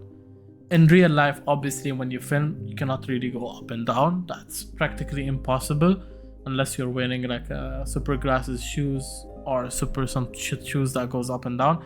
But yeah, in real life you don't usually go a lot up and a lot down. It's like very small figures, but then you go a lot right and left because you move. And then we have the dolly. What is the dolly? Dolly is basically moving front and back. So you can see dolly towards cursor tool. If I do this, where basically the camera is moving forward. So imagine AR7 is the mic and we have a lot of circles, circle 1 over here, circle 2 over here, like this. So it's moving now. Now we'll only be able to see the mic. So to give you a practical example, like this, you can see. So this is dolly towards. Basically you're zooming in. But the difference between zooming in is that if you have an iPhone, you know, zoom in, you basically go 10x and you zoom in. But there's a difference that if you walk towards the object. So in this case, we're walking towards the object. We're not zooming in, we're walking towards the object like this. See, we're walking towards the object. That's why I said when my camera moves, it's going back and left. We always in After Effects, remember this, we don't want to zoom unless it's very contextual, but we always want to go back and left, which is position. And then we have dolly to cursor is the exact same thing. Ignore this thing. Now, a very important thing for you to actually visualize what's happening is you need to view camera in different angles, because now it looks like we're on 2D, but to view it in a way where like, okay, I can kind of visualize more what's happening, we go over here and we can change the views.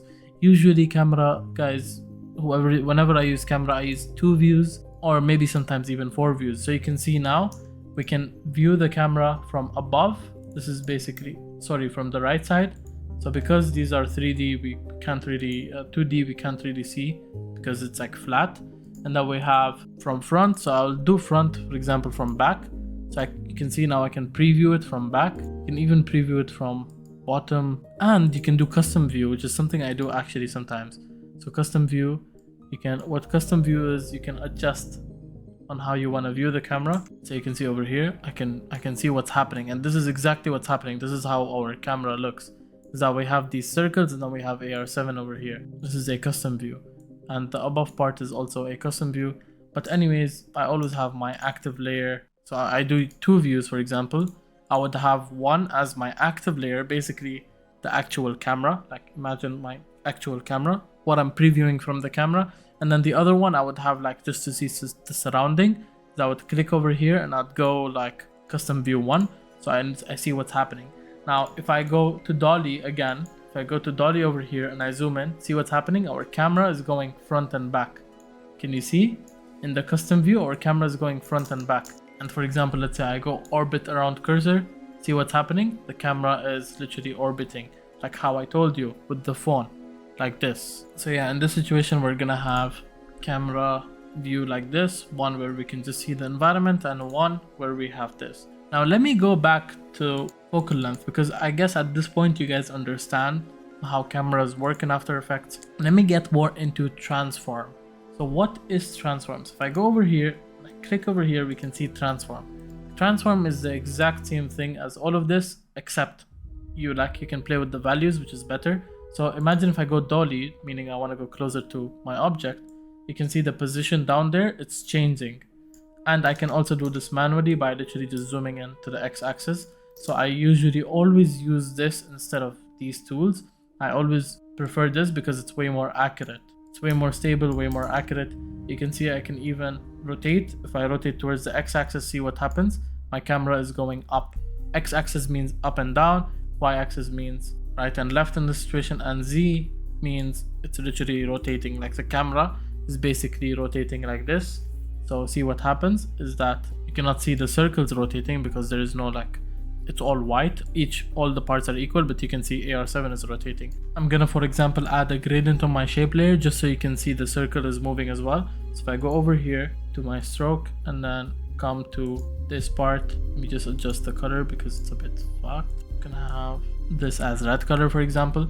Now let me rotate the camera, okay, towards Z axis and see what happens. You can see the circle is moving as well. It's all just because all the sides are equal, you can't really see the circles moving.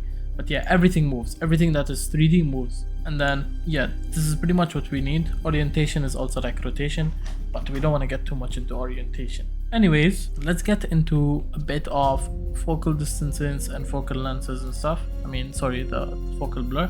So let me double click over here and enable depth of field, and I'm gonna make OK. So you can see now the closer part is way blurry. And what I'll do is we have this thing called camera options, and in the camera options, let's say I want to zoom in my camera, not go right and left. Again, there is a difference between zooming and dolling. Dolling means the camera goes back and forth. Zooming means you're literally zooming in the digital camera device. So you can see what happens is that if we zoom in, it also goes closer, and then I can turn off and on, and then we have focus distance. You can see over here we are able to view our focus distance. If I hold shift on my keyboard and I move the focus distance, you can see now the focus distance is way closer.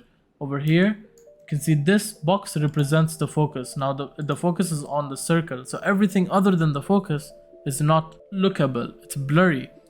And imagine this in a way where if you're using your iPhone camera and someone is standing in front and you like focus on their face, so what happens is that the background becomes blurry.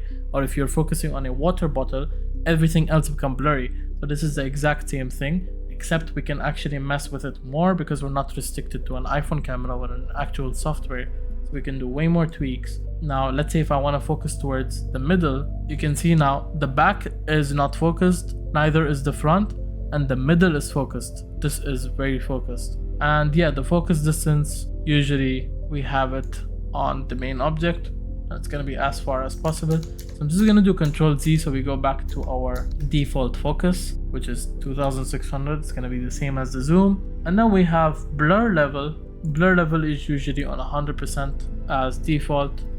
Usually I sometimes actually decrease the blur level to like 50%, so it's not too visible. And then we're gonna have this as fast rectangle, and everything else, honestly, no need to focus on. We won't need it for now, neither will we even need it later on.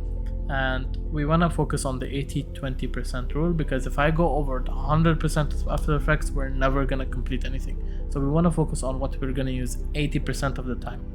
So yeah, let me just have that back on 100. So now you guys understand the blur levels as well. Let's start animating. Let's say I want to animate my camera from all the way back to AR7. So I'm gonna start it at the very starting. I'm gonna click on my stopwatch and just hold shift so we can go faster. And I'm gonna make it start at AR7 like this. And you can see my focus distance is not too accurate, which is why this is blurry. So if I increase my focus distance, you can see now the more I zoom in, the more blurry it becomes, which is because of the aperture or the focus distance levels and stuff. But let me have it over here, and you can see if I decrease the aperture, see what happens is that literally removes the blur. So we don't want to mess with aperture. Usually it's the focus distance, and to view my focus distance, you can see if I decrease my focus distance, let me increase the aperture back to 70 and fix my focus distance. So I think the smaller the focus distance, the more it will zoom in, the more it will be visible. Yeah, you can see I fixed the focus distance now. And one way we can actually fix this so that, okay, if I zoom in, I don't want my focus distance to change. This is a very important tool, is you go to layer and then you go to camera and you do link focus distance to point of interest. But this cannot be used at a one node camera. So if I go back to two node camera over here and I do this, what I did right now, you can see if I zoom out, what happens is that my focus stays the same no matter how much we zoom in, which is one reason why we can use 2D node camera, because we cannot do this on one node camera if depth of field is enabled. So this is one of the pain in the asses, which is sometimes why I use two node. So let's say I want to zoom out and I want to take everything back to normal position. So I'm going to actually just go to my position and do reset, and let me play it, see what happens. We're basically now zooming out, so all the objects are coming closer and closer. And I can even graph this. So let me graph this, F9. I hope you guys watched the last tutorial. And I'm gonna make this like a strong one. So it's gonna start slow, peak all the way, and then slow down. So you can literally see it's extremely smooth, and this is how our animation looks. And we can even do vice versa. So if I select both of these and I right click, I go over here, I can do time reverse keyframes. So what happens is that it time reverses and even the graph reverses. So I'm gonna F9 again and fix that up and see what happens now. Very smooth, guys. I pretty much covered everything you need to know about camera, and we're gonna be using camera a lot in the future time coming, but this understanding of camera will get you to a very high level already, and this was one of the most well explained videos, I'll say, and I'm even planning to get on camera explanation even on YouTube soon. But I was really glad with how this tutorial turned out because I covered everything and I covered it really efficiently and I didn't take so much of your guys' time. So yeah, we're gonna be using camera a lot in the future time coming, and it's very easy to use just after you watch this video. So with that being said, guys, I was really glad with how this video turned out. I'll see you guys in the next video. Peace out.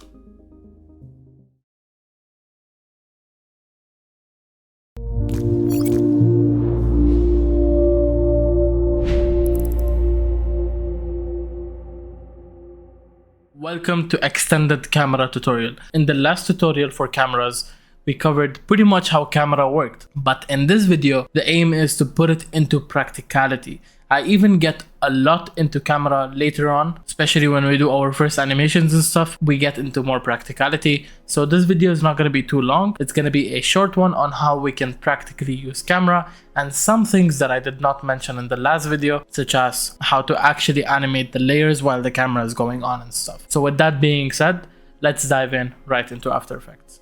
So here I have my After Effects open, and pretty much what we want to do is literally create a composition, create it with this resolution. The resolution kind of matters when it comes to camera. So I'm gonna make the duration 10 seconds. So I'm gonna literally write 1, and then I'm gonna keep typing 0 until I see 10 seconds over here. So 1, this is 10 frames, this is 1 second, and this is 10 seconds.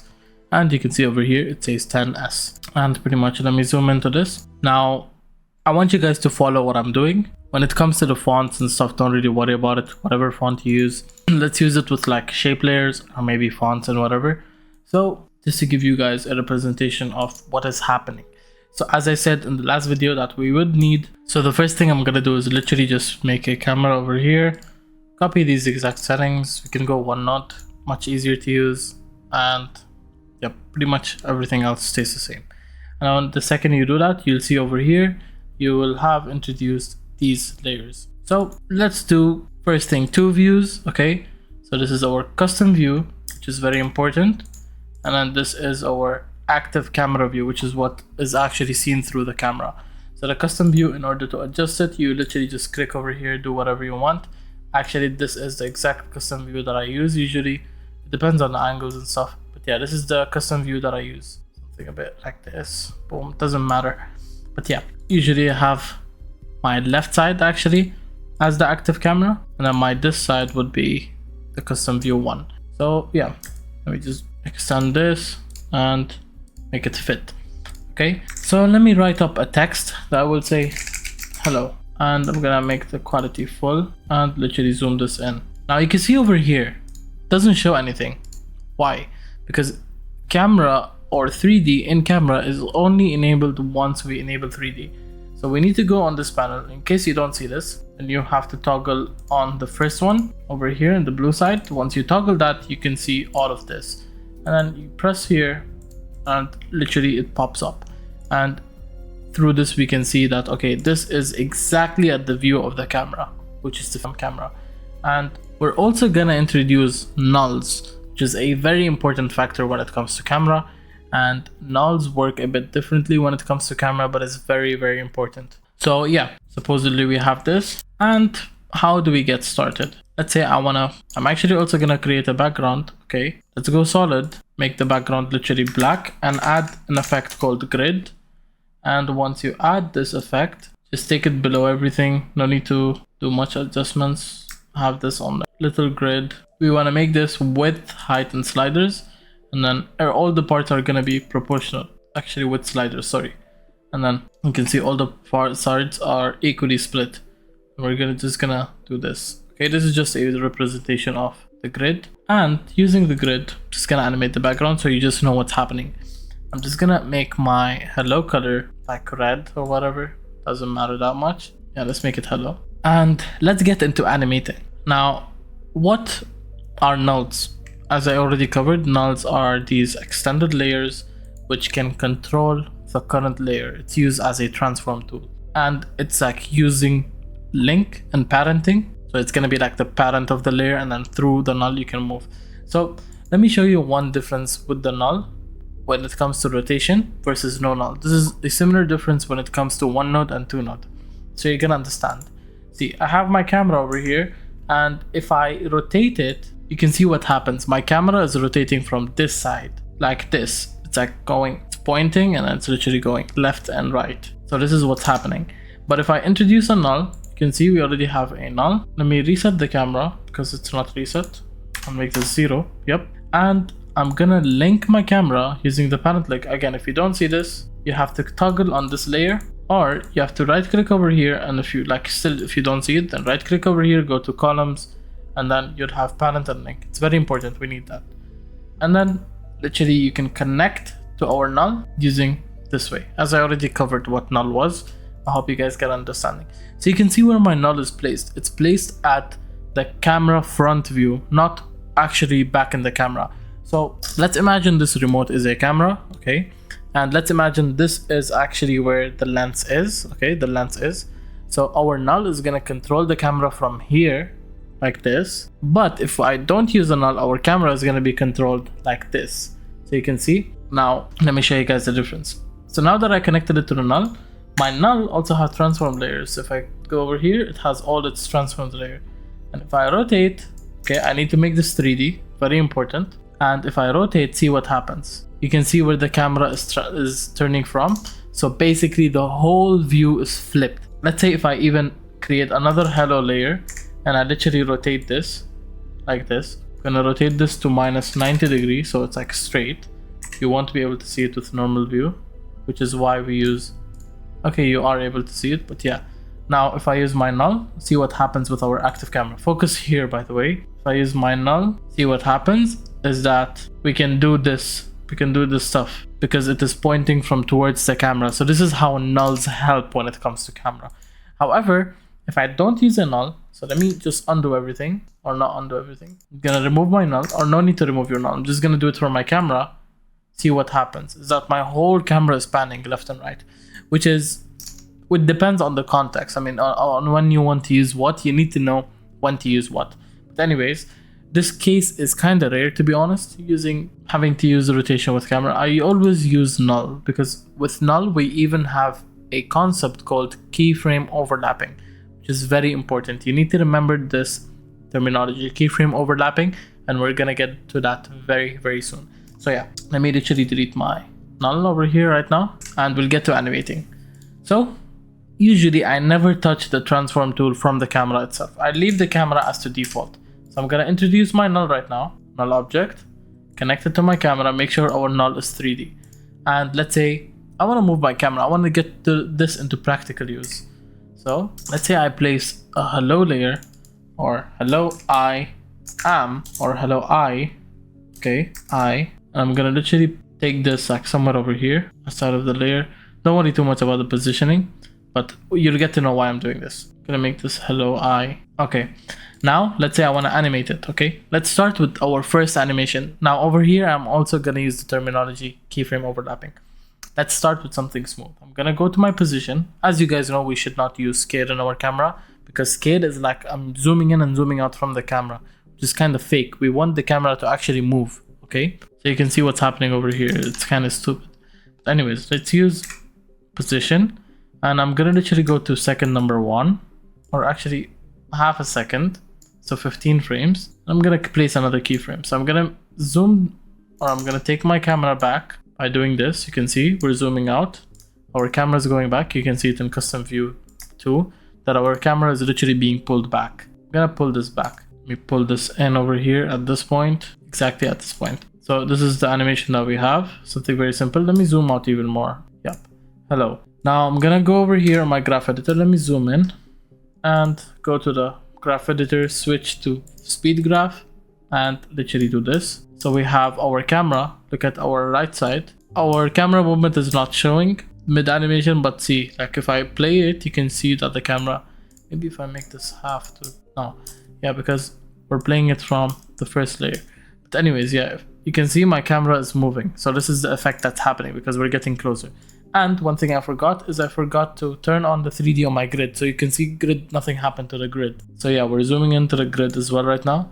One problem is that the grid is cutting out. So how do we fix that? Now there's one way to fix that, is that if I literally scale in the grid, or I make the grid bigger, okay, like if I make the actual layer way bigger, okay, like this, and then I go to my width and I decrease it, so it won't look like, okay, we actually did that. So get closer to the camera. The grid's still too big. We need to have it like something a bit more appropriate. You can see what's happening right now. Our grid is already kind of looking fucked because it's too scaled up, and we would need an expression to actually fix the issue where our grid looks like, damn, it's big. Anyways, this is one solution. The solution that I always use is I add an effect called motion tile, which is within After Effects. And what motion tile does, it literally mirrors your layer. So it mirrors the layer from the right side, from all the sides, so it extends. So let me show you guys. If I go to output width and I make this 333, output height 333, you can see what's happening is that there is a mirror. So, but it's not a mirror, it's like an add-on. So we want to make it like a mirror. And yeah, this is what happened. You can see there is a bit of this problem over here, which is whatever, doesn't matter. So yeah, this is our animation. I'm gonna make it 1 second. Okay, gonna make it 1 second. Boom, hello. Let me decrease the opacity on the grid as well. So it says hello. And then I want my camera to go up. So I'm gonna introduce another null layer. Now let me create null number 2, null object, and link the first null to the second null. And through this null layer, I'll tell you why we're doing this, okay? Why am I not just using the same null and taking this? Like, why couldn't I just take it to I like this, in this way? Why am I introducing another null? You'll know very shortly. It's basically keyframe overlapping, but I'll tell you. Make sure you enable 3D, and I'm gonna literally move my y-axis above I. So hello, I. Now I want to go to okay? So literally I'm gonna create another null layer right now, null layer, and connect it to my null 5. Enable 3D and pan this with the position. Go to second number 3, pan this to the left. So like we get out of the screen. You can see our camera on the right side as well. What's happening? And I'm gonna, now one thing is that our layer, whenever we introduce a layer, what happens is that that layer will always go to default position. It won't go to as the center of our camera. It will go to the center of the whole layer. As you guys can see, the center is literally somewhere around here. Somewhere around here. So now if I introduce a layer, just keep a careful look. If I introduce a layer and I write I don't know why the font is so small. But yeah, let me make this like 200. So just so it's bigger. Gonna make this even more big. Now to see what happens. If I press 3D, the layer goes in the center of the whole screen, not in the center of our camera. You can see went over here. And to fix that, you literally, now our solution is that we want to bring it to the center of our camera. How do we do that? The second you enable 3D, do Control Home, and that brings it to the center of the camera. So see what happens right now. Hello, I am, okay. And now I'm gonna introduce another null layer. Let me take this down just so we can do AR7. Like I'm gonna pan down to AR7. I'm gonna introduce another null layer and literally pre-link that. Make that 3D as well. Position to second number 4. I can see our camera is literally going down. We want this to go somewhere around here. And I'm gonna do the same thing. AR7. Oops. Select the layer, make it 3D, and see what happened. It's not in the correct position. So I'm gonna do Control Home. Now, why is it not in the center of our camera? Because it's depending on the anchor point. The anchor point comes to the center of the camera, and our anchor point is not at the center of the text. So to fix that, you literally have to make the anchor point at the center of the text using your Motion 4 tools. By the way, I'm not using Motion 4 because it's Motion Tool Panel 4 because it's bugged for me. But yeah, if I do Control Home now, it's gonna get fixed. So let's look at our animation. Hello. And what I'm gonna do is I'm gonna cut AR7 just so it's not visible. I'm gonna cut it so that comes later on. Okay, you can see I did cut with Alt and then left square bracket, I am AR7. So this is how we used camera. Now, could have we done this in a better way or in a different way? Nope, we couldn't have done this in a better way. But we could have done this in another way, where it's like an alternative where it's for users that don't know how to use camera, and it's very bad. So you can see our camera goes close like this, goes up, and then goes left, and then comes back down. And now remember the terminology keyframe overlapping. Before we get into keyframe overlapping, let me do F9 on all my layers, and you can see like this. If I select all of this and do this, we will have a very good graph. Let's see how it looks now. Hello, I am AR7. Now, why should we use the terminology keyframe overlapping? Before I just use it, see over here, we have like a pause, which we don't like. It's like, okay, it is smooth, but there is a pause, which is for like 2 seconds, not 2 seconds, sorry, 20 frames. We don't want that pause. So how do we fix it? Is that if we make keyframes overlap each other, it does not mean that, okay, when the previous keyframe finishes, the other one cannot start. No, we can totally do that. And we can only do that if the keyframes are on different layers, which is why we use keyframe overlapping. So focus over here. I'm gonna take this keyframe and literally drag this behind, and see what happens now is that the ending of this and the starting of this is overlapping by 1, 2, 3, 4, 5, 6 frames. And see what happens now already. Now there is still a pause, and we can make this even harsher. So 10 more, like I'm gonna drag this even more. See, I literally dragged this by a lot. Hello. Now the pause is very less. You can see even the camera, it starts moving upwards over here. It starts moving upwards before the animation is even done. And if I make this very harsh, see what happens. The camera is literally starting to move upwards before the first animation even finishes. So this is what's happening here. I don't know if you guys see, but this happens a lot, especially with animations when it comes to low quality Iman-Gadzhi. People do this because it's a famous effect.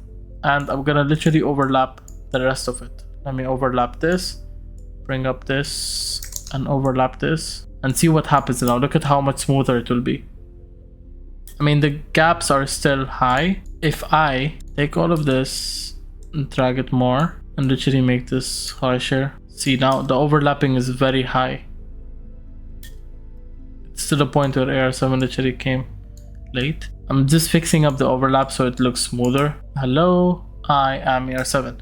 Now obviously this overlapping is too much, like it's happening a bit too much here, but you guys are getting the point that before the first animation even finishes, you can see it's still panning to the left and literally started moving downwards. So keyframe overlapping makes first thing the animation way faster, and second thing look way better. And if I enable 3D on all of them, I'm literally gonna do Control A to select all, and I'm gonna press on this motion blur button, and over here we just do arrow down so all the layers are compressed. I'm gonna play this in half just so, because the motion blur takes a bit more space. See, smooth as fuck. And I'm gonna select all of this, press U so we can see the overlapping very accurately. You can see the overlap is very harsh, and this is how it looked before the overlap. See how slow it is, and it's kind of ass, bro. That's why keyframe overlapping is a game changer. Iman-Gadzhi's editor uses it on every single animation, if not every animation. That's how important keyframe overlapping is. Literally a game changer. But yeah, this over here we got into the practicality of kind of basic camera. Now let's make another one, okay, just for added on. Don't want to get too much into it, just so you guys don't get too confused. But anyways, let me literally delete everything, and I'll have my camera deleted as well, just so I can create a new one. Boom, so it's resetted.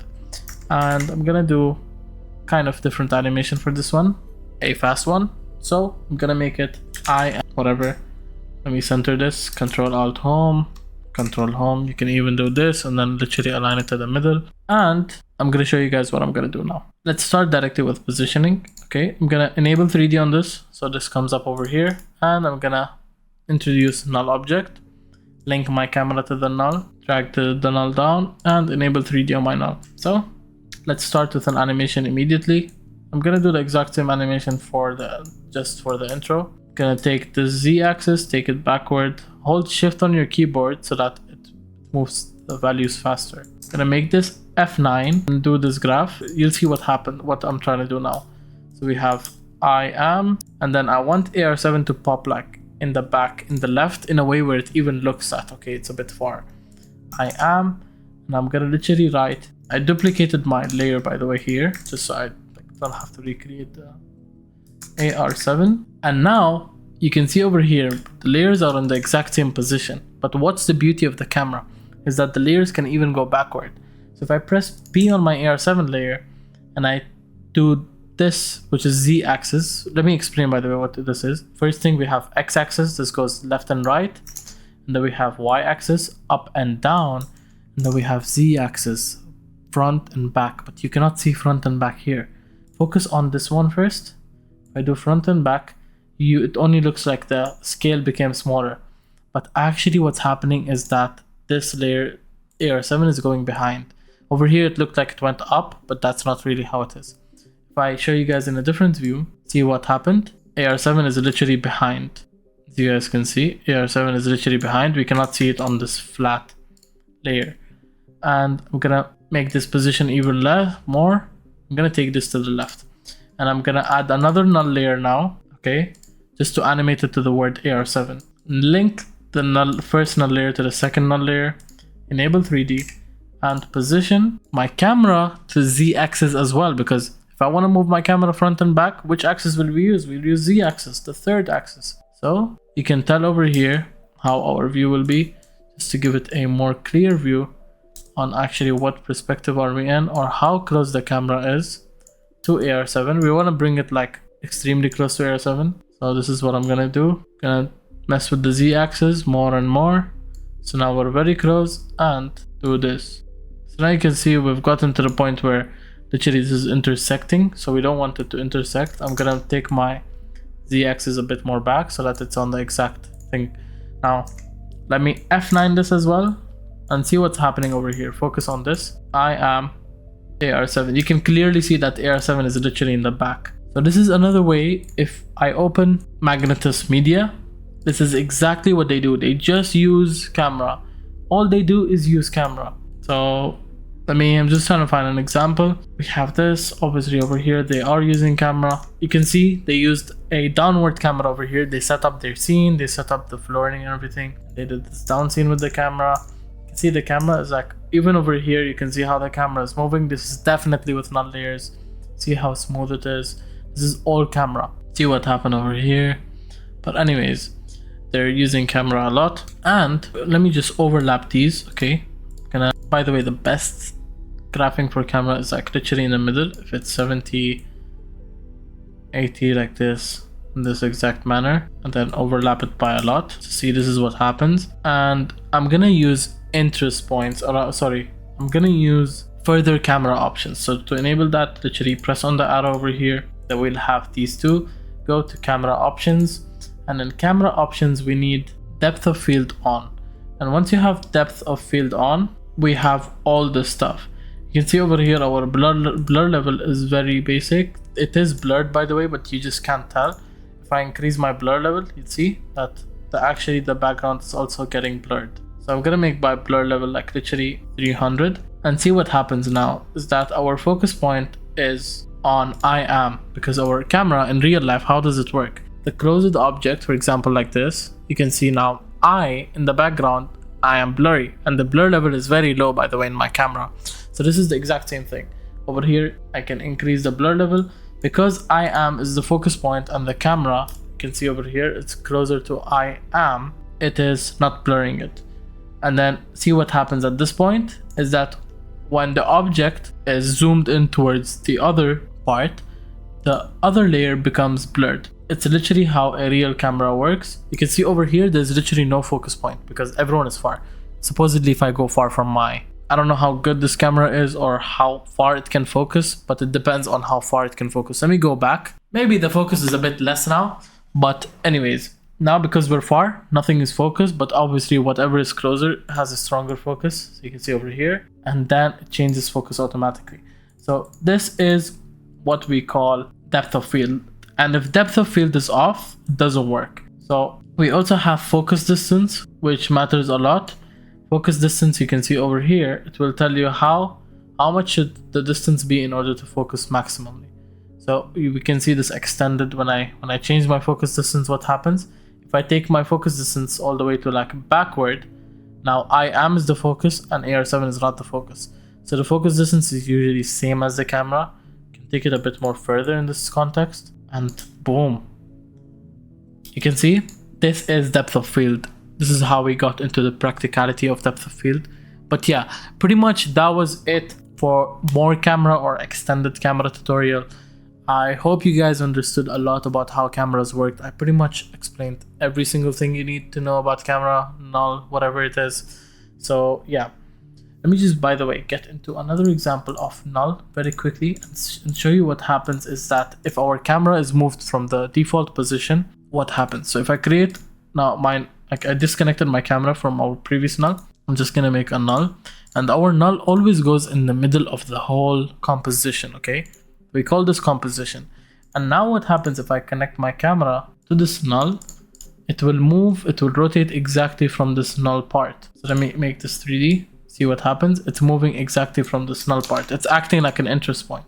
So in order to fix that, let's say you want your null to rotate from somewhere else. So you're gonna have to move the null itself by probably using the Z axis.